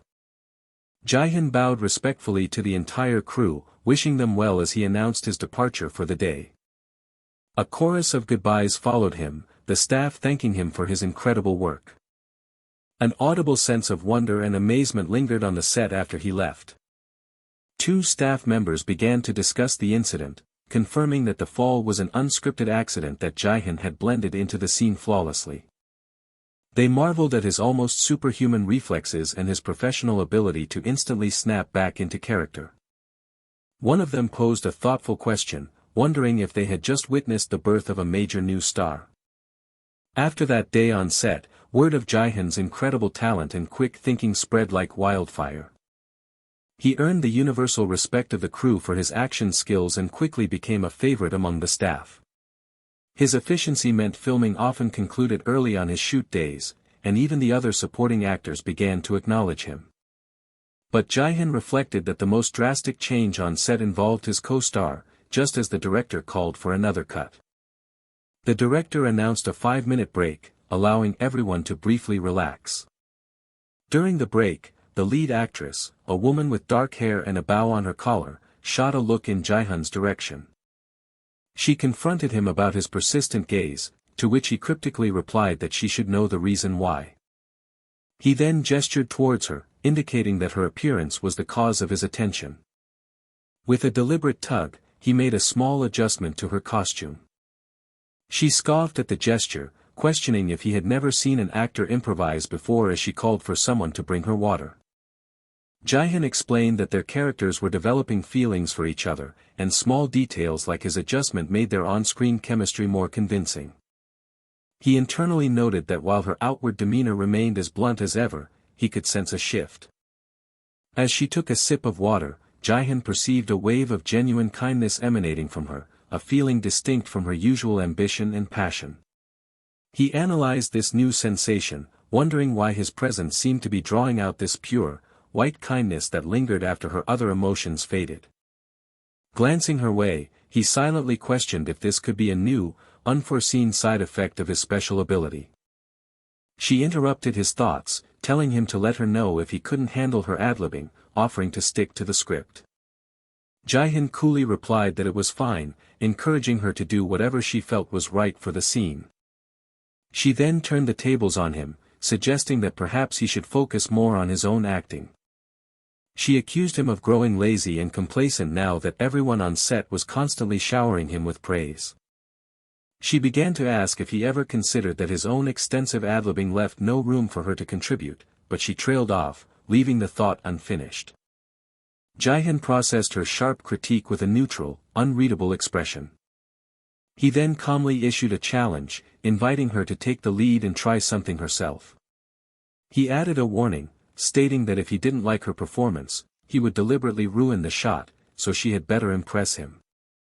In response to his bold declaration, she let out a quiet, amused chuckle. Jihoon remained puzzled, questioning how she could treat him so combatively while he could still sense the genuine kindness she felt towards him. The scene shifted to a tranquil evening, with the silhouette of city buildings framed against a twilight sky. Riding in a car, Jihoon let out a deep, exhausted sigh. He reflected on how using the power of eternal truth for 5 straight days of filming had left him completely drained. His manager called to him from the front seat, asking if he was asleep.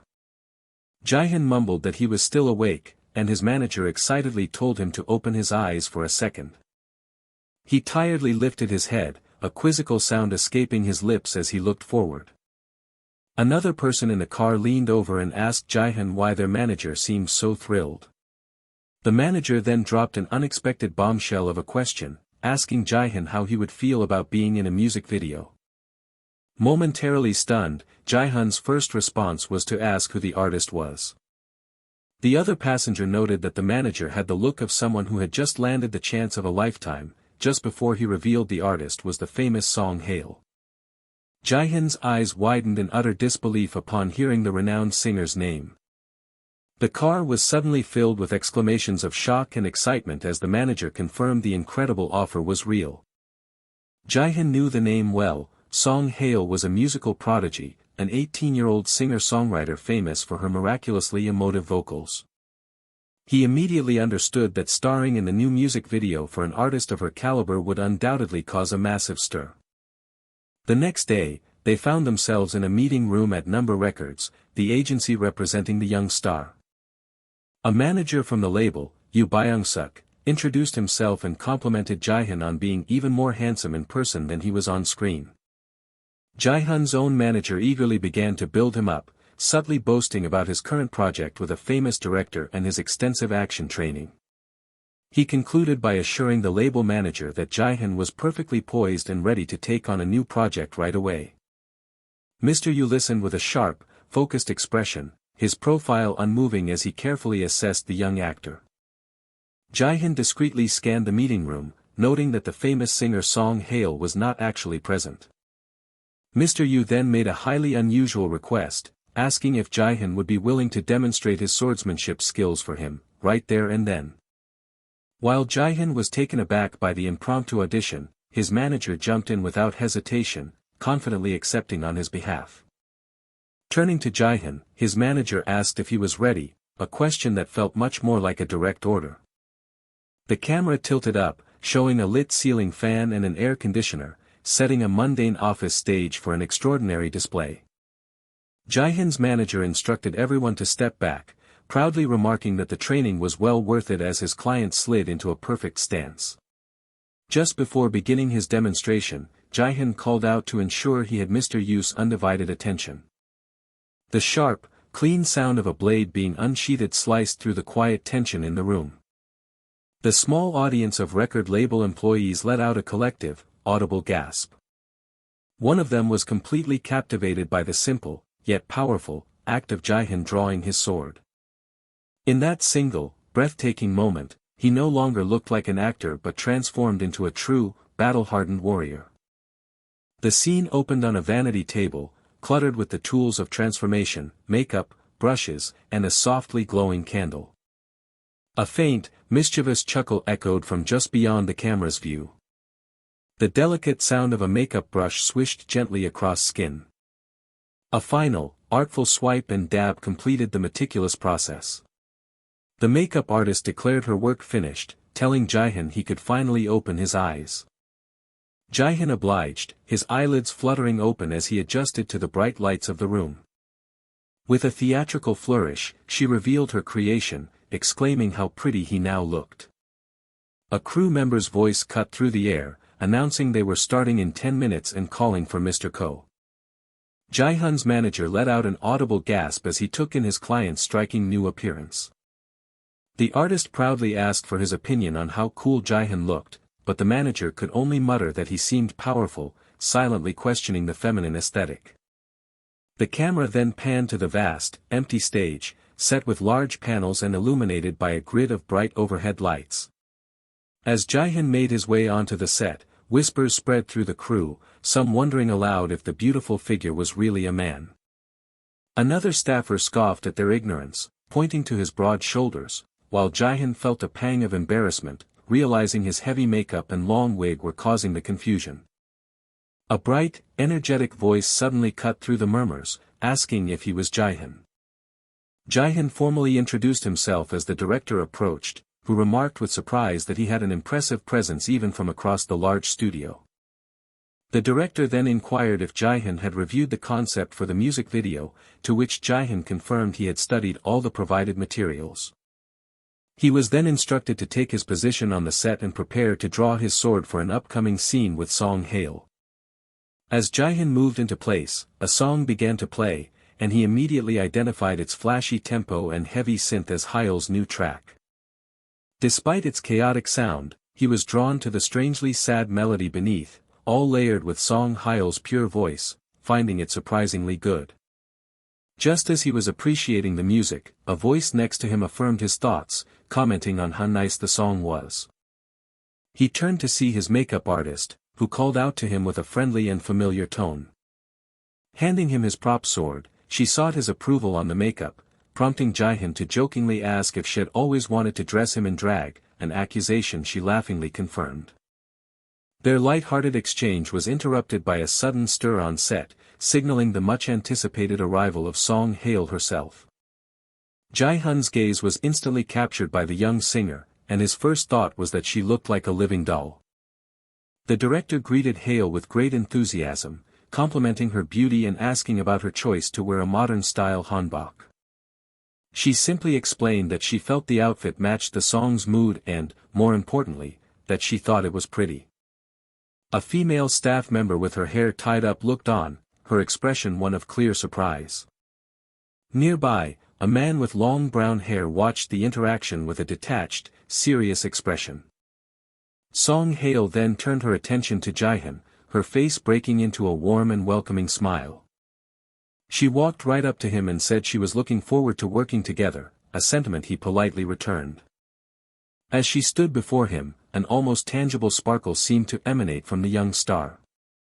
She looked him over with a thoughtful gaze, her lips parting as she prepared to give her first impression. After a moment, she declared that he was really pretty, her hands squeezing together slightly in emphasis. She then tilted her head, immediately reconsidering her choice of words and wondering aloud if cool might be a better description. After a brief but intense deliberation, she settled on a final verdict, brightly announcing that he was both pretty and cool. A sudden, stifled laugh burst from one of the crew members nearby. The single snort quickly snowballed into hearty laughter from the rest of the staff, all amused by her candid and charming observation. The director called a cut, satisfied with the take they had just captured. He then complimented Jihoon on his commanding on-screen presence before leaning in to explain the next shot while they reviewed the monitor. The playback showed Jihoon in full costume, striking a powerful pose with two swords, perfectly framed in the camera's viewfinder. A soft sound of complete awe escaped Song Hae-il's lips as she watched the footage. She whispered that the shot was so pretty, just as the director explained his plan to edit the sequence with rapid, fast-paced cuts. He continued, stating the final product would be edited to look even more glamorous and flashy, which drew another impressed gasp from the singer. Hale turned away from the monitor to face Jihoon, her eyes wide with genuine curiosity as she asked where he learned his swordsmanship. Jihoon hesitated for a second, caught off guard and wondering about the reason for her sudden question. She eagerly explained that she wanted to learn too, describing his movements as a lovely combination of both strength and grace. As Hale began to playfully mimic one of his poses, her manager stepped in to apologize to Jihoon, explaining that she often got carried away by her enthusiasm. Jihoon, slightly taken aback by the whole exchange, could only manage a simple, understanding reply. The manager gently scolded Hale to save her questions for after the shoot, earning a petulant pout before the director called for everyone to prepare for the next scene. Days later, the finished music video was released to the public. It began with a sweeping shot as Hale's voice sang a haunting lyric about a story that would end in flames. The song's lyrics then spoke of a wish for every path walked to become a lasting memory.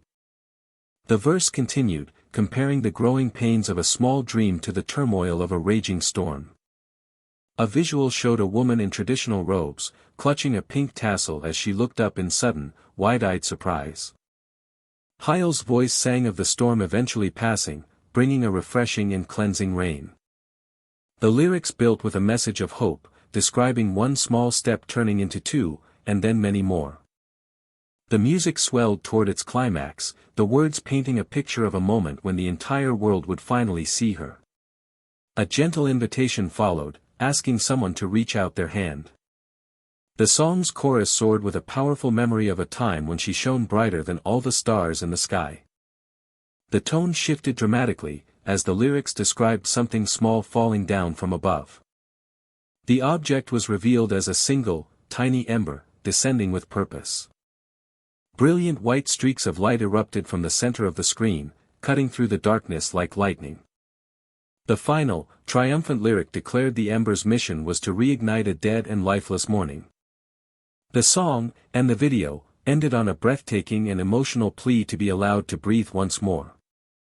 In an office building somewhere, a crowd of employees gathered around a large screen, their chatter filled with amazement as they asked what this incredible video was. The murmurs grew louder as they all wondered about the stunning swordsman, with many vowing to look up the amazing new actor who had just captured their undivided attention. A notification sound echoed through the quiet set where Jihoon was waiting. His phone screen lit up, showing 3 new messages from someone named Appa. He opened the chat to see messages from Hale asking when he would be free and confirming that he was in the middle of filming.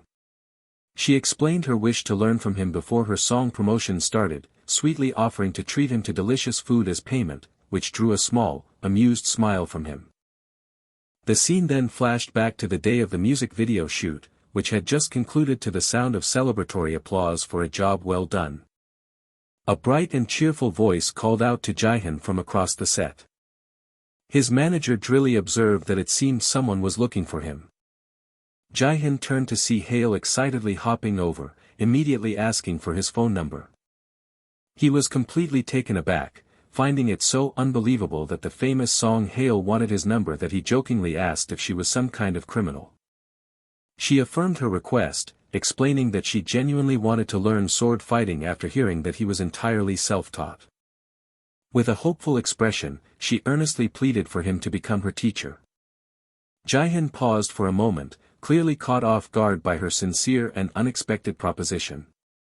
After a brief hesitation, he finally agreed to her request. He took her phone and began typing in his number, saving his contact name as Dream Team Appa.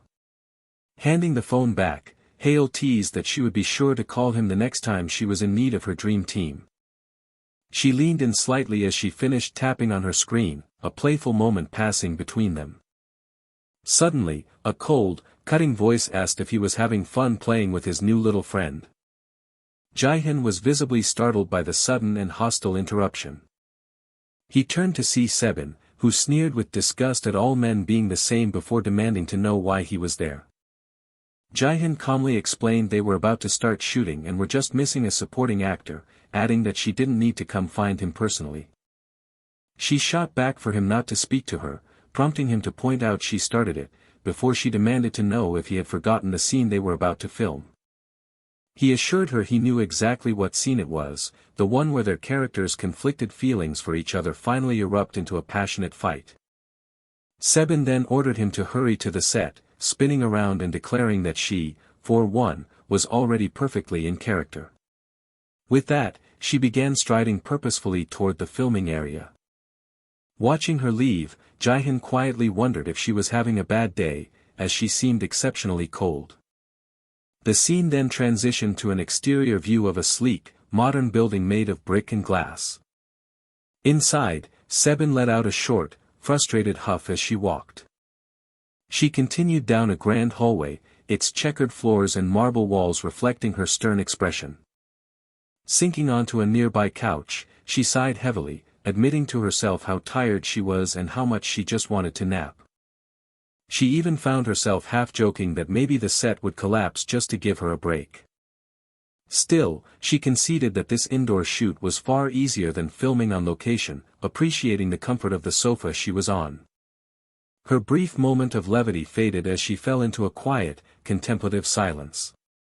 A new thought surfaced as she recalled that she was scheduled to shoot another scene with the veteran actor, Mr. Kong. It then occurred to her that she had not actually seen him since the very first few days of production. In another room, Jihoon reflected on how Mr. Kang's excellent performance meant their characters were growing closer, which paradoxically signaled the impending death of his own character, JD. At that moment, Mr. Kang turned to Jihoon and asked him how many scenes he had left to film. Jihoon thought for a moment before replying that he had about 3 left, which elicited a surprised reaction from the older actor. Another actor nearby complained about his packed schedule and aching body, saying he was jealous of characters who get to die early in the story. Sebin scoffed at his complaint, pointing out that he didn't have to perform grueling action scenes like she and Jihoon did. The actor playfully defended himself, reminding her that he had just filmed a scene crawling on all fours right in front of her. He lamented that his knees were now completely bruised and causing him a great deal of pain. Sebin joked that his suffering wouldn't last much longer since her character was supposed to kill him soon, sparking laughter among the group about the fatalistic nature of their roles. The conversation then shifted to future plans, where Mr. Kong mentioned his intention to rest and recuperate by drinking with Jihoon, though another actor expressed doubt that the rising star would have the time. Mr. Kong then turned his full attention back to Jihoon, asking him directly if he had his next project already lined up. Jihoon politely answered that nothing had been officially decided yet. The senior actor voiced his surprise, mentioning he had heard rumors that Jihoon was acing every audition he went to. He pressed further, finding it hard to believe that with filming nearly over, Jihoon didn't have at least one project he was seriously considering. Another actor chimed in, asking if he was at least being sent scripts to read. Jihoon confirmed that he was indeed receiving offers, which led to the question of whether he planned to pursue a drama for his next role. He nodded, confirming that a television drama was what he was leaning towards for now. Mr. Kong chuckled, correctly guessing that no script had truly caught his eye yet, though Jihoon humbly replied that he wasn't in a position to be picky. The other actors immediately refuted this, insisting that after a high-profile film like Tarantula, the offers would be pouring in within 6 months. Jihoon internally reflected on their unwavering confidence in the movie's success, admitting to himself that he shared their optimism.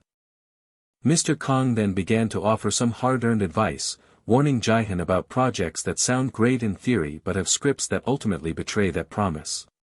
He stressed the importance of evaluating the script and the director's vision, rather than making a choice based on big names alone.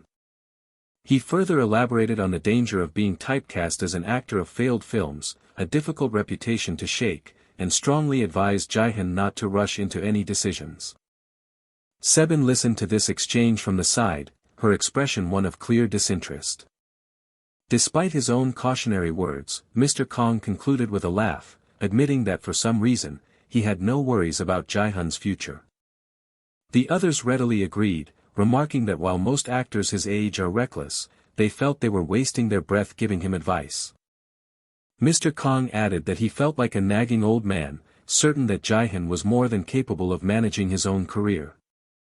Changing the subject, an actor asked if the famous writer Im Hee-suk had written anything new, recalling that her current TV drama was airing. Jihoon mentioned that he believed there were only 4 episodes left, the writer's name lingering in his thoughts. The group began praising her immense talent, calling her the unrivaled queen of romantic comedy and empress of intimate scenes.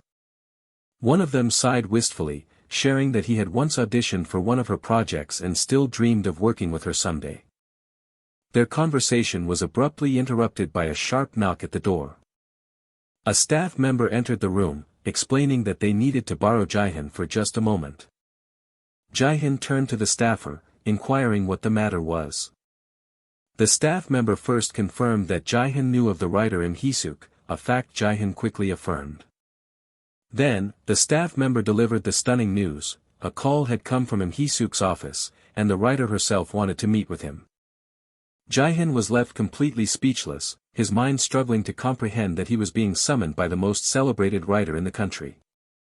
Jihoon's mind reeled as he called out, trying to halt the sudden turn of events. Just moments before, one of the actors had casually wondered if the famous writer Im Hee-suk had any new projects, noting her current drama was still airing. Jihoon had snapped back to the present, his attention caught by the staffer's news. The staff member quickly clarified that Ms. Im's desire to meet was not for a project, managing his expectations just in case he got his hopes up. Jihoon's manager couldn't hide his immediate sense of disappointment at this news. Jihoon then wondered aloud why she would want to see him, prompting his manager to point out that it was still an incredible opportunity for a meeting. The manager added that this was an unprecedented situation, concluding that the writer must be genuinely interested in meeting him. Jihoon's curiosity was piqued, though it wasn't a casting call, he found himself intrigued and decided he should accept the invitation. He asked when she wanted to meet, and his manager, seeing an opportunity, suggested they could go that very night since they would be near her office. The manager's own curiosity bubbled over as he declared he would set a time right away. He then told Jihoon how glad he was to be working with him, remarking that there was never a dull moment. Jihoon chuckled in agreement, asking to be notified once the meeting was confirmed and promising he'd be ready as soon as shooting wrapped. Later that evening, they arrived at an office building in the Seocho district. They were led to a sun-drenched balcony, beautifully decorated with an array of green potted plants. A gentle rustling sound whispered through the leaves, carried on the soft breeze. Jihoon took in the scenery, noting internally how quiet and peaceful the location was. A soft jingle of a bell announced the arrival of their host. The sound of a door clicking open broke the serene silence. The writer, Im Hee-suk, greeted them with a smile, remarking on their early arrival. Jihoon bowed respectfully and introduced himself, formally greeting the acclaimed writer. Im Hee-suk's gaze swept over him in a brief, appraising glance. A warm smile then graced her lips as she welcomed him by name. Jihoon was taken aback, recalling her fierce demeanor at his past audition and realizing she seemed much gentler without her glasses. She apologized for her ragged appearance, explaining with a sigh of relief that she had just escaped the hell of a looming deadline. Jihoon silently disagreed with her self-assessment, noticing that despite her casual clothes, her face seemed to be literally glowing. He quickly complimented her on her radiant skin, which she laughingly accepted before gesturing for him to please have a seat. Before they could settle, however, she paused, stating there was someone she wanted him to meet first. From behind the writer, a nervous figure shyly peeked out at the guests. Im Hee-suk warmly encouraged the hidden person to come out and greet them. With a small squeak, a young woman bounced into view, clearly flustered. Im Hee-suk introduced her as Miss Mikyoung, her assistant and the studio's ace, who gripped her hands and stammered a hello. Jihoon politely returned the greeting, introducing himself to the nervous assistant writer. A kind, disarming smile spread across Jihoon's face. Mikyoung let out a silent squeal of pure joy inside her head. She managed a faint hello, her heart pounding in her chest as she felt herself about to swoon. Jihoon noticed her state and leaned forward with a concerned expression. He gently asked if she was feeling alright, pointing out how red her face had become. Im Hee-suk waved off his concern with a knowing smile, reassuring him that Mik-young wasn't sick, but simply charmed by his gentlemanly nature. The group settled into their seats in the tranquil outdoor cafe area, surrounded by lush plants. A server soon arrived, placing a tray with 4 drinks and coasters on the table. Jihoon's manager began the conversation, admitting how surprised they were when they heard Ms. Im wanted to see them. Im Hee-suk revealed that it was all thanks to her ace assistant, whom she trusted immensely. She elaborated that the two of them had been working together for a very long time.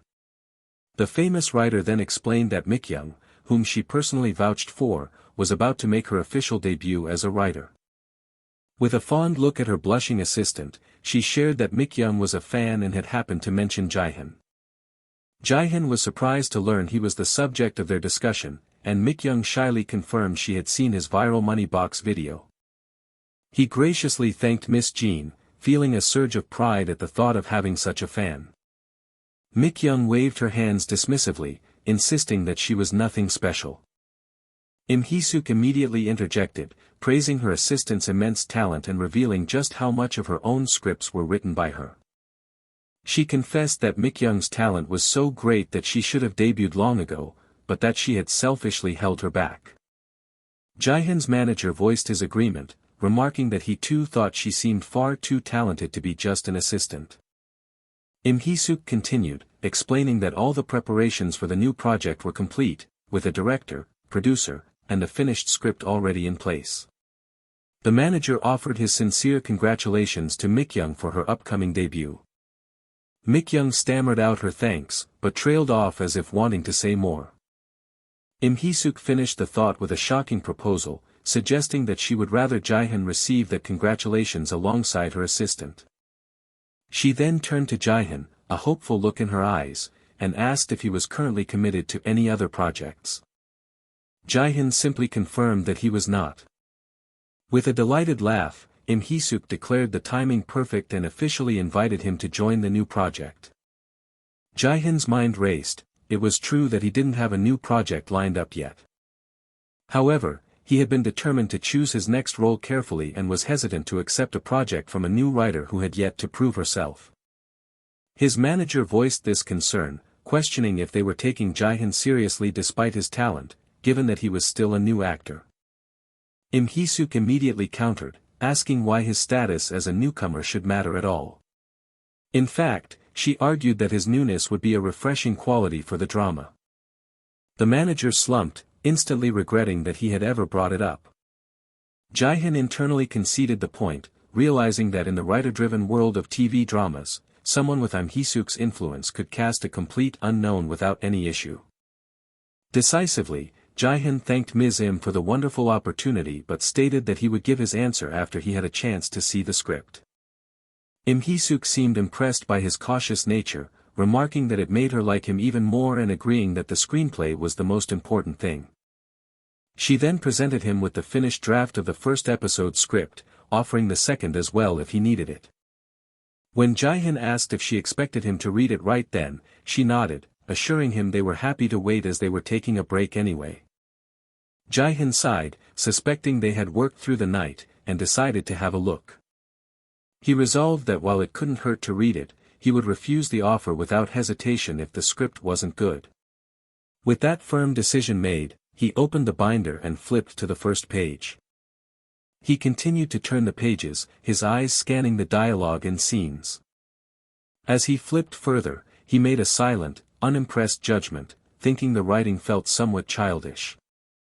Unaware of his thoughts, Mik-young watched him with mounting anxiety, swallowing nervously as he read on. Suddenly, with a soft plop, Jihoon placed the script down on the table. A wave of panic washed over Mik-young as she worried that his silence meant he didn't like it. Jihoon finally looked up and began to speak, his voice unexpectedly earnest. He then announced with genuine passion that he would love to work on the project and was eager to play the role. The final day of filming for the movie Tarantula had officially begun. A staff member approached Jihoon, informing him that the director had requested his presence in the green room. Inside, the director greeted Jihoon warmly, expressing his sincere gratitude for all his hard work. He elaborated on his praise, telling Jihoon that his performance had brought a profound depth to the movie and that he had done a wonderful job. Jihoon humbly deflected the compliment, insisting that he was the one who was thankful for an opportunity he had never even dreamed of. The director playfully remarked that Jihoon's success would only bolster his own reputation for having a discerning eye for talent, so they could call it even. Jihoon interpreted this as encouragement to give his absolute all on his last day, and the director wholeheartedly agreed they should bring the film to a magnificent close. With a final word of advice, the director urged Jihoon to act with all his heart so he would leave with no regrets.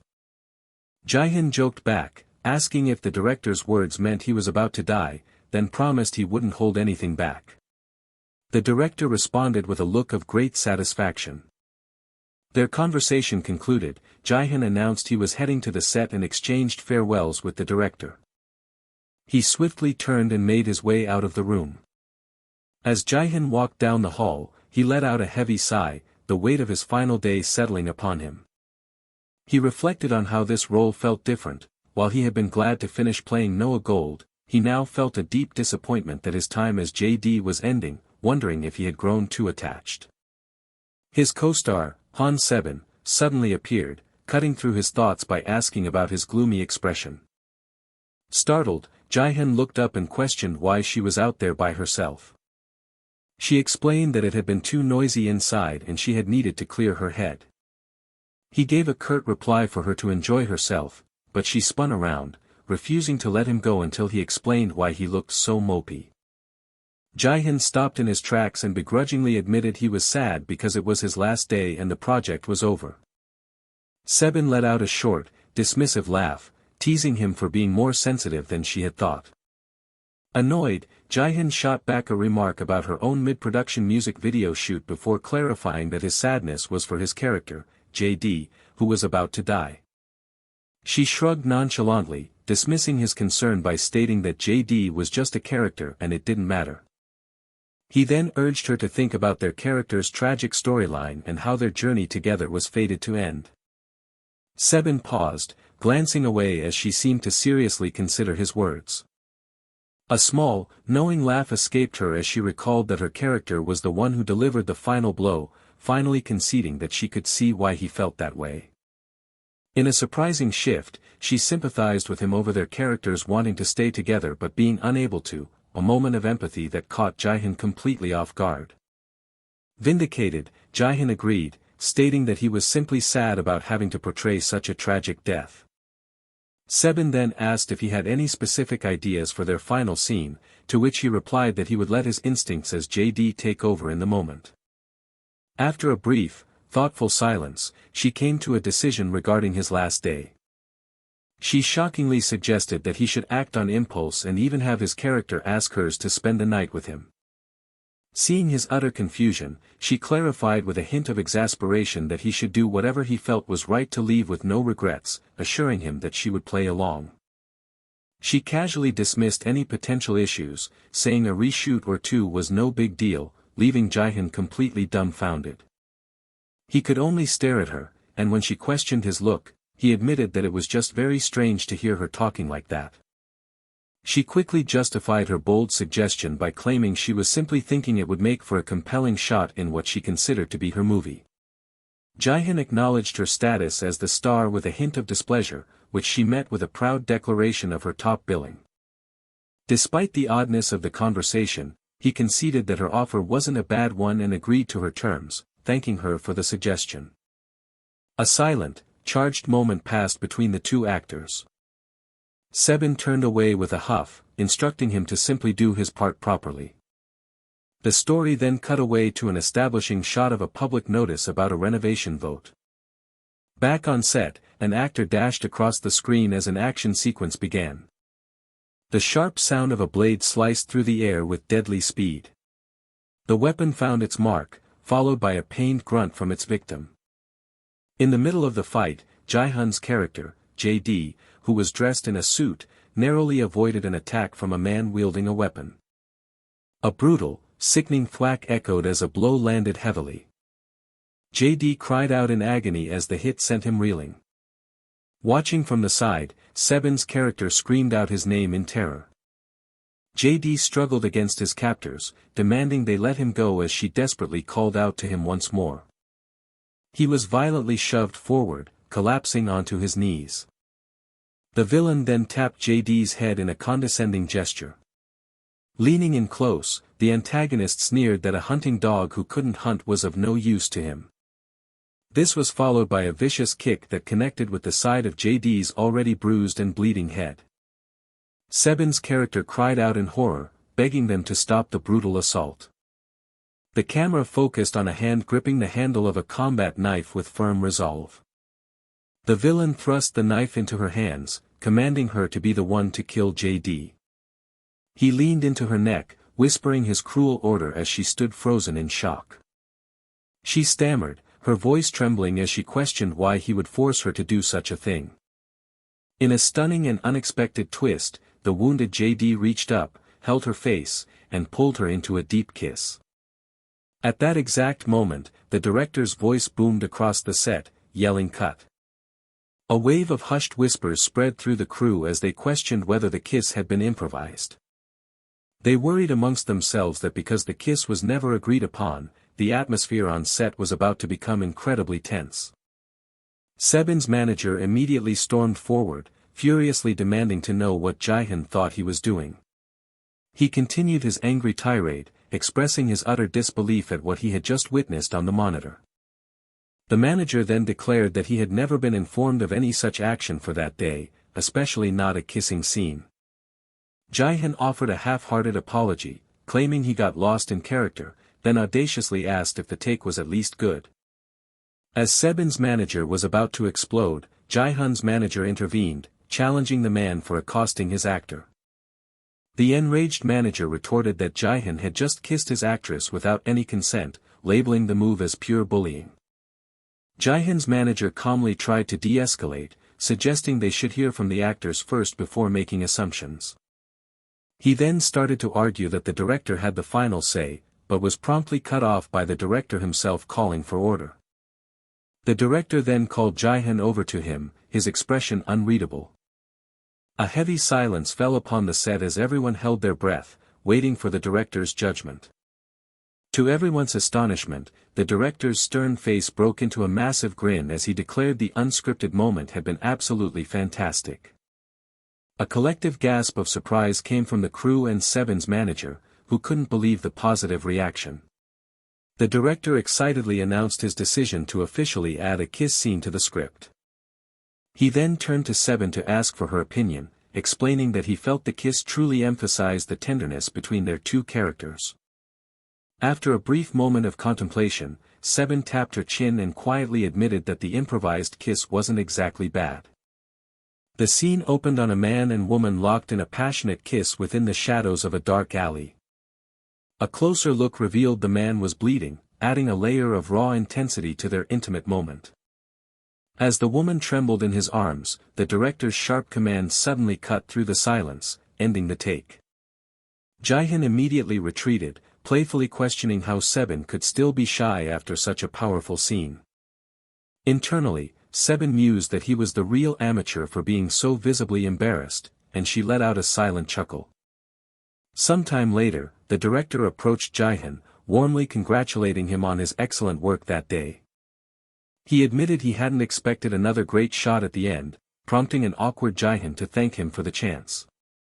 The director patted his shoulder, explaining that the scene was genuinely good and that he planned to enhance the emotions in post-production without making it overly dramatic.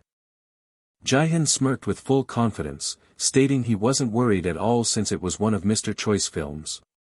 A flattered Mr. Choi shrugged it off, revealing that a certain Mr. Park had a good eye and had been singing Jihoon's praises constantly. Jihoon feigned surprise, jokingly asking if Mr. Park was the one who had practically raised him in the industry. The director then proposed that the three of them get together after the movie premiere, and with a final exchange of goodbyes, they parted ways. As he turned to leave, Jihoon glanced over at Seben, noticing her looking around and asking if she was searching for something. Startled by his attention, Seben quickly denied it, mumbling that she wasn't looking for anything. Their conversation was cut short when a staff member called for Sebin, announcing that her next scene was ready to begin. Later that night, the blare of car horns filled the air as Jihoon's vehicle navigated the bustling city streets. In the car, Jihoon's manager noticed his contemplative state and teased him about thinking of Sebin, an accusation Jihoon vehemently denied. He insisted he was merely focused on his upcoming schedule as their car sped forward. His next engagement led him to a towering, modern office building made of glass and steel. He soon found himself inside a conference room, preparing for the script reading of a new project titled Shutter. Jihoon reflected on his decision to join this romantic comedy about gossip reporters, penned by the writer Jin Mikyoung. He understood that the story centered on 4 main roles, and he had been cast in one of them. Upon entering, he was greeted by the supporting actress, Go Sang-mi, who exclaimed her surprise at not being the first one to arrive. The female lead, Woo De-hee, offered a quiet nod, informing them that she had been the second person there. Finally, the male lead, Park Seo, burst in with energy, announcing his arrival as the last member of the main cast. As the final principal actor, supporting actor Seo Jihoon rose from his seat to properly introduce himself. He offered a polite greeting to his new co-stars, stating that his name was Seo Jihoon. Park Seo responded with equal warmth, expressing his eagerness to start working with everyone. In a sudden move, Seo reached out and grabbed Jihoon's hand for a handshake. He declared that he had been wanting to meet Jihoon, punctuating his words with an unexpectedly firm squeeze that caught Jihoon off guard. Jihoon processed the overly enthusiastic greeting with a thoughtful hum. He then scanned the room, sensing an oddly subdued atmosphere that he couldn't quite understand. Just then, the director and his assistant entered, thanking the actors for waiting. The director, Kim Jung-suk, smiled broadly at the assembled cast and announced that it was time to begin. After the reading concluded, the director commended everyone for their hard work and informed them the full cast reading would be the next day. As the actors began to leave, the room fell silent under the stark illumination of 2 bright ceiling lights. But before he could depart, Park Seo called out Jihoon's name. Seo approached him, scratching his head as he asked if Jihoon happened to be free that evening. He then added with a slightly nervous laugh that there was something he wanted to discuss with him. A flicker of suspicion crossed Jihoon's mind, as he found Seo's behavior to be somewhat untrustworthy. Deciding to seize the initiative, Jihoon countered by asking Seo if he wanted to grab a drink with him instead. Their meeting took them to a noisy restaurant, alive with the sounds of lively chatter.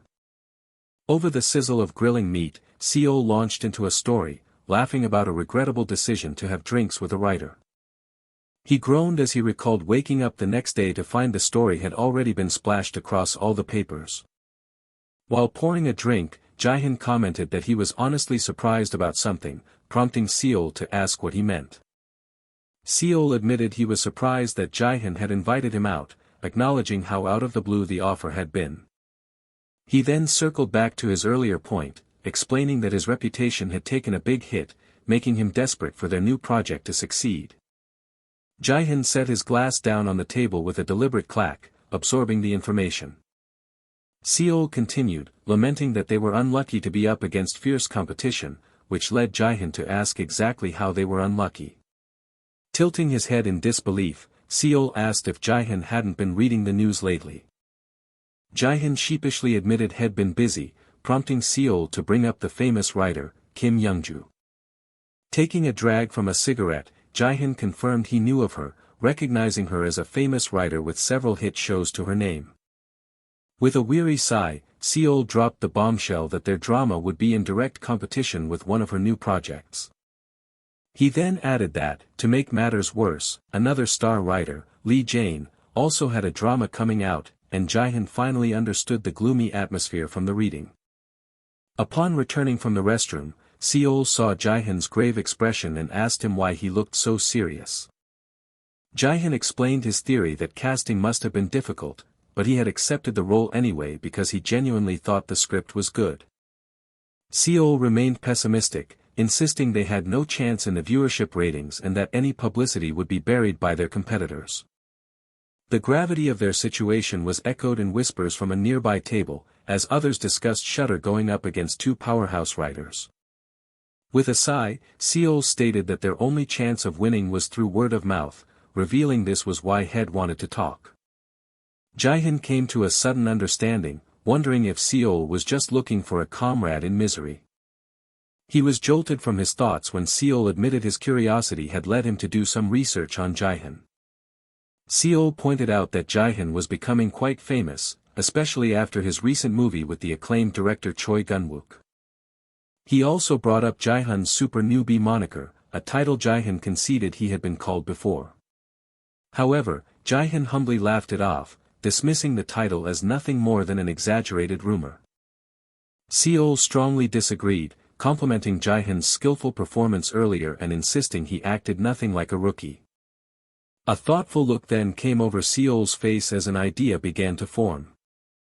He leaned forward, revealing to Jihoon that he had a pretty good idea brewing in his mind. When Jihoon inquired about this idea, Seo confirmed it with a confident nod. With a mischievous grin, Seo began to lay out his plan, starting by asking if Jihoon would be alright with it. As Jihoon turned to leave, a voice suddenly called out his name. A very drunk Seo slurred that the final decision was up to Jihoon, wishing him a safe trip home between hiccups. Before Jihoon could get far, Seo stopped him again, wanting to clarify what he had proposed earlier. He assured Jihoon that he could turn down the stage performance if it felt like too much, confirming his schedule was free until filming for Shutter began. Jihoon decisively agreed to do it, noting it would be good promotion for the drama, which sent Seo into a fit of delight. The scene then shifted to the vibrant and chaotic backstage of the top music show. An announcement declared the start of rehearsal, and a wave of nervous energy washed over the performers. Jihoon exchanged words of encouragement with a fellow idol, both wishing each other the best of luck. A camera lens focused intently, its unblinking eye capturing every detail of the performance about to unfold. From the sidelines, a satisfied grin spread across Seol's face as his plan was set in motion. The camera's monitor displayed a clear view of a man being recorded, the performance now officially underway. Jihoon gave a subtle nod, confirming to the crew that everything was proceeding smoothly. Later, as he rested, he idly scratched the back of his neck and cleared his throat. His phone suddenly buzzed with a notification, catching his attention, only for a second one to arrive immediately after. A relentless torrent of notifications then flooded his device, forcing him to cry out in annoyance and demand silence. He sprang into action, swinging around and dashing towards his buzzing phone. His hand shot out and firmly grabbed the device to stop the incessant alerts. Lifting the phone to his face, he wondered aloud what could possibly be causing such a flood of text messages. The first message he saw was from his manager, urgently telling him to check the internet immediately. Scrolling through a social media site, he was stunned to see a wave of comments from viewers asking about the handsome man dancing with a sword. The comments continued to pour in, with some eagle-eyed fans even recognizing him from a famous hidden camera video that had gone viral. Just then, his manager Ko Sungmin burst into the room, ecstatically shouting that their plan had been a massive success. Jihoon confirmed he'd seen the video and asked if Sungmin was responsible for the Dancing Swordsman article, but Sungmin clarified it had come from the main idol's agency. With a sly grin, Sungmin revealed he had been working on a different plan, a secret he would share later, and told a bewildered Jihoon to get ready. Confused, Jihoon reminded him he had no schedule for the day, but Sungmin informed him they were heading to the drama's production company. He explained it was for promotion, as everyone was going wild and begging to see him, adding that the writer Jin Mikyoung had even called Jihoon her savior. Sungmin advised him to take his time and get ready slowly, admitting he was more of a mess than Jihoon, who just laughed and agreed. The mysterious entity, beloved, cautioned Jihoon against acting rashly, warning that one misstep could ruin everything now that he was smiling from ear to ear. Jihoon dismissed the warning, claiming he was just happy and accusing beloved of being jealous, a charge the entity calmly confirmed. The story then jumped forward to the day of the official script reading for the new drama, Shutter. Jihoon walked with newfound confidence through the halls of the production company. He passed the doors of the company's most important executives, the heads of advertising, production, and planning. As he entered the meeting room, the executives greeted him with wide, approving smiles. They welcomed him warmly, immediately complimenting his fantastic performance in the recent music video. A man Jihoon recognized as the chief director enthusiastically called him over, his interest clearly piqued. Jihoon offered a respectful greeting, which the director returned with a booming laugh, expressing his pleasure at finally meeting him. The director stated with confidence that he could tell Jihoon was going to be a huge help for their viewership ratings. Another executive chimed in, expressing how impressed they were with Jihoon's proactive problem-solving and how much they looked forward to the reading. Jihoon humbly replied that they were being too kind, all while mentally bracing himself against the mounting pressure of their expectations. He concluded the pleasantries with a deep and respectful bow toward the executives.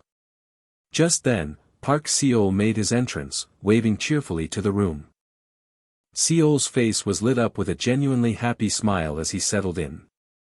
He walked directly over to Jihoon, greeting him by name as the door creaked shut behind him. Across the room, a woman with long hair rested her chin in her hand, observing their interaction with a thoughtful expression. Jihoon politely returned the greeting, and the two actors wished each other good luck for the day. Seo leaned in close, whispering his congratulations on Jihoon's sudden explosion in popularity and noting the perfect timing. A bit embarrassed, Jihoon modestly brushed it off, insisting it was just his 15 minutes of fame.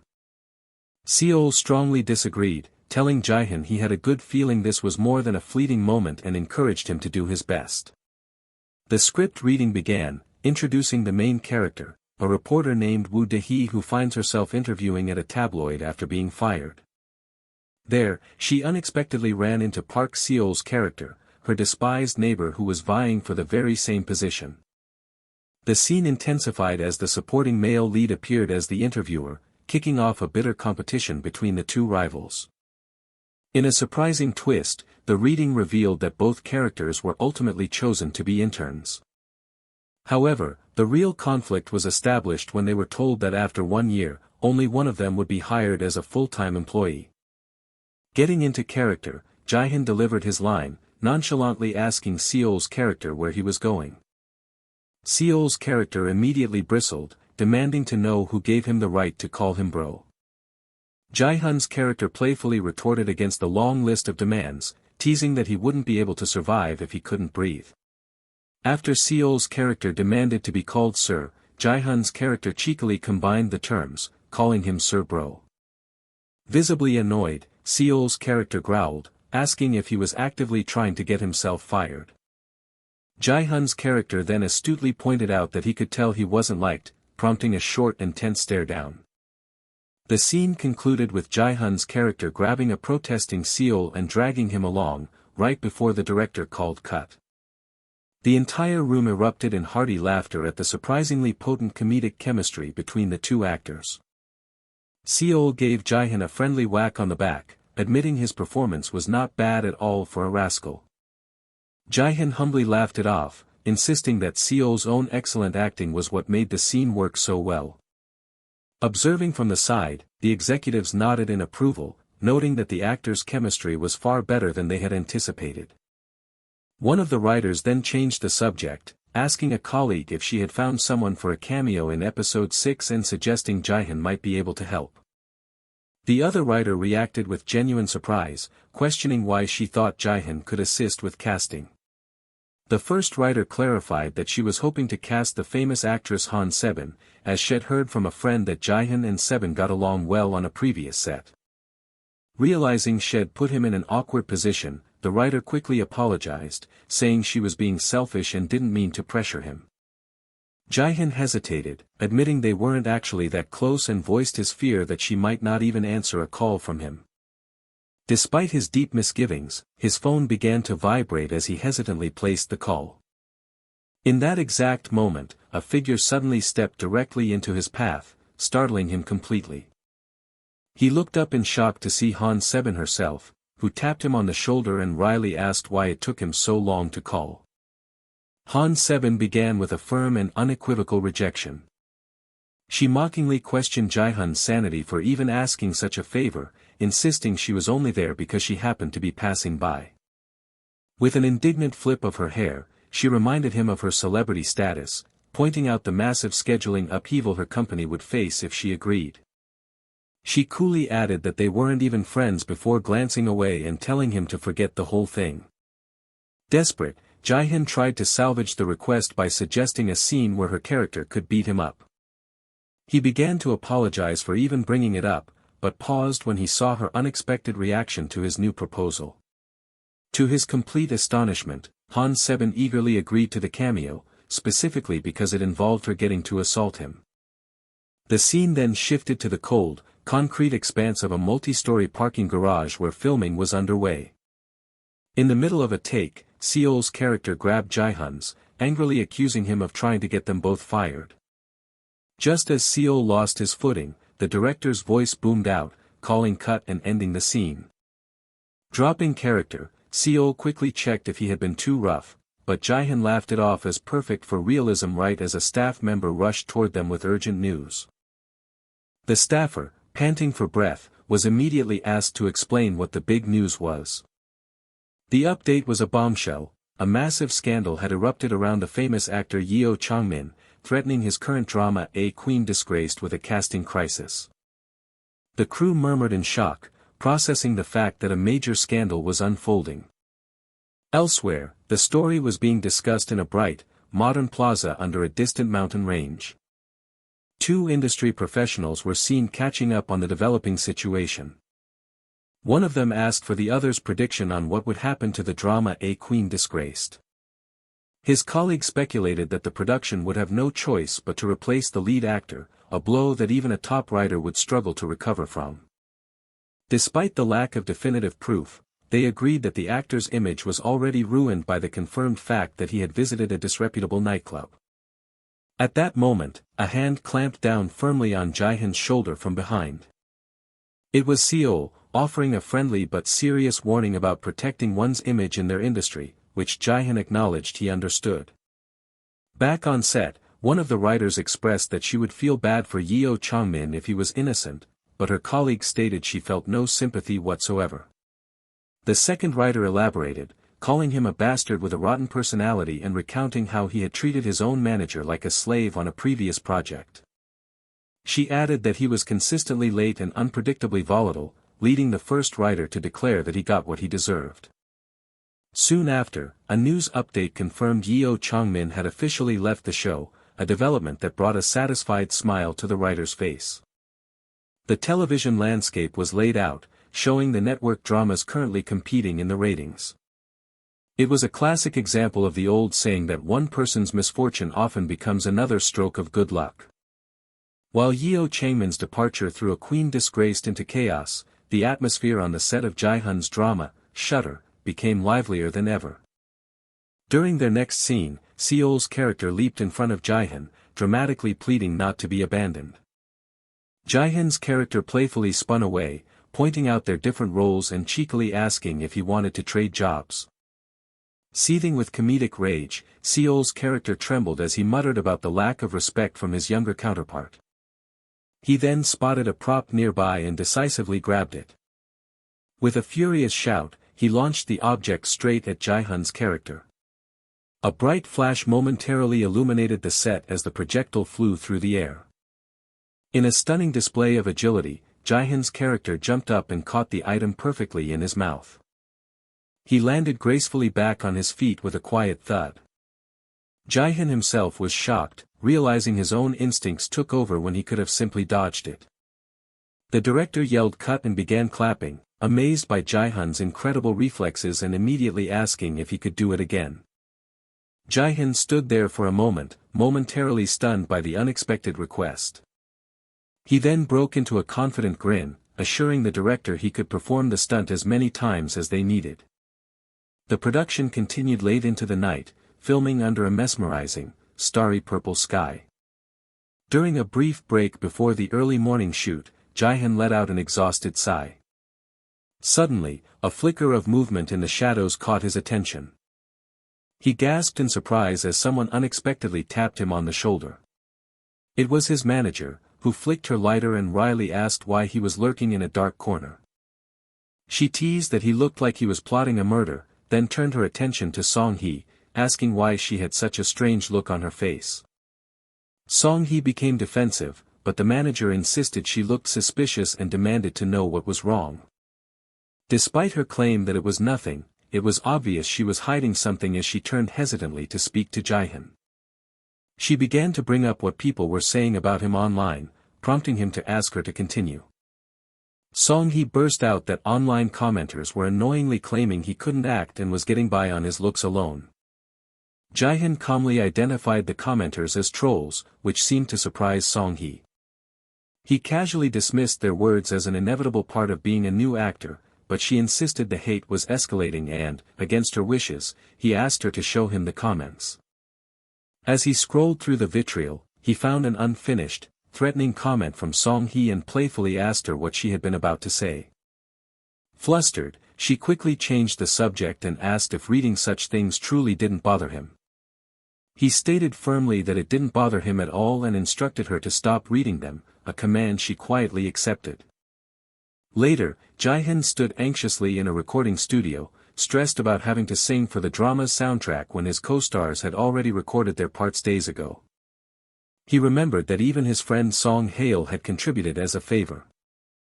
As a rookie, he knew he couldn't refuse, but he was plagued with uncertainty about his own singing voice, which he had only ever heard in the privacy of his home. His manager tried to soothe his nerves by reminding him of modern studio technology, but he couldn't help but cringe at the thought of his voice being immortalized in the show. The sound engineer finally broke the tension, asking if he was ready to get started. Steeling himself, Jihoon confirmed that he was ready to begin recording. He focused on the music, noting that the well-written lyrics had been quite easy for him to memorize. To get into the right emotional state, he closed his eyes to visualize the corresponding scene, appreciating the profound subtlety of the words. As he concentrated, a strange fog seemed to cloud his inner vision.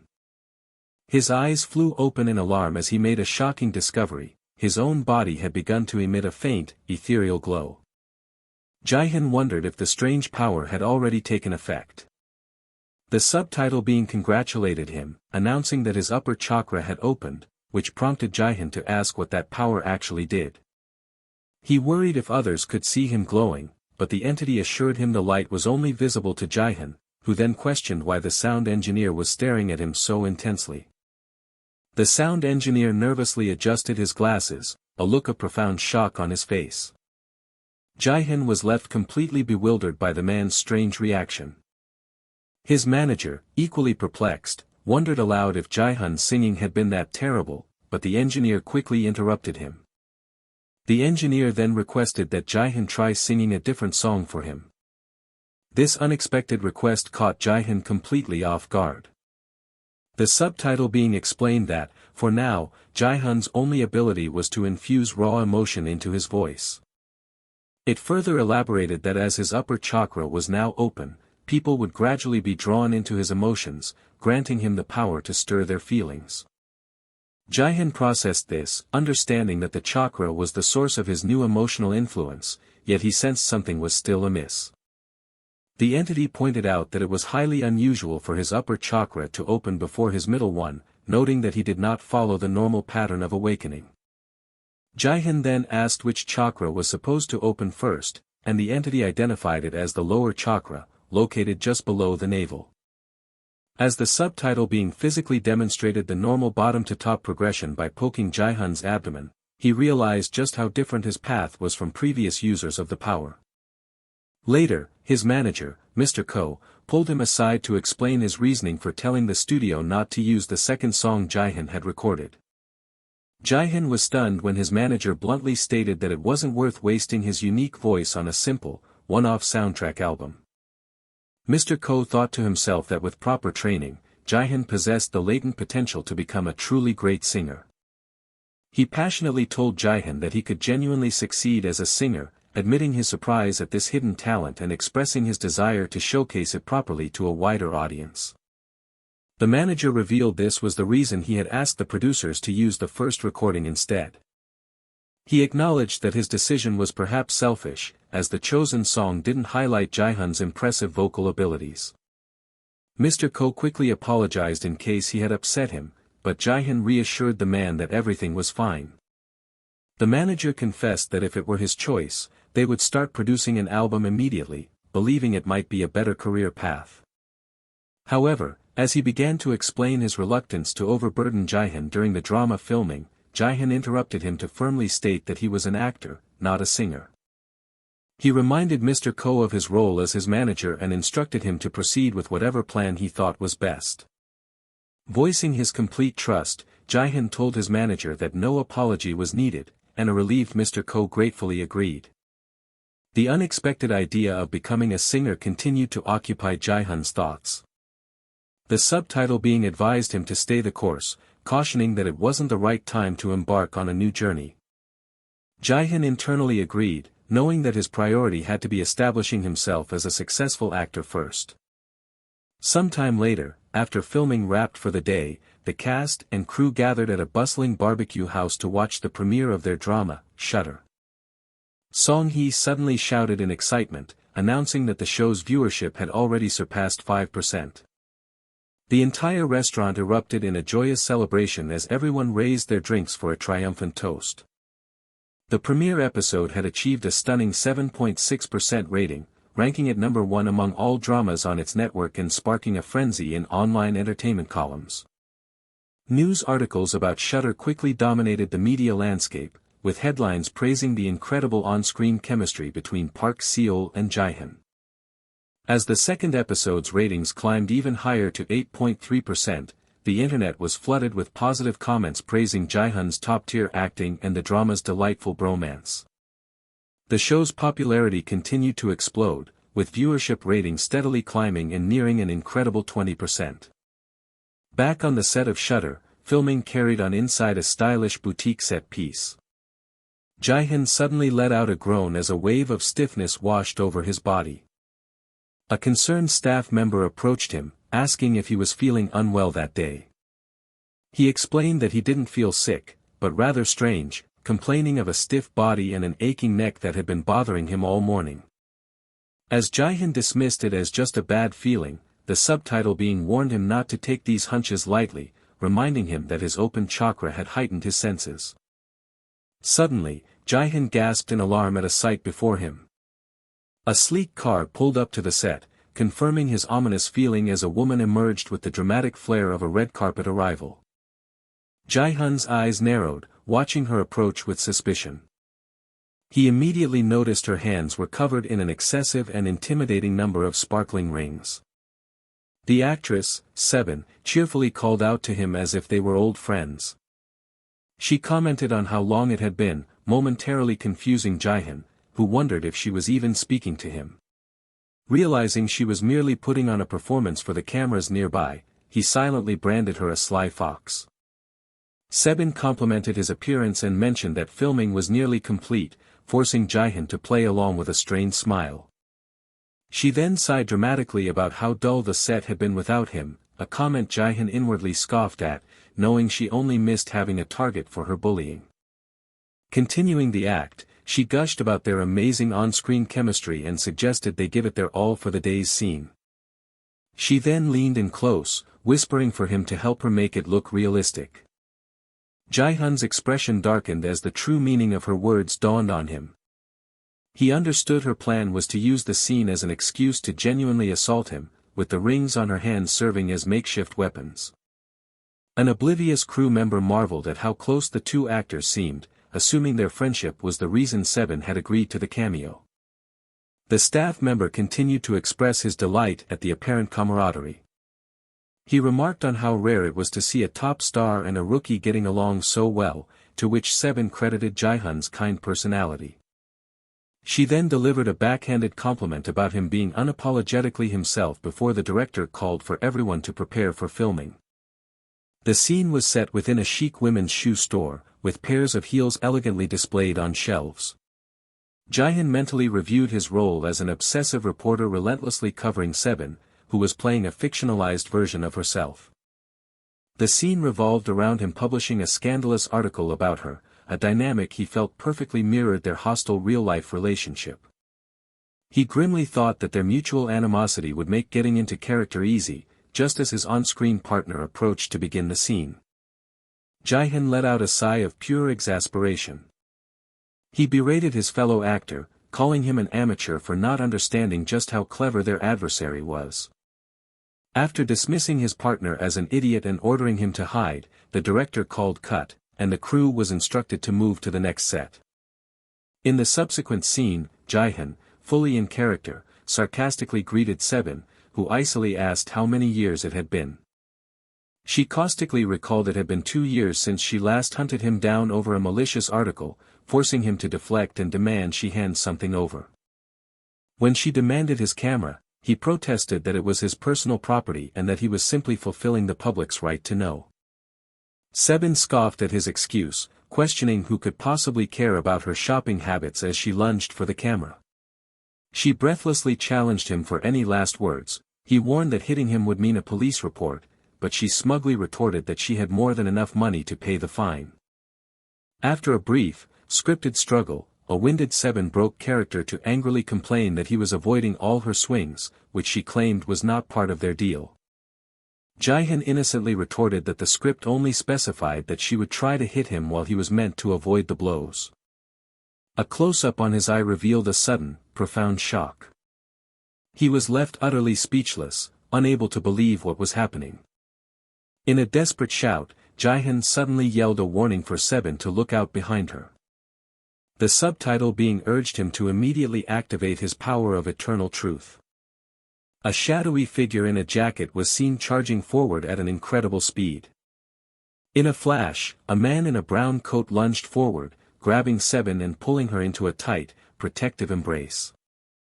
On-set chaos erupted as crew members screamed warnings about an impending accident and frantically called for an ambulance. Amidst the widespread panic, a staff member desperately called out Jihoon's name. The actor stood frozen for a moment, holding the woman tenderly with his eyes closed tight against the shock. Someone rushed to their side, urgently asking if the actress was okay before calling out to Jihoon once more. Jihoon, twitching from the impact, managed to grit out that he was all right. The concerned crew member pressed on, asking if he was truly uninjured before turning his attention back to Miss Sebin. Jihoon glanced down at his co-star, his body trembling with a wave of immense relief. His hand rested gently on her shoulder, a steadying presence in the chaotic aftermath. He softly asked if she was hurt, remarking that if he had been even a second later, the outcome would have been terrible. Just then, Sebin's manager forced his way through the crowd, demanding to know what had happened as he rushed to her side. He breathlessly reached them, frantically asking if both Sebin and Jihoon were unharmed. Sebin, still shaken, calmly reassured her manager, Mr. Ko, that she was perfectly fine. Mr. Ko exhaled in relief before asking if the police had been called, but then his expression suddenly changed. His eyes widened in alarm as he pointed out that she appeared to be bleeding. As he moved to inspect the wound, Sebin touched the crimson stain and announced that it wasn't her blood since she felt no pain. She repeated with certainty that the blood was not hers. It became clear that the dark red liquid had soaked through her clothing from an external source. Her manager, assuming she had scraped herself during the fall, yelled for the staff to bring medicine and bandages immediately. Sebin tried to brush off the concern, insisting it was just a minor scrape and that she didn't need an ambulance. Exasperated, her manager grabbed her arm and pointed out that she was literally dripping with blood, even as she insisted she was okay. Outside the film set, the city stood silent, its bare trees reaching toward the sky above the buildings. Later, as her wound was being tended to, she simply asked for it to be wrapped in a bandage. A colleague disagreed, arguing that it would scar and that she should have just taken the ambulance to the hospital. Nearby, an array of medical supplies, including ointment and bandages, was laid out on a table. Jihoon groaned in discomfort as a staff member instructed him to keep still while treating his arm. He let out a weary sigh, privately annoyed by the entire painful ordeal. He mentally took stock of his injuries, relieved that nothing was broken despite a scraped arm and a stinging knee, which he decided to hide from his female colleague. A wide shot captured the sprawling cityscape, indifferent to the day's dramatic events. Sometime later, after he had changed into a fresh set of clothes, he inspected the damage. As he wiped away the last of the crimson stains, he realized the blood must have seeped through his own clothes and onto Seven. He stood alone for a long moment, lost in silent thought. A car drove past, marking the passage of time into a new day. The following morning, the news was dominated by headlines about Han Seben's narrow escape from danger, all thanks to the quick response of another actor. Social media was on fire with posts about the incident, sharing uncut footage and speculating about the identity of the heroic actor, Seo Jihoon. The online community exploded with praise for Jihoon's incredible reflexes and selfless character, with many replaying the footage of his desperate expression as he rushed to save his coworker. Upon his return to the set, a man warmly called out Jihoon's name. Jihoon politely greeted the man, who then inquired about his recovery, to which Jihoon confirmed he was fully healed. The man commented on the resilience of youth before instructing Jihoon to follow him, cryptically mentioning that someone was waiting. Their walk concluded before a set of imposing double doors, with an official-looking sign mounted above the entrance. Inside, a well-dressed man greeted him, remarking that Jihoon was much more handsome in person. A slightly flustered Jihoon managed to greet the man, whom he now recognized as the company president. The president expressed his sincere gratitude, explaining he had come to thank Jihoon personally for handling such a dangerous situation so well. He went on to say that Jihoon's actions had not only improved the drama's image but that of the entire company as well. The mention of DVN made Jihoon realize the cable company was a joint partner, which explained why the accident's aftermath was resolved so smoothly. Jihoon humbly deflected the praise, stating he just did what he could to keep Miss Seven from getting hurt, but the president attributed his actions to his kind heart. The president dismissed his humility and gestured for him to have a seat. He explained that since Jihoon had raised the drama's ratings in many ways, it was only right that he be paid back somehow. The president paused for dramatic effect, stating that what he could offer him at that moment was a very special opportunity. He then made the astonishing proposition of a blank check. Jihoon was completely shocked by the offer and asked for clarification. The president explained it wasn't actual money, but rather a one-time use of his authority to back anything Jihoon desired. He specified that this favor could be used as long as he remained president, and its only limit was the extent of his own power.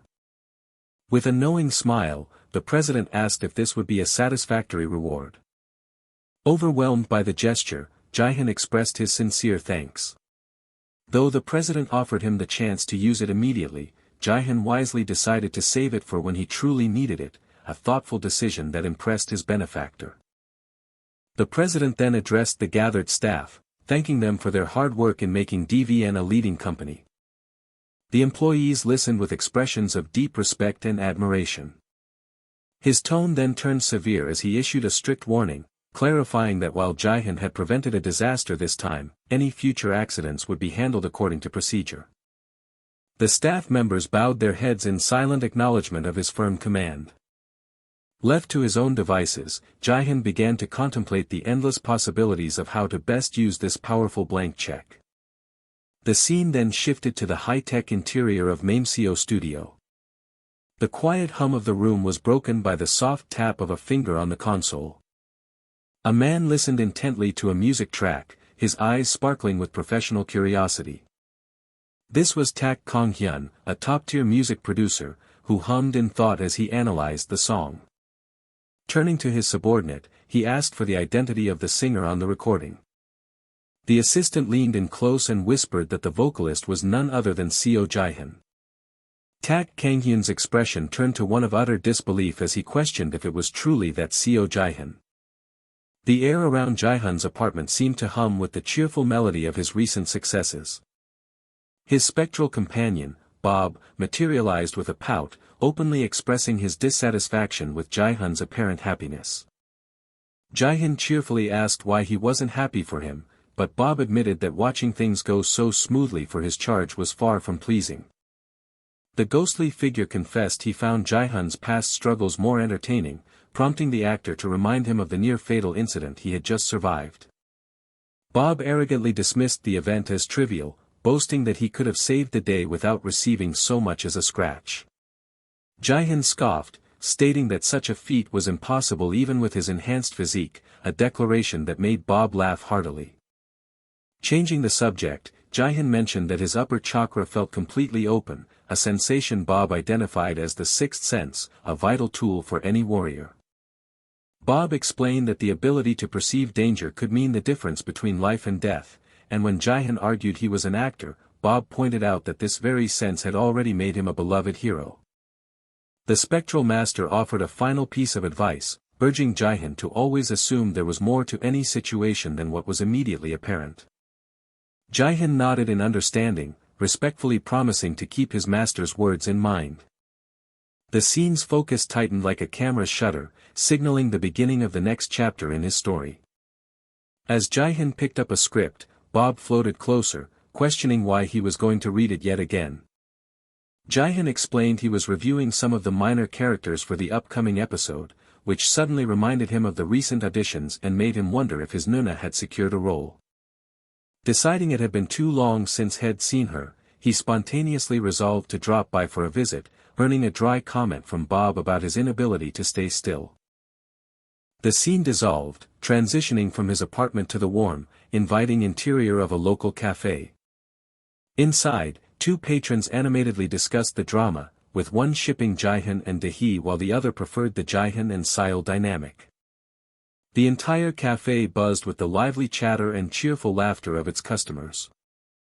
The bell on the door jingled as Jihoon entered, calling out a warm greeting to the owner. Song-hee looked up from the counter, her eyes widening in pleasant surprise as she recognized her famous friend.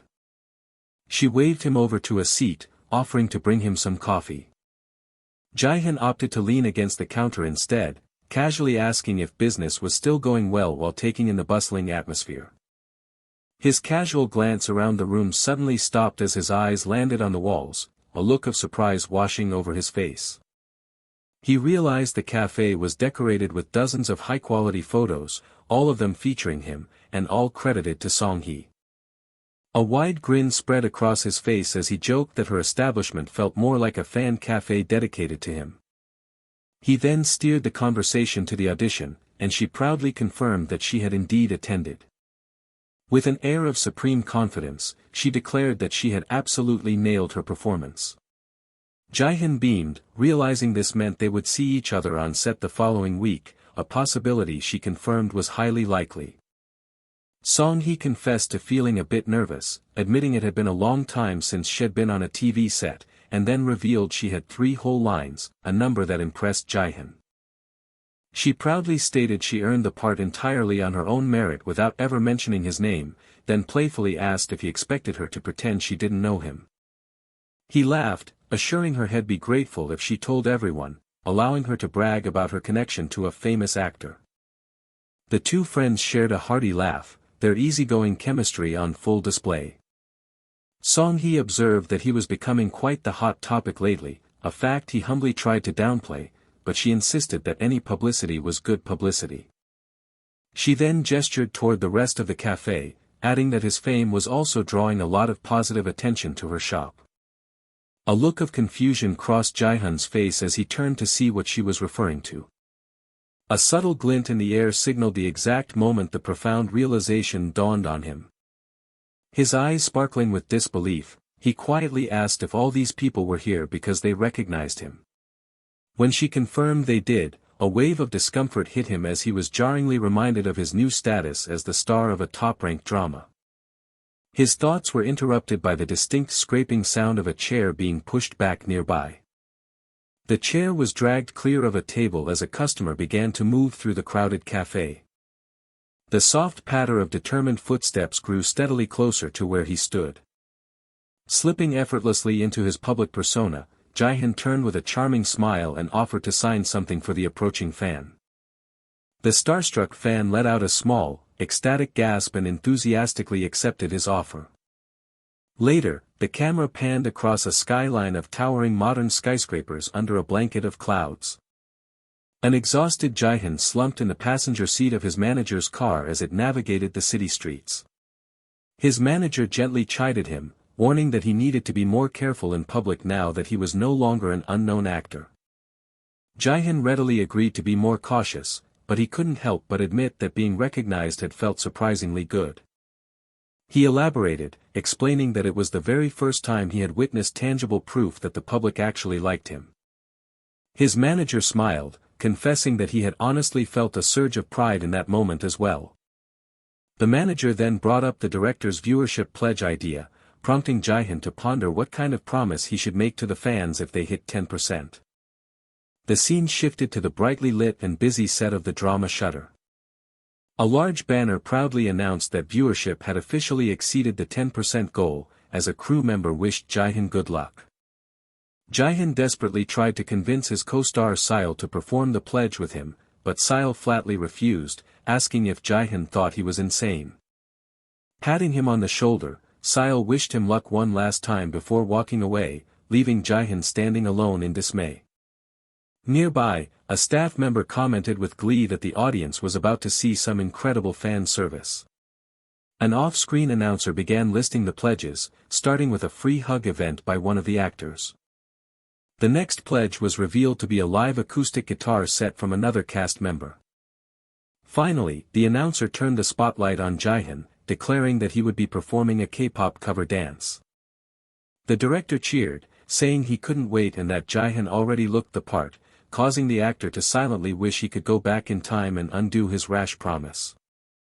His phone buzzed with messages from actress Han Sebin, who congratulated him and excitedly announced that she was coming to watch his mini-concert.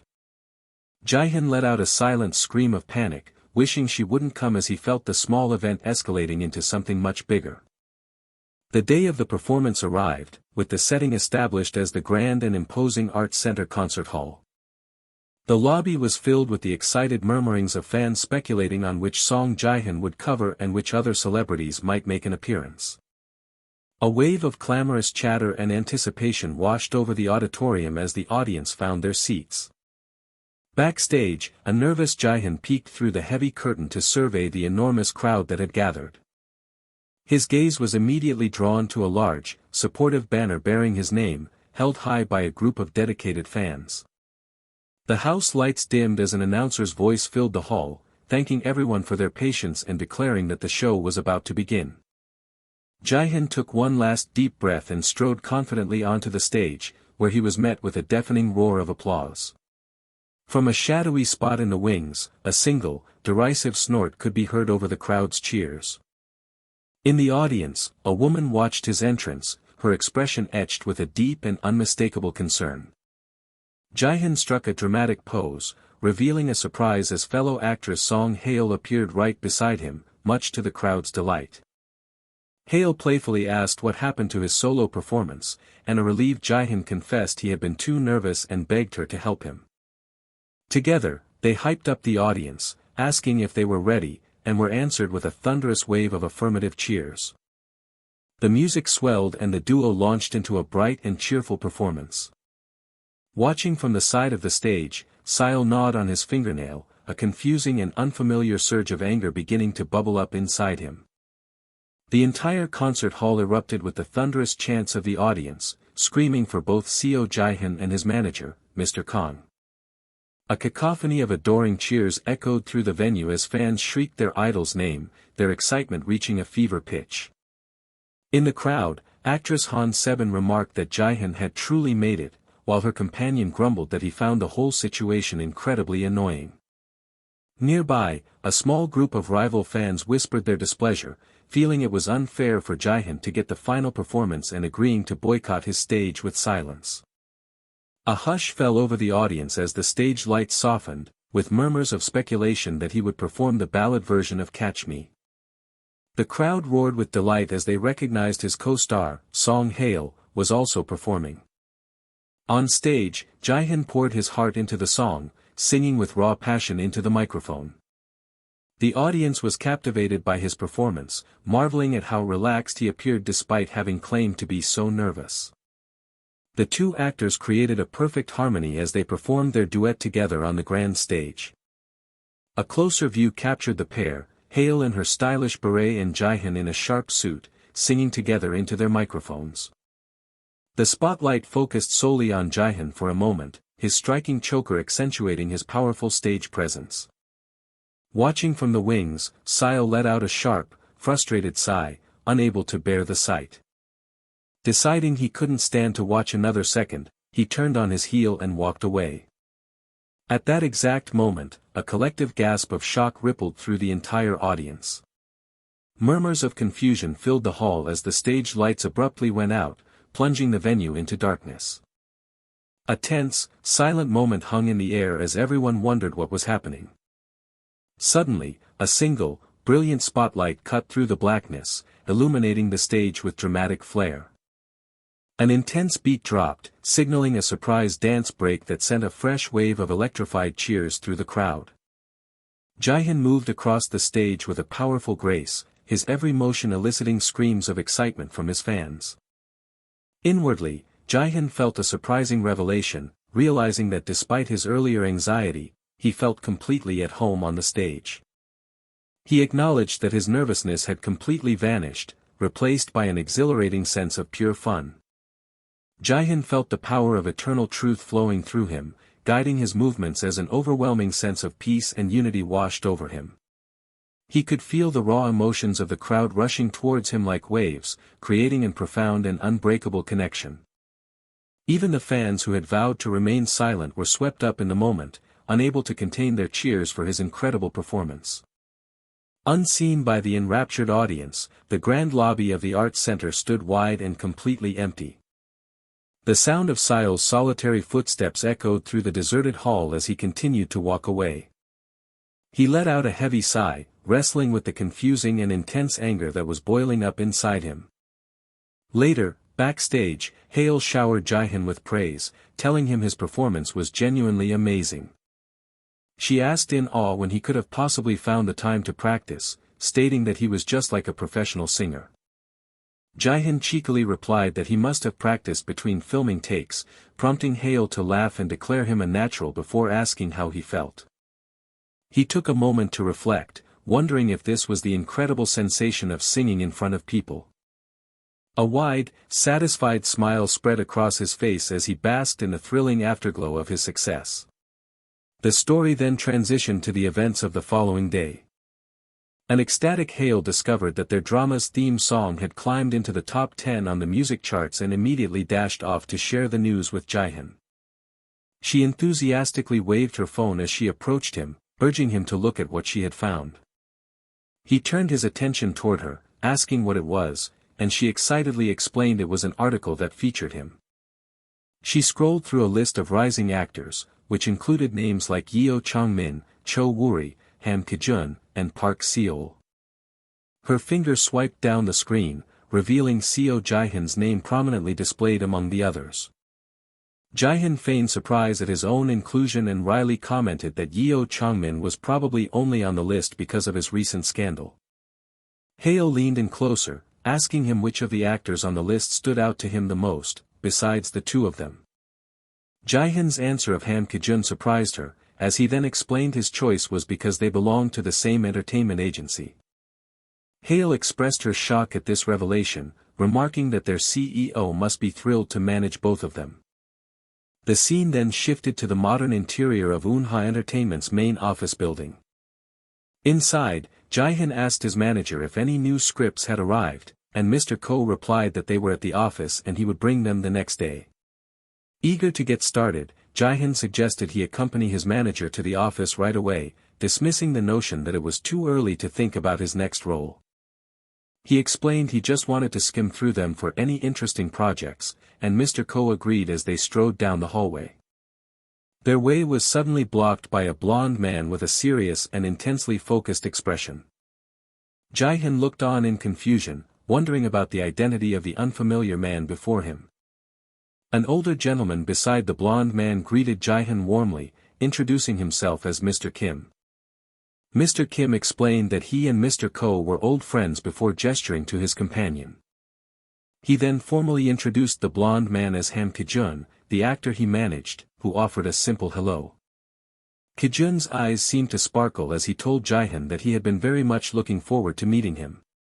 For a moment, Jihoon was taken aback by Ki-jun's striking good looks and impressively deep voice. Quickly composing himself, Jihoon bowed politely and returned the greeting, mentioning he'd just seen Ki-jun in an article. Ki-jun humbly replied that it was an honor, admitting that he had been so immersed in filming he didn't think Jihoon would have heard of him. Feeling flustered by the actor's humility, Jihoon confessed that he had become nervous and apologized for not introducing himself first. Ki-jun was understanding, and then asked what brought Jihoon to the office, learning he was there for scripts since his current project was ending. He smiled, noting that Jihoon was already getting a head start on his next role. Jihoon modestly stated that as a newcomer, he felt it was a necessary effort. Ki-jun expressed his excitement to see which project Jihoon would choose and added that he was sure their paths would cross more often from now on. He extended his hand, conveying his hope that they would get along well. Jihoon smiled warmly and reached out to shake his hand, thinking to himself that Ki-jun was as friendly as he was handsome. He firmly grasped Ki-jun's outstretched hand to seal the introduction. In that instant, an unexpected and powerful jolt of energy crackled between their palms. Jihoon's eyes widened in shock at the strange and startling sensation. He felt a dark, seething energy emanating from Ki-jun, leaving him to question the source of such a potent and malevolent aura. The story of one actor's journey was based on the original novel by Seo Hong, with art by J. Joga. As their hands touched, Jihoon was overwhelmed by a psychic torrent of vile emotions emanating from the actor before him. In a reflex of pure revulsion, he snatched his hand away. Jihoon immediately apologized for his abrupt reaction. He quickly invented an excuse, chuckling nervously as he explained that his hand had suddenly started cramping. Ki-jun expressed his concern, noting that Jihoon didn't look well, but Jihoon brushed it off as simple fatigue from filming. Looking worried, Ki-jun sympathized with how difficult it must be to work with so little sleep and no time to rest. Mr. Ko noticed Jihoon's state and asked if he was tired, prompting Jihoon's quiet admission and Mr. Ko's suggestion that they leave. Mr. Ko then announced their departure, clarifying that they had only intended to drop by to pick up some scripts. Ki-jun expressed his disappointment that they had to leave so soon, but reluctantly accepted that it couldn't be helped. With a respectful bow, Ki-jun bid Jihoon farewell and proposed they have a drink together next time, an offer Jihoon readily accepted. Ki-jun earnestly promised they would get that drink, and Jihoon happily agreed. Turning his attention to Mr. Ko, Ki-jun suggested they could be of mutual help to one another and should meet soon, which Mr. Ko found to be a good idea. The sound of Jihoon and Mr. Ko's footsteps echoed as they began to walk away. Their steps receded down the hallway, putting distance between them and the two men they left behind. Ki-jun watched them leave with a faint smirk, musing to himself that his manager, Mr. Kim, was as predictable as ever. He then turned and asked Mr. Kim if he could also take a look at the scripts that had been sent over for Jihoon. Visibly surprised by the request, his manager hesitated for a moment before agreeing. Meanwhile, in the car, Jihoon overheard Mr. Ko on the phone discussing a brutal interrogation tactic that involved splitting a man's head open. Listening to the violent suggestion, Jihoon couldn't help but think that what Mr. Ko was describing was a serious crime. Mr. Ko continued his intense phone call, instructing the person on the other end to instill terror in their target with just their eyes alone. Growing exasperated, Mr. Ko questioned if he was even being heard, sighing that his associate was proving to be utterly unhelpful. Once the call ended, Jihoon posed a question to his manager, asking if he had ever experienced someone hating him from the very first moment they met. Mr. Ko answered casually that it used to happen to him every year back when he was in school. He then added with a laugh that after a one-on-one talk, they always became good friends, prompting Jihoon to silently reason they likely had no other choice. Jihoon considered that with Mr. Ko's intimidating face and build, it was no surprise that no one would dare to cross him. Mr. Ko wondered if Jihoon was dealing with negative online comments again, but Jihoon denied it, joking that he would much rather face online bullies than his current predicament. As they neared the film set, Jihoon told Mr. Ko he would see him after the shoot.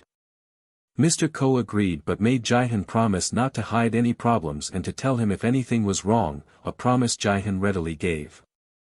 Alone with his thoughts, Jihoon couldn't help but wonder if he had somehow provoked the actor's intense animosity. The scene then transitioned to the bustling Shutter film set. Jihoon stood quietly, lost in contemplation amidst the on-set activity. Nearby, a pair of actresses whispered maliciously about a fellow cast member they called Nuna, finding her incredibly annoying. The subject of their gossip, a woman named Ina, paused abruptly as if she could feel their stares. The whispers continued as they questioned her right to be there, criticizing her for trying too hard for a role with only a few lines and gossiping that her nerves were due to her age. Jihoon observed the interaction and wondered if their cattiness stemmed from jealousy, just as Ina turned to greet everyone professionally.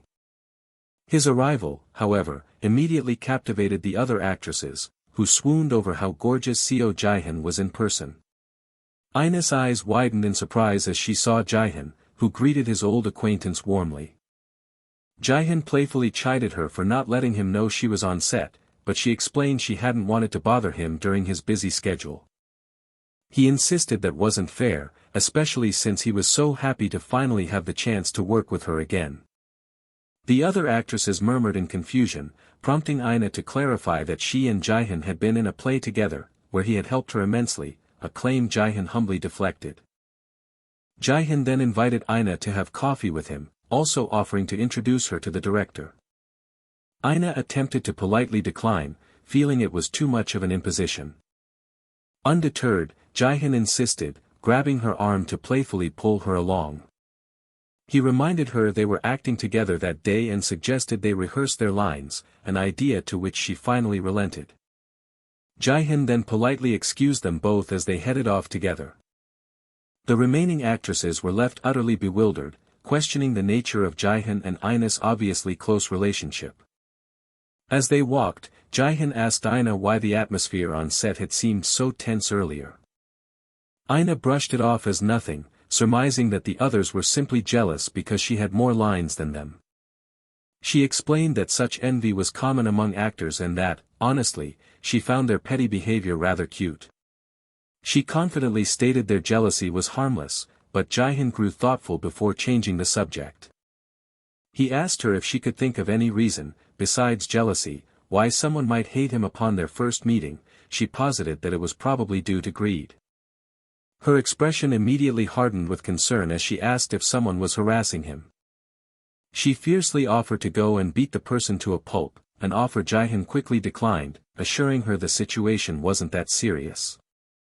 He deftly steered the conversation back to work, suggesting they go over their lines, privately unnerved by her sudden, scary intensity. Later, during the take, Ina's character leaned in to kiss Jihoon's character, who looked completely taken by surprise. As she held him in a firm grip, Jihoon was inwardly shocked by her unexpected physical strength. He began to panic, mentally reviewing the scene's setup where he was an undercover reporter at an exclusive party.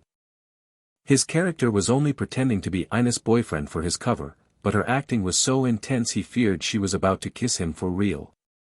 The camera cut away to a lavish detail of the party, showing a hand delicately plucking a grape from a fruit platter. Jihoon thought to himself that Ina's performance was coming on far too strong. Just as her lips were about to meet his, he smoothly dodged the kiss. He improvised a suave line, whispering that they would finish things later. Ina's character blushed beautifully right as the director called for a cut. The director showered them with praise, admitting he had been worried for nothing and that their chemistry was fantastic, before ordering the crew to set up the next scene. Jihoon told Ina he would see her later, and she cheerfully agreed. From his hiding spot, Jihoon's small spiritual guide peeked out curiously. The spirit matter-of-factly informed Jihoon that he believed Ina had genuine romantic feelings for him, pointing out the pale pink aura he could see around her. Jihoon dismissed the notion, convinced she was just a talented actress deep in character, a possibility his guide conceded could happen during intense focus. Suddenly, a polite greeting was heard from nearby. Jihoon turned his head in surprise toward the sound of the voice. A woman with short hair and glasses rushed past him with purpose. She had started to say it had been a long time before abruptly stopping as she nearly collided with him. Without finishing her thought, she simply strode past him and continued on her way. Jihoon was left standing there, puzzled by the brief and odd encounter. His spiritual guide then pointed out with alarm that this new woman also had a distinct pink aura, leaving Jihoon to wonder what was going on. Jihoon was suddenly struck by the perplexing thought that his abrasive co-worker, Han Sebin, might actually have feelings for him. His contemplation was interrupted when Sebin suddenly thrust a smartphone into his face. The screen displayed an endearing image of a small, fluffy white puppy sitting on a pink cushion. She excitedly commented on the puppy's cuteness, leaving Jihoon to silently wonder about her odd behavior. Sebin continued to coo over the picture, completely absorbed by how adorable the animal was. She then greeted him, calling him by the chilly nickname she'd given him, and asked what he was doing there at such a late hour. Shivering from the cold, she remarked that despite their last encounter, he remained just as distant as ever. Jihoon calmly stated he was also there for a recording and motioned for her to proceed, but she quickly stopped him. She then revealed that she had something she wanted to ask him, which made him pause with curiosity. Their conversation took place in the stark emptiness of a brightly lit hallway flanked by lockers. Jihoon explained his problem, musing aloud about how to deal with someone who seemed to hate him for no reason. In response, Sebin offered to teach him a simple solution to his predicament. He nodded eagerly, telling her he wanted to hear her idea. Leaning in conspiratorially, she advised him to simply make his presence big and overbearing, just like hers. Her posture shifted to one of pure arrogance and haughtiness to demonstrate her point. Jihoon could only manage a strained and awkward laugh at her bizarre suggestion. He then explained through his forced chuckles that he needed advice that was a bit more practical. Sebin considered this for a moment before flippantly suggesting he should just go talk to his boss. She elaborated on this by saying he could ask his boss to get rid of the person or just grab them by the hair the next time they acted up. From his hiding spot, Jihoon's spiritual guide commented that the hopeless girl did speak sense sometimes and suggested the two of them would get along perfectly.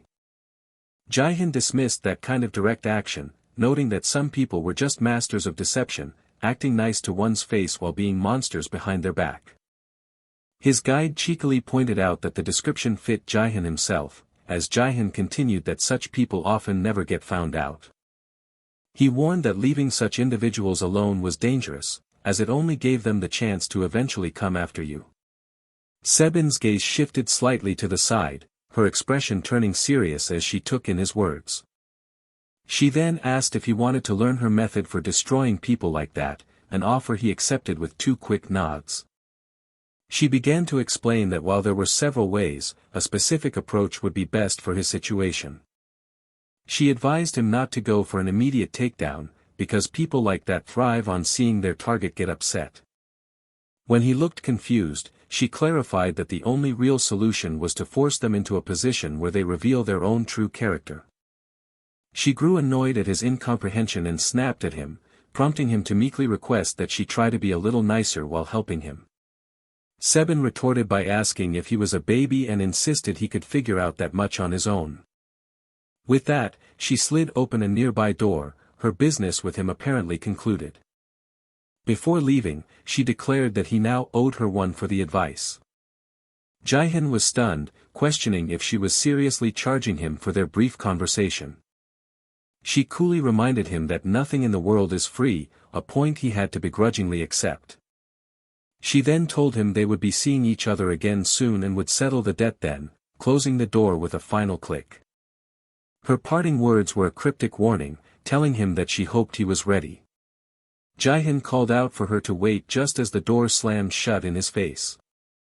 He was left standing alone in the hallway, pondering what exactly he was supposed to be ready for. The scene transitioned to a lively industry party, the air filled with the gentle clinking of wine glasses. An executive named Miss Jean asked Jihoon if he had chosen his next project, and he replied that he was still considering his options. Another executive chimed in, advising him to think seriously about it and mentioning the industry buzz around his upcoming movie premiere. Jihoon confessed he hadn't yet seen the final version but hoped it would do well, knowing he needed to maintain his upward momentum. Miss Jean then stated that her desire to cast him as the lead in her next film depended on his current movie becoming a success. Someone asked Miss Jean if she shouldn't take a break, to which she confirmed she was planning a short trip for a few months to rest. She explained that recharging was essential in their line of work before turning to her colleague with an apologetic smile. She then boldly announced her intention to cast Jihoon in her project first, much to his surprise. Miss Jean proposed they make a secret verbal contract right there, just between them, so no one else would find out. She stipulated that his role would depend on his continued growth, though a fellow producer insisted she would still cast him regardless. With a playful grin, Miss Jean formally asked Jihoon if he would accept her offer. They all raised their glasses in a toast to his future success, and Jihoon promised he would do his best to live up to their expectations. Time passed, and soon it was the night of the premiere for his new movie, Tarantula. An actor greeted Jihoon with a dramatic exclamation, joking that his face was so radiant with success it was blinding. Another colleague, Mr. O, complimented his recent rise in popularity and playfully nudged him about buying a round of drinks. Jihoon good-naturedly promised to treat everyone once their promotional tour began, earning praise from Mr. O for not letting fame change him. Mr. O then leaned in close, lowering his voice to ask Jihoon if something had happened between him and Han Sebin. At that exact moment, another actor swung around to greet them cheerfully, interrupting the whispered conversation. The group joked back and forth, teasing the newcomer for his unoriginal compliments and welcoming him warmly. The light-hearted banter continued as they argued playfully about who deserved a free drink from the production's rising star. Their fun was cut short when a staff member announced the event was starting and instructed everyone to take their places. As people began to move, someone wondered aloud where Sebin was, expecting her to arrive at any moment. The lights in the theater dimmed, and the film's title, Tarantula, illuminated the massive screen. Inside, Jihoon found himself seated for the screening right next to Han Sebin. The audience erupted in enthusiastic cheers and applause as the movie's opening scenes unfolded. During a particularly heartwarming moment on screen, Sebin sighed softly, finding it incredibly cute. In the low light of the theater, she subtly turned her head to steal a glance at the man sitting beside her. A faint blush crept onto her cheeks as she looked at Jihoon, silently wondering what was wrong with her. On stage, the film's director, Choi Gun-wook, stood alongside the stunt director and the main cast, including Han Sebin, Oh Gil-soo, and the rising star, Seo Jihoon. Amid the thunderous reception, Jihoon suddenly flinched, startled by an unexpected presence. The sound of applause filled the entire venue, a powerful wave of appreciation from the audience. The enthusiastic clapping continued unabated, a testament to the movie's successful premiere. While all eyes were on the main cast, one actress subtly slipped away from the press line. The team stood together in a line, presenting a united front as they absorbed the crowd's energy. Later, at the after-party, two industry executives greeted each other warmly while other actors looked on. One of the men expressed that he had thoroughly enjoyed the film, a comment that seemed to surprise the woman he was speaking to. This woman was none other than Woo Dae-hee, the celebrated female lead from the hit movie Shutter. Dae-hee gushed that Jihoon was the absolute best part of the movie, leading onlookers to whisper and laugh about how obviously she was flirting with him. A shadow suddenly loomed over them, causing Woo Dae-hee to let out a small shriek of alarm. It was Han Sebin, who swiftly grabbed Jihoon's arm and called out his name affectionately.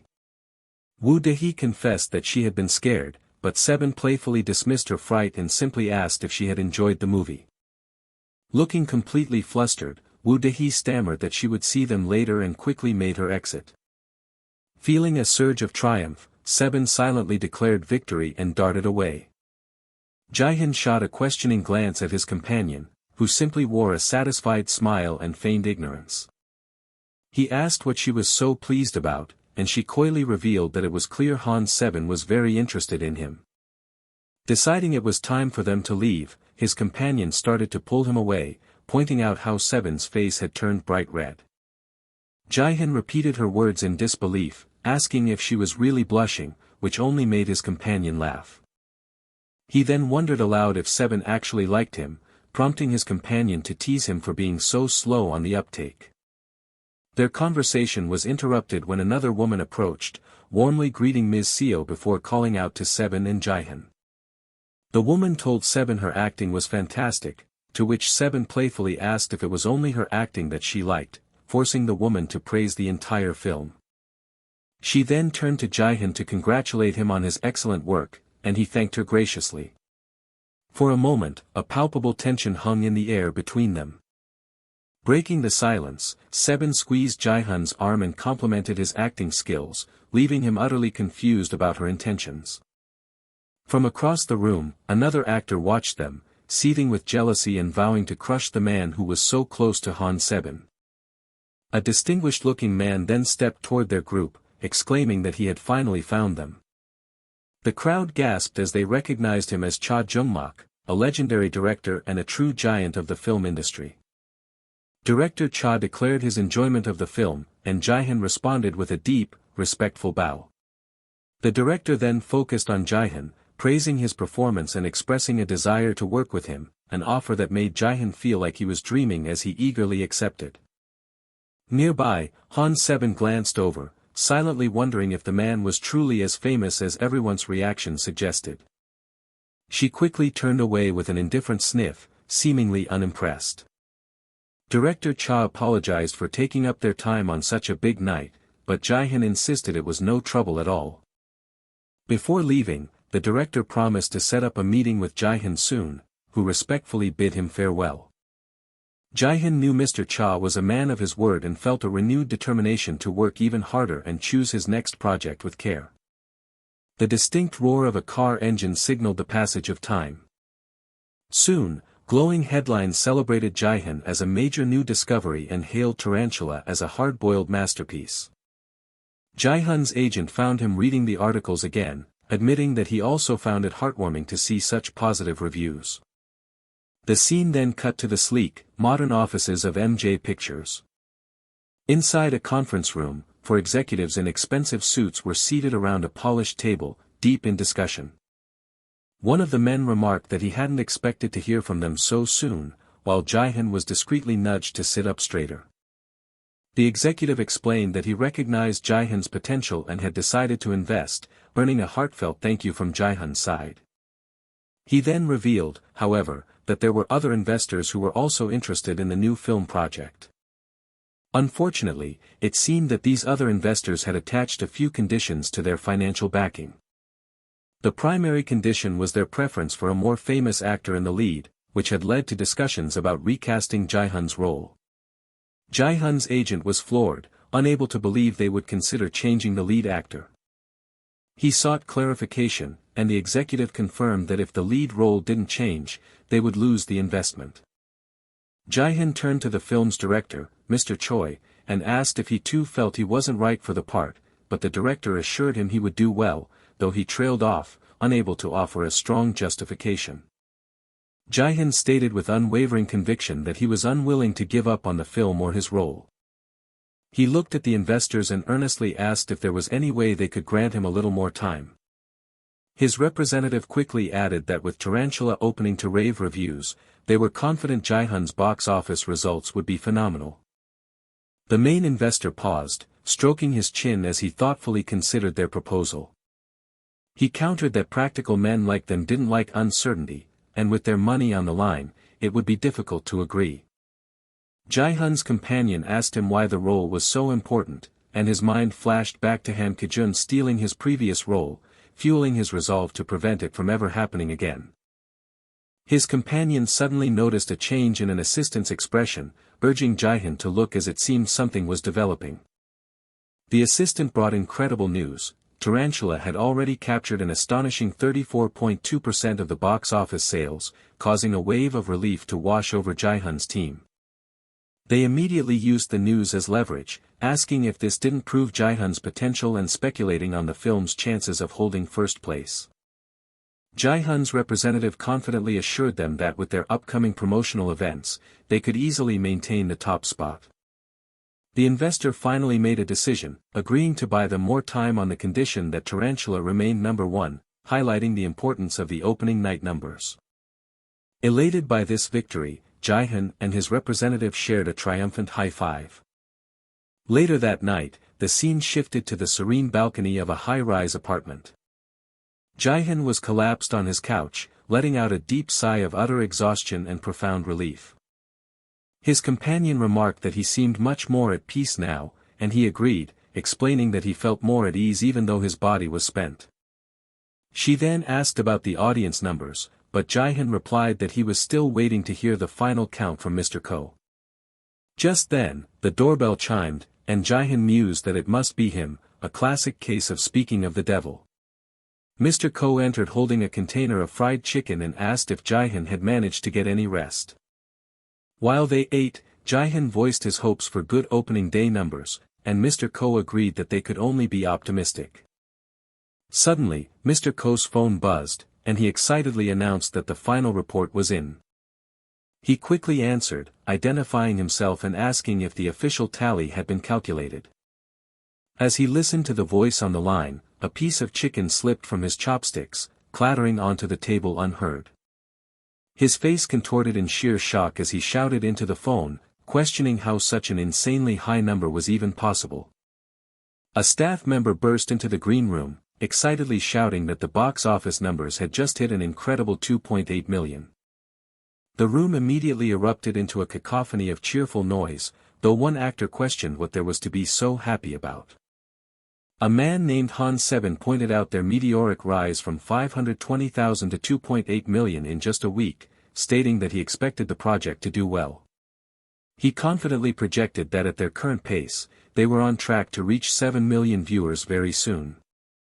He then cut the celebration short, telling everyone to stop babbling so they could go and greet their audience. As they prepared to leave, a staff member stepped forward, announcing that the CEO had sent an important guest to see him. The representative happily confirmed that the lead role was his, adding that his name alone had made securing investors effortless. He then relayed the producer's request for him to attend the auditions, an invitation which he readily accepted. A moment later, Jihoon said hello to a new arrival as his previous conversation partner announced their departure. A woman introduced him to Yoon Chae-won, an executive from DM Entertainment, which distributed both Shutter and Tarantula. The executive, Yoon Chae-won, formally expressed her pleasure in finally meeting him. Jihoon graciously returned the sentiment, introducing himself to the powerful executive. Chae-won confessed that she was a huge fan and had begged her colleague to arrange the meeting after hearing he was part of the new project. She then dropped a bombshell, revealing that her company was also planning to invest in his film, Theory of Death. While grateful for the offer, Jihoon cautiously asked her to explain the reason behind her sudden interest. Chae-won simply smiled, reiterating that she was a fan and that she considered it her job to support people with talent. Jihoon silently hoped she wasn't a bad person, and she, in turn, reassured him that her intentions were not shady. She made it clear that she was investing in him personally, as she believed he possessed great worth as an actor. Chae-won looked forward to seeing more of his work, and he thanked her for her invaluable help. Her professional demeanor then shifted as she boldly inquired if he had a girlfriend, adding that she was single. Jihoon was taken aback, left utterly flustered and speechless by the personal question. Later, a lonely figure stood slumped in sorrow, completely unnoticed by the people walking past in the background. A voice suddenly called out the name Ji Woo-min, causing the dejected young man to flinch in recognition. Woo-min looked up, his eyes welling with tears as he saw Jihoon standing before him. Jihoon immediately grabbed the distressed actor, asking what was wrong and urging him to get inside. Once they were in a more private setting, Jihoon gently asked Woo-min what had happened. Woo-min struggled to get the words out, his explanation constantly interrupted by heavy sobs and sniffles. Jihoon patted his back comfortingly, finally understanding that Woo Min had run away from the set of his new project after being bullied. When asked what his manager Mr. Lee had done, Woo Min recounted being told that he would never make it if he couldn't handle it, which made him feel it was his own fault. He fidgeted nervously, convinced the bullying happened because his acting was terrible, which prompted Jihoon to ask for any footage of his performance. After reviewing the clip, Jihoon thoughtfully concluded that Woo Min had actually done a good job, even if he could use a little more practice. Woo Min asked glumly if it was truly that bad, but Jihoon quickly reassured him that he was good, so much so that it made him want to work with him. Whirling around in shock, Woo Min asked if he was serious, while Jihoon privately thought that the kid would do exceptionally well with proper support. Turning to Mr. Ko who had just joined them, Jihoon asked for his opinion before boldly proposing they cast Woo Min in Theory of Death. Mr. Ko mulled it over, admitting that while the young actor needed some fine-tuning, he didn't think it was a bad idea. Jihoon then turned back to Woo Min with the offer, clarifying that he couldn't just give him the role, he would have to pass the audition. Woo Min's hope faltered as he considered the audition, immediately convinced that he would only fail. Jihoon gently brushed his shoulder, telling him not to be so negative and promising to personally help him practice. Woo Min's eyes lit up as he asked if Jihoon really meant it, thanking him profusely for the incredible kindness. Before they started training, however, Jihoon suggested that the first thing they should do was go get something to eat. Sometime later, Jihoon and Mr. Ko sat on a couch, earnestly explaining their plan to their female companion, who listened with her arms crossed. The entire plan hinged on one thing, the raw and transformative power of acting. After a period of intense training, Jihoon grinned and patted a triumphant Woo Min on the back, telling him he had done it. The much-anticipated day of the auditions for the movie Theory of Death had finally arrived.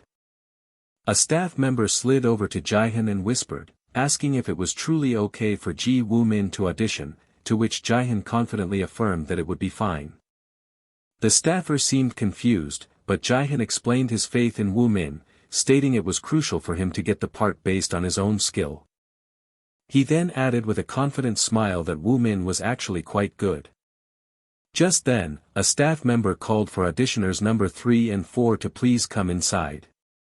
The first actor on stage stumbled over his lines, his voice filled with nervous stutters.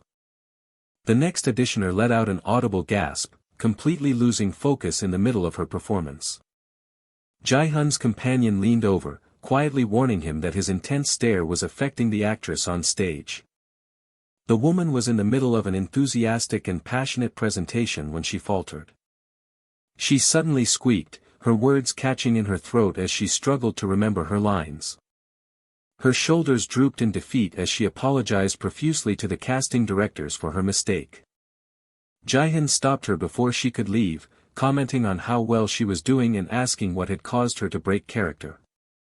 The actress stammered, admitting with a blush that she had become completely lost in his eyes.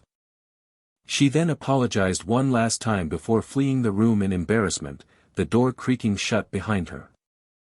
Mr. Ko chuckled, remarking that Jihoon's presence had become so powerful he could now affect others with just a look. His companion acknowledged how noticeable he was and offered him a pair of glasses, which he readily accepted. As he slipped the glasses on, Jihoon silently prayed that his unique ability wouldn't inadvertently cause Woo Min to mess up his own audition. Out in the waiting area, the actress who had just fled wailed in frustration, questioning why she had ever looked into Jihoon's eyes. Nearby, Woo Min glanced over at Mr. Lee, sincerely apologizing for all the trouble he had caused him in the past. Mr. Lee waved it off, scratching the back of his head as he admitted he was also sorry for not paying closer attention to him. He took a deep breath and changed the subject, telling Woo Min they should both focus on the audition ahead. Woo Min jumped to his feet, newly energized, and declared his intention to do his best for Jihoon, who had helped him so much. With a look of pure determination, he added that he would make Mr. Lee proud of him this time as well. Right on cue, the assistant called for numbers 17 and 18, and Woo Min promised he'd be right back. Mr. Lee watched him walk away with a fond chuckle, touched by the young rascal's heartfelt words. Inside the audition room, a young man with striking pink hair and a green sweater watched the entrance with a knowing smirk. Jihoon's companion leaned close, whispering that the Ji Woo-min he had been waiting for had finally arrived. Jihoon barely heard her, his eyes locked on the pink-haired man, recognizing the familiar face with a jolt. A wave of dread washed over him as he realized his protégé was in serious trouble. This was not good at all. He confidently introduced himself as Ji Woo-min. Jihoon, watching from the judge's table, thought to himself that the young man's enthusiasm was a bit excessive. Woo-min launched into his monologue, delivering a passionate line about commanding one's powers at will. Unseen by the others, Jihoon projected a calming influence, silently willing Woo-min to temper his performance. A subtle shimmer of energy emanated from Jihoon's hand as he focused his unique ability. Woo-min suddenly paused, remarking that he felt much calmer, and announced he would now begin his scene for real. He took a deep, centering breath, his entire posture shifting as he fully embodied his character. A director complimented his acting as being quite good, which Woo-min graciously accepted with a word of thanks. After Woo-min concluded his scene, the assistant sighed in relief and called for the next participants. A woman entered and introduced herself as Ko-ina, prompting a shocked Woo-min to call out her name in recognition. Sometime later, the scene dissolved to a cafe where the successful actors had gathered to celebrate. A young woman named Song-hee excitedly pointed out Woo-min's arrival to her friend. Woo-min politely greeted Song-hee, leading Ko-ina to ask in surprise if the two knew each other. Song-hee stared intently at Ko-ina, warning her to be nice to her friend with the intensity of a hawk watching its prey. Ko-ina cheekily ignored the warning and complimented Woo-min on his smooth skin, making him laugh bashfully. Raising his glass, Jihoon began to offer a toast to his friends. He warmly congratulated both Woo-min and Ko-ina for successfully landing their roles. Woo-min asked if the cast was finalized, and Jihoon's companion confirmed that only a few roles were left, with Jihoon Seo cast as the female lead. Woo-min's expression soured as he asked if she was the infamous troublemaker known as the next Han 7. In another location, a man riding in a van pleaded with an actress named Seo to get through her next project without causing any incidents. Seo bristled at the suggestion of acting quietly, a nearby headline identifying her as the lead in Theory of Death. She angrily defended her past actions, insisting to her manager that everything she did was for the sake of the project. Her manager sighed and apologized, quickly changing the subject by reminding her they were late for the script reading. As they arrived, a man in a suit opened the van door for the still agitated actress. Seo stormed out, accusing her manager of secretly calling her a troublemaker and comparing her to Han 7. While her manager tried to deny it, she fumed over why she was always considered second to Han 7. They finally entered the building where the script reading for Theory of Death was about to begin. Soyeon's eyes landed on Jihoon, recalling the rumors that he was just as talented as her rival, Han 7. A wicked idea formed in her mind: if she could out-act him here, it would be equivalent to finally defeating 7. Jihoon politely introduced himself to the cast, and with everyone present, the director suggested they begin. As the reading started, Soyeon focused her attention, determined to crush Jihoon and no one else. The room filled with the sounds of practiced actors delivering their lines with professional ease. But as the scene unfolded, Soyeon felt a flicker of confusion at the high quality of the performances. The supporting cast's skill left her utterly bewildered and struggling to keep up. The production crew nodded to each other, whispering about how incredibly talented Jihoon's team was. Soyeon reeled in shock, wondering how these no-name actors could possibly be so good. She listened to another flawless delivery, her sense of disbelief rapidly growing. The immense gap in skill felt completely and utterly ridiculous to her. Suddenly, the director called her name, jarring her out of her internal crisis. She cursed under her breath, realizing with a start that she had just missed her line. Across the table, Jihoon's hand tightened into a fist, his disappointment palpable as he silently fumed at her mistake. Soyeon nervously crumpled her script as she offered a quiet, flustered apology for the interruption. When the session finally ended, the director stood up and thanked everyone for their hard work. Just as Jihoon was leaving, Seo Yeon called out his name, causing him to pause. He turned around, cautiously wondering what the rumored troublemaker could possibly want from him. She asked if they could talk, and as Jihoon agreed, he was struck by how her demeanor reminded him of his first meeting with Sebin. Seo Yeon noticed his slight smile and accused him of being rude, but he simply explained that she reminded him of someone. She scoffed dismissively, while Jihoon noted to himself that her attempt to act cool confirmed she really was the next Han Sebin. She then aggressively questioned his acting style, which Jihoon found oddly endearing, like an angry chihuahua. When he asked her to elaborate, she accused him of being a one-man show who hogged the spotlight. She continued her critique, claiming he ran ahead of everyone else and warning him to watch himself despite his excitement over a lead role. Jihoon replied with a wry smile that her observation was interesting, as he had been thinking the exact same thing about her. His comeback left her speechless for a moment before she demanded to know what he had just said. He calmly repeated her own words back to her, adding that she was the one who had ultimately broken the flow of the entire reading. She felt a surge of indignation, asking in a dangerously low voice if he was mocking her. He coolly informed her it was just advice, as her acting at this rate was not nearly good enough to steal the spotlight from him. Enraged by his arrogance, she belittled his accomplishment by calling their project a trashy movie. Jihoon's friendly expression vanished in an instant as he coldly asked her to repeat what she had just said. He took a step forward, his menacing presence causing a genuine flicker of fear in her as she asked what he was doing. He continued to close the distance, warning her that if she didn't want to be outshined by her co-star in such a trashy movie, then she would have to bring a much higher level of acting to the set than she had shown that day. He finished his chilling threat with a deceptively pleasant farewell, stating he looked forward to working with her. Left alone in the room, Seo Yeon's hands clenched into fists as she seethed over that insufferable jerk, Seo Jihoon. Outside, the sounds of crashing and breaking furniture echoed from the room, prompting Jihoon to hope filming would go smoothly. His companion peered back toward the door, asking about the noise and explaining she had grown worried when he took so long. Jihoon calmly explained that the commotion was just Seo Yeon letting off some steam. He theorized that she was frustrated with her performance and suggested they give her some time alone.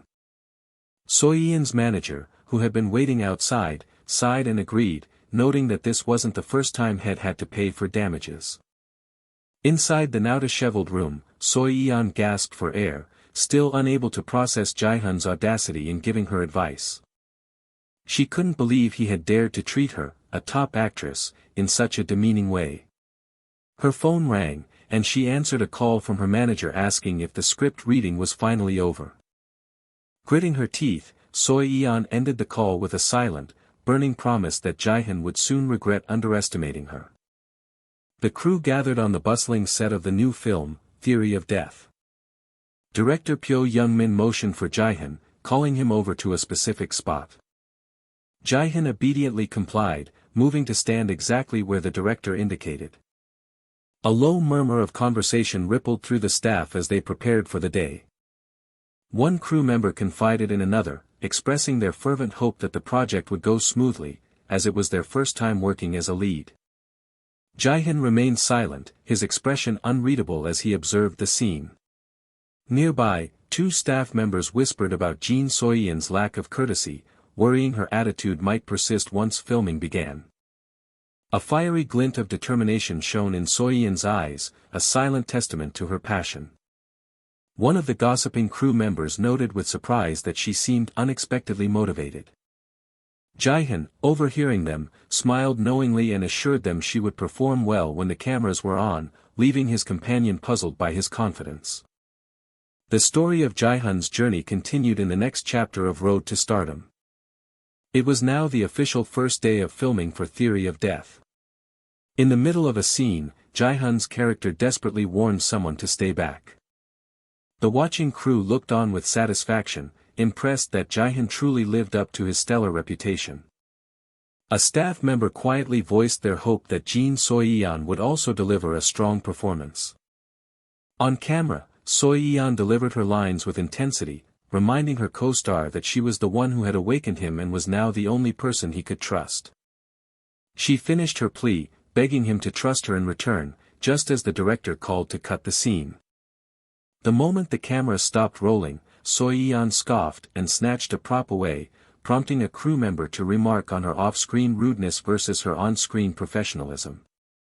The director praised both actors, telling Jihoon his performance was expectedly great and congratulating Seo on her excellent work. However, Seo requested another take of the moment she reached out her hand, which surprised director Pyo, who believed the previous take had been perfect. She calmly explained that a more earnest delivery during that part would better convey her character's emotional appeal.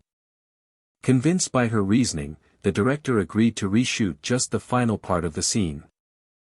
A spark of competitiveness flashed in Jihoon's eyes. He silently welcomed this unexpected challenge. The crew prepared to roll again for the new take of the scene.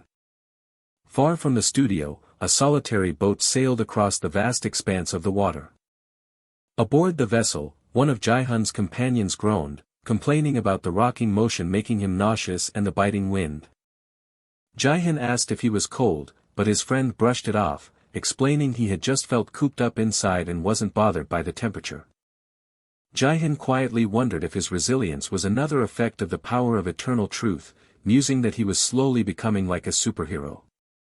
His stylist sighed in exhaustion, complaining about the cold, the boat, and the added stress of dealing with the spiteful Jihoon Seo. The stylist then asked Jihoon if Seo was challenging him as well, shaking his head in frustration over her and the director feeding off each other's intensity. But despite the difficulties, he conceded that he believed the film would ultimately turn out well.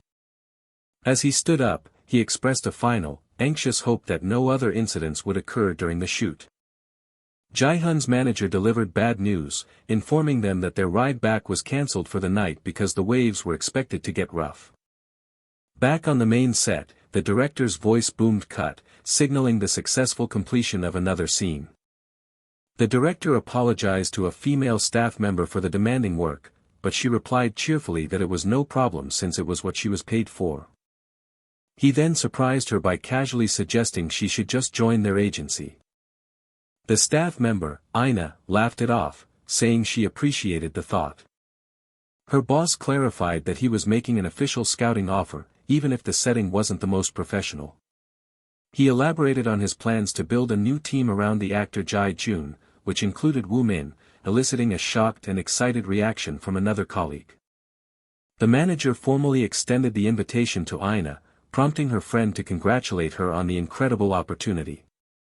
He then promised to arrange a proper meeting as soon as filming for the movie was completed. Jihoon arrived, curious about the celebratory mood, to which his manager leaned in and playfully boasted about being excellent at his job. The entire group erupted in shared laughter, enjoying the light-hearted moment. Jihoon inquired if filming was done, learning that while he was finished, Seo still had a scene to shoot on a boat. Someone voiced their concern about whether the waves were calm enough, admitting they had a bad feeling about the whole situation. The group decided to go and watch, reasoning that a nighttime water shoot was a rare sight they shouldn't miss. Another agreed, rubbing their hands together with a hint of mischievous anticipation, just in case something interesting happened. Out on the water, one of Jihoon's companions felt the boat sway violently, finally understanding the terrible reputation of water shoots. They patted the back of their nauseous friend, wryly noting the irony since he was the one who had insisted they come to watch. From high above, the vast, dark sea held the large production vessel and the tiny, vulnerable rowboat. The director's voice called cut, signaling that the take was okay. A crew member noted that the shot came out surprisingly well despite the rocking, suggesting they wrap up for the night. However, Seo interjected, asking if they had gotten all the necessary shots and proposing they continue filming to take advantage of their location. The director's eyes burned with admiration for her tenacity. He agreed to keep the cameras rolling. He gave a strict condition that they would have to stop immediately if the waves became too rough, and Soyeon confidently promised they would get it in one take. A smug look crossed Soyeon's face as she relished her professionalism, all while Jihoon watched her, thinking of her as an insufferable brat. From the main boat, Jihoon's friends overheard the decision to continue and nervously questioned if it was a safe choice. Suddenly, the water around the boats began to splash and churn with growing intensity. A panicked shout erupted from the crew as they realized the waves were becoming dangerously high. The small rowboat bobbed precariously on the turbulent water, and a scream of terror was heard. An urgent order was given to attach the two boats together to prevent the smaller one from capsizing. Overwhelming screams of panic echoed across the water as the waves crashed violently. A crew member was thrown overboard, sputtering and gasping for help in the cold, dark sea. The immense force of the water relentlessly battered the small boat, threatening to tear it apart. As someone bravely leaped toward the chaos, a voice from the main deck yelled for a light to be shined on the victims in the water. A colossal wave finally crashed over the small boat, flipping it completely and tossing its occupants into the treacherous water. One of the rescued crew members violently coughed up the seawater he had swallowed. Someone rushed to his side, anxiously asking if he was all right. A frantic call for a headcount revealed a horrifying fact: Jin Soyeon was not among the rescued. In that moment of panic, Jihoon's spiritual guide, Beloved, appeared to him, pointing urgently toward a figure in the distance. Beloved's voice filled his mind with a dire warning, explaining that Soyeon was sinking deeper into the ocean. Jihoon's gaze hardened with resolve as he realized there was no time to wait for the Coast Guard to arrive. He understood in an instant that he was the only one who could save her, and Beloved assured him that they would lend him their strength. A frantic scream calling for Jihoon echoed from the boat. Jihoon commanded his spiritual guide, Beloved, to create a large splash over in the distance. As he plunged into the sea, he immediately questioned his decision, realizing the water was freezing and the waves were incredibly strong. Beloved's voice filled his mind, reassuring him that he had surpassed human limits and to trust in the power of eternal truth. With newfound determination, Jihoon steeled himself and prepared to dive into the depths. A stream of bubbles rose from the dark water, indicating someone was far below. Deep beneath the churning surface, a desperate hand reached up from the darkness toward Jihoon's descending form. He pushed himself harder, knowing he was just moments away from reaching her. With a final surge, his fingers closed around her wrist, and he triumphantly confirmed that he had her. He pulled her close and began swimming swiftly toward the life-giving surface. Beloved urged him to revive Soyeon using the power of eternal truth, and Jihoon confirmed he was already trying. A subtle ripple of energy pulsed through the water from his hand to hers. Soyeon violently broke the surface, coughing and gasping for a desperate breath of air. Beloved cautioned Jihoon to channel his power slowly to avoid danger, as the half-drowned actress sputtered beside him. A lookout on the main boat finally spotted the two figures in the tumultuous water. A wet hand slapped against the solid surface of the boat's deck, water dripping from its fingers.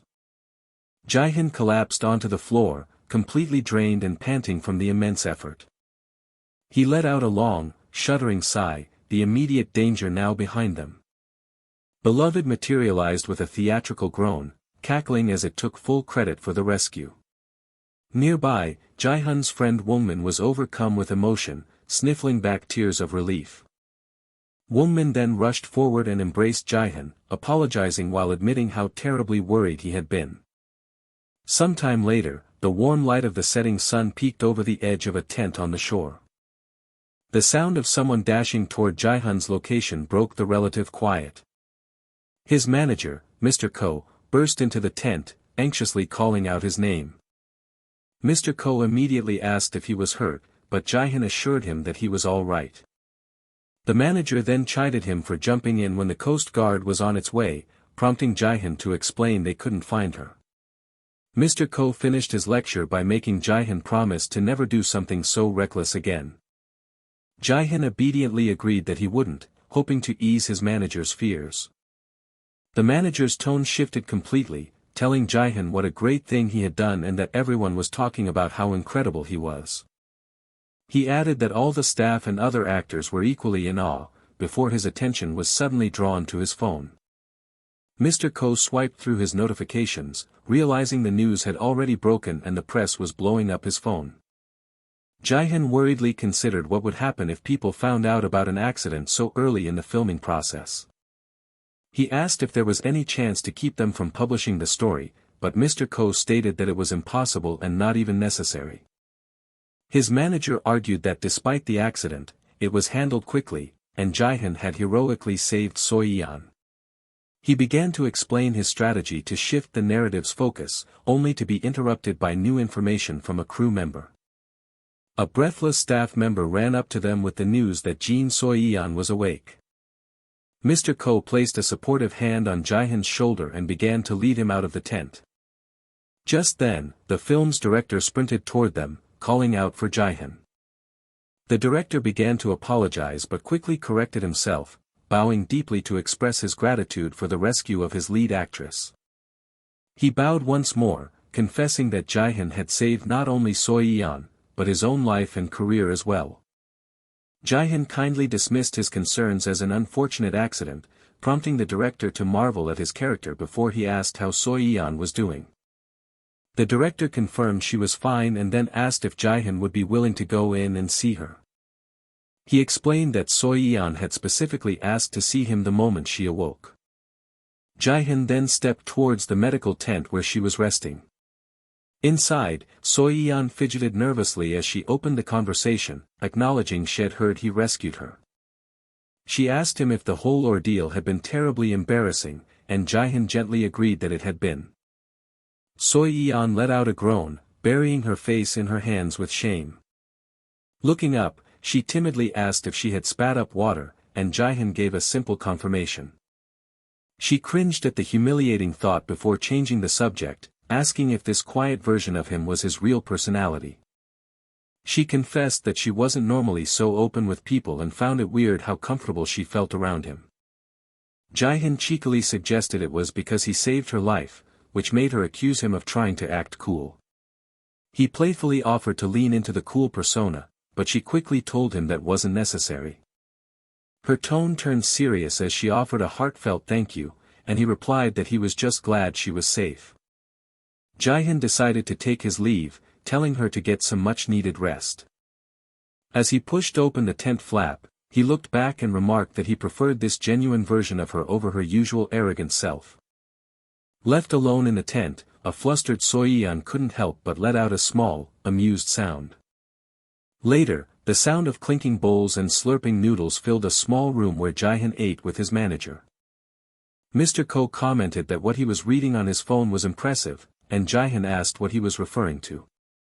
The manager continued to munch on his food, his eyes glued to the screen. He explained that the media didn't just report the story, they wrote a whole novel, but Jihoon remarked that it looked good to him. Mr. Ko excitedly added that it was also on the evening news, noting how well the rescue footage turned out. While Jihoon felt it all worked out for the best, Mr. Ko shook his head, warning him they just got lucky and to be more careful. Jihoon insisted the incident was out of his control, but his manager countered that it was a result of him being too kind. Mr. Ko advised him to learn how to say no and to nip potential problems in the bud before they grew. Jihoon readily agreed to try, just as his phone began to buzz with an incoming call. He answered, and the voice on the other end introduced himself as Sebin. Sebin immediately started mocking him about the accident and the film's title, sarcastically suggesting it was doomed to fail. From another location, Sebin grumbled about the poor service in the south as he hit the redial button.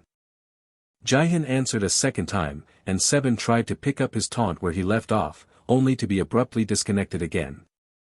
An eye-twitching Sebin realized had been hung up on deliberately and furiously called back. As soon as Jihoon answered, Sebin started to issue a threat but was once again met with a dial tone.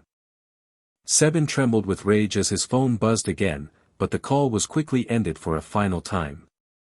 Mr. Ko looked on in a panic, questioning if Jihoon should really be hanging up on someone as influential as Han Sebin. Jihoon simply turned to his manager and calmly repeated the advice he had just received about nipping problems in the bud. Beloved suddenly appeared, cackling in approval and declaring that a great man must hold his ground, leaving Mr. Ko gaping in utter disbelief. On the film set, the director's voice boomed, calling for a cut and announcing a much-needed short break for the cast and crew. Jihoon sighed in contentment, enjoying the momentary peace and quiet under the pleasant weather. Just then, Seo approached with a warm drink, offering him a coffee which he gratefully accepted. Jihoon looked around for his manager, and Seo pointed towards Mr. Ko, explaining that he was busy on a call. Across the way, Mr. Ko could be heard laughing on his phone, confirming their location on set and promising to provide updates. Once the call ended, Jihoon asked who it was, and his manager explained it was a Mr. Cho, who had been unable to call right after the accident. The name immediately sparked a thought in Jihoon's mind as he recalled that Mr. Cho was Han Seben's manager. Suddenly, Seo tapped Jihoon's arm to get his attention, urging him to look at something happening in the distance. Jihoon's eyes widened slightly as he noticed several large trucks making their way towards the film set. The vehicles screeched to a halt, and a confused chatter spread through the crew as they wondered what was going on.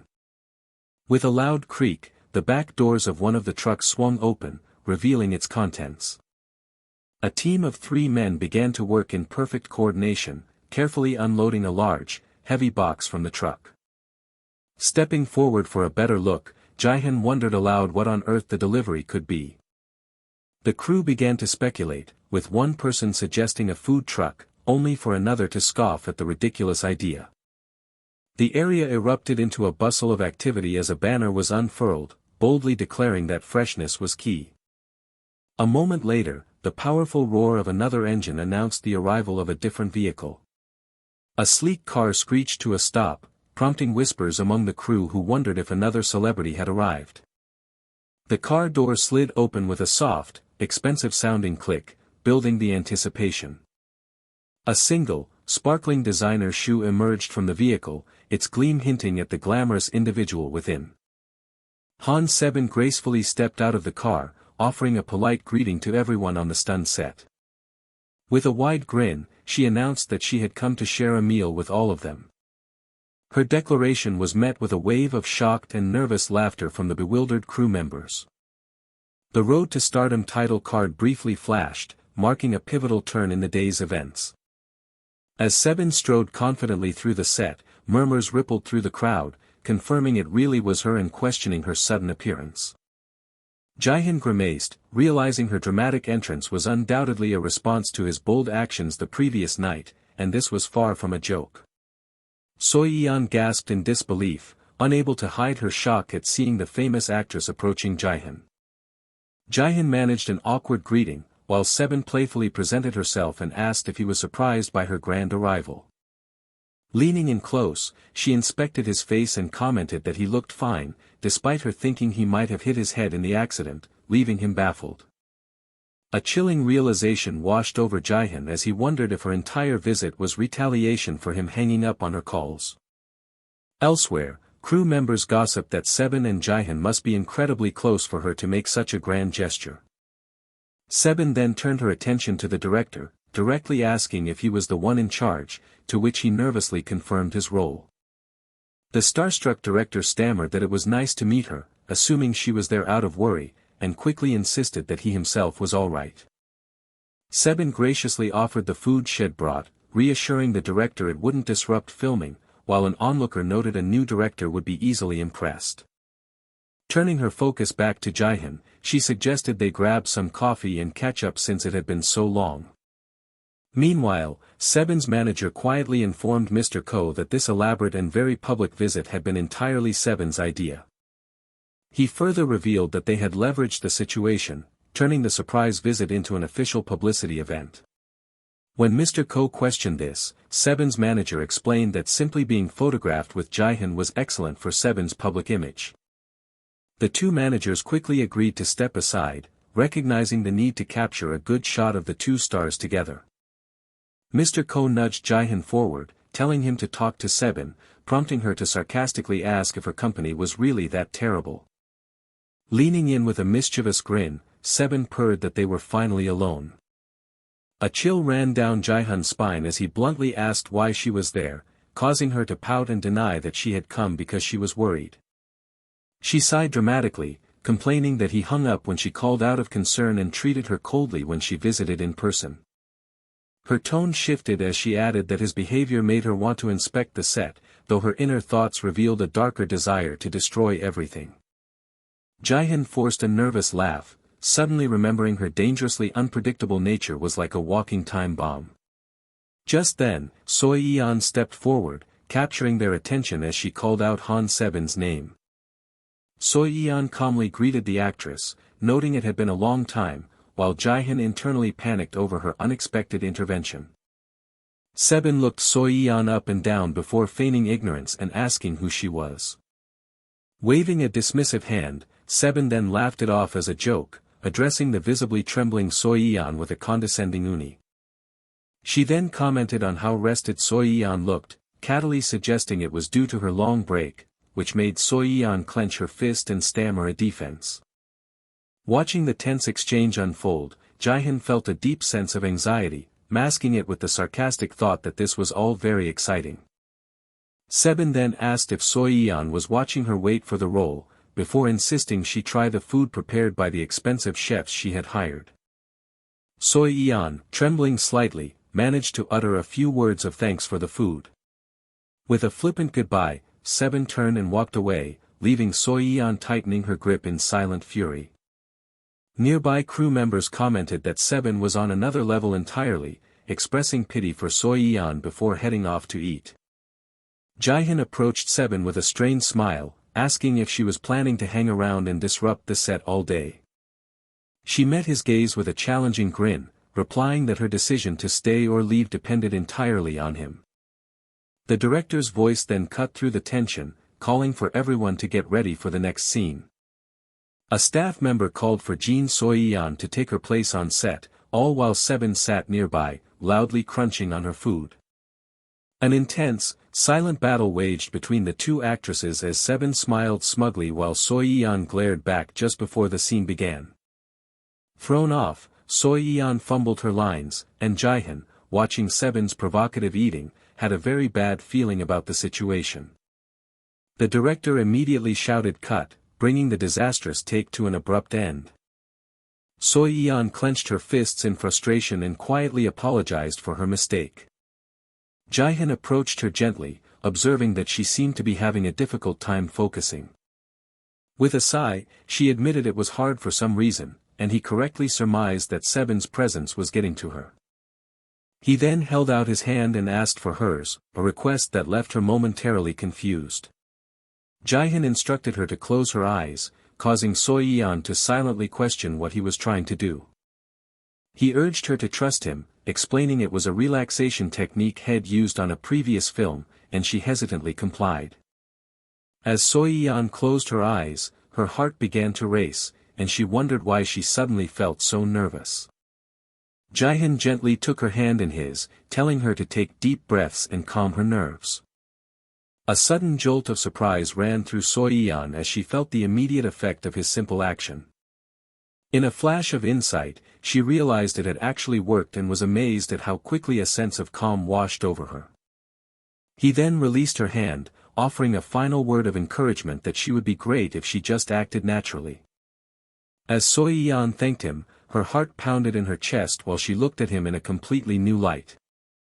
Watching from the sidelines, Seben's face hardened as she crushed a food container in her hand, consumed by a wave of intense annoyance. Jihoon approached Seben, questioning her sour mood after she seemed to have enjoyed watching the shoot all day. Seben sharply turned away, retorting that her feelings were none of his concern. Shifting his tone, Jihoon sarcastically suggested her presence had motivated everyone to work harder, thanking her for the productive day. As he tried to dismiss her, wishing her a safe trip back, he began to walk away.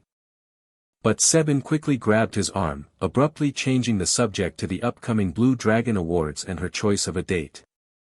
The mention of a date caught Jihoon completely off guard. She then pointed directly at him, decisively informing him that she planned for him to be her partner. Jihoon deftly slipped from her grasp, surprising her by stating that he would have to think about her offer. He nonchalantly confirmed that he needed time to consider it, leaving Seben utterly baffled by his response. With a sly smirk, Jihoon added that his decision would depend entirely on her future behavior. He then made a quick exit from the set, leaving an indignant Seben shouting after him. As a staff member politely informed her it was time to leave, she muttered in disbelief, wondering if Jihoon had just mocked her. Driving away from the set, Seben let out a small, triumphant chuckle. Jihoon's manager commented on her seemingly endless energy, a sentiment Jihoon wryly agreed with. Just then, the manager's phone rang, and he answered, confirming to the caller, Mr. Choi, that Jihoon was right there with him. He handed the phone over to Jihoon, letting him know that Director Choi was on the line. Jihoon warmly greeted the director, acknowledging that it had been quite some time since they last spoke. Mr. Choi brought up the news that their film, Tarantula, had been nominated for several awards, and Jihoon's fist clenched with the burning conviction that the Blue Dragon belonged to them. The director then formally invited Jihoon to attend the award ceremony with him, an offer that left Jihoon momentarily speechless at the thought of walking the red carpet with such a legend. Jihoon was suddenly caught in a dilemma, scratching his head as he weighed his two prestigious options. He quickly realized there was no contest and enthusiastically accepted the director's invitation, declaring it would be an honor. The night of the Blue Dragon Film Awards arrived, buzzing with the clamor of crowds and media. An announcer's voice boomed over the speakers, declaring the ceremony's official start as a parade of celebrities began to grace the red carpet. A reporter engaged actor Im Chulho, noting the unexpected sight of him arriving with fellow actor Han Kijun. Patting his companion's shoulder, Mr. M explained that fortunate circumstances had brought them together for a new project. When the reporter pressed for the film's title, he began to answer just as a new wave of excitement swept through the venue.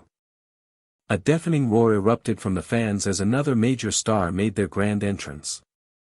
Undisturbed by the commotion, the actor calmly finished his sentence, revealing the film's title to be The Scent of Money. The crowd surged forward, a tidal wave of adoration and excitement for the new arrival. Camera flashes strobed incessantly as fans screamed, completely captivated by the handsome star. The source of the frenzy was revealed to be none other than Seo Jihoon, arriving alongside the acclaimed director Choi Gun-wook. Sir Subtitle's voice echoed in Jihoon's mind, stressing the importance of making a powerful impression at this critical moment. He urged his beloved to unleash the power of eternal truth, confident that Jihoon was now skilled enough to command the stage. Taking a deep breath, Jihoon centered himself, preparing to channel his incredible aura. An almost blinding flash of light emanated from him, capturing everyone's attention. He stood gleaming under the lights, his presence now magnified to an impossible degree. Sir Subtitle observed with pride how adept Jihoon had become, while director Choi silently wondered where the young actor had acquired such a commanding aura. The press photographers descended into a frenzy, their cameras clicking furiously to capture his dazzling appearance. The fans' screams intensified, completely mesmerized by the overwhelming charisma Jihoon now projected. The surrounding onlookers could only stare, utterly captivated by the spectacle. A reporter eagerly waved them over, calling out to both director Choi and Jihoon for an interview. She commented on their joint appearance, referencing Jihoon's well-known moniker as Choi Gun-wook's kid. When asked about the online predictions that Tarantula would dominate the awards, Jihoon humbly replied that he was simply praying for a good outcome. Director Choi, however, confidently asserted that their hard work would undoubtedly yield great results. Watching from a distance, Seben's hand tightened into a fist, a flicker of irritation crossing her face. After the brief interview concluded, Jihoon checked with the director to see if he had done well as they moved along the carpet. The director gave him an encouraging thumbs up, telling Jihoon he had made the right choice by coming with him. Jihoon's attention was then drawn to a new commotion, realizing that Seben must have arrived. A fresh storm of camera flashes and piercing screams confirmed the arrival of another top star. He watched in admiration, noting that Seben possessed an immense, natural star power that required no special abilities to command everyone's attention. Inside the Grand Hall, the 38th Blue Dragon Film Award ceremony was officially underway.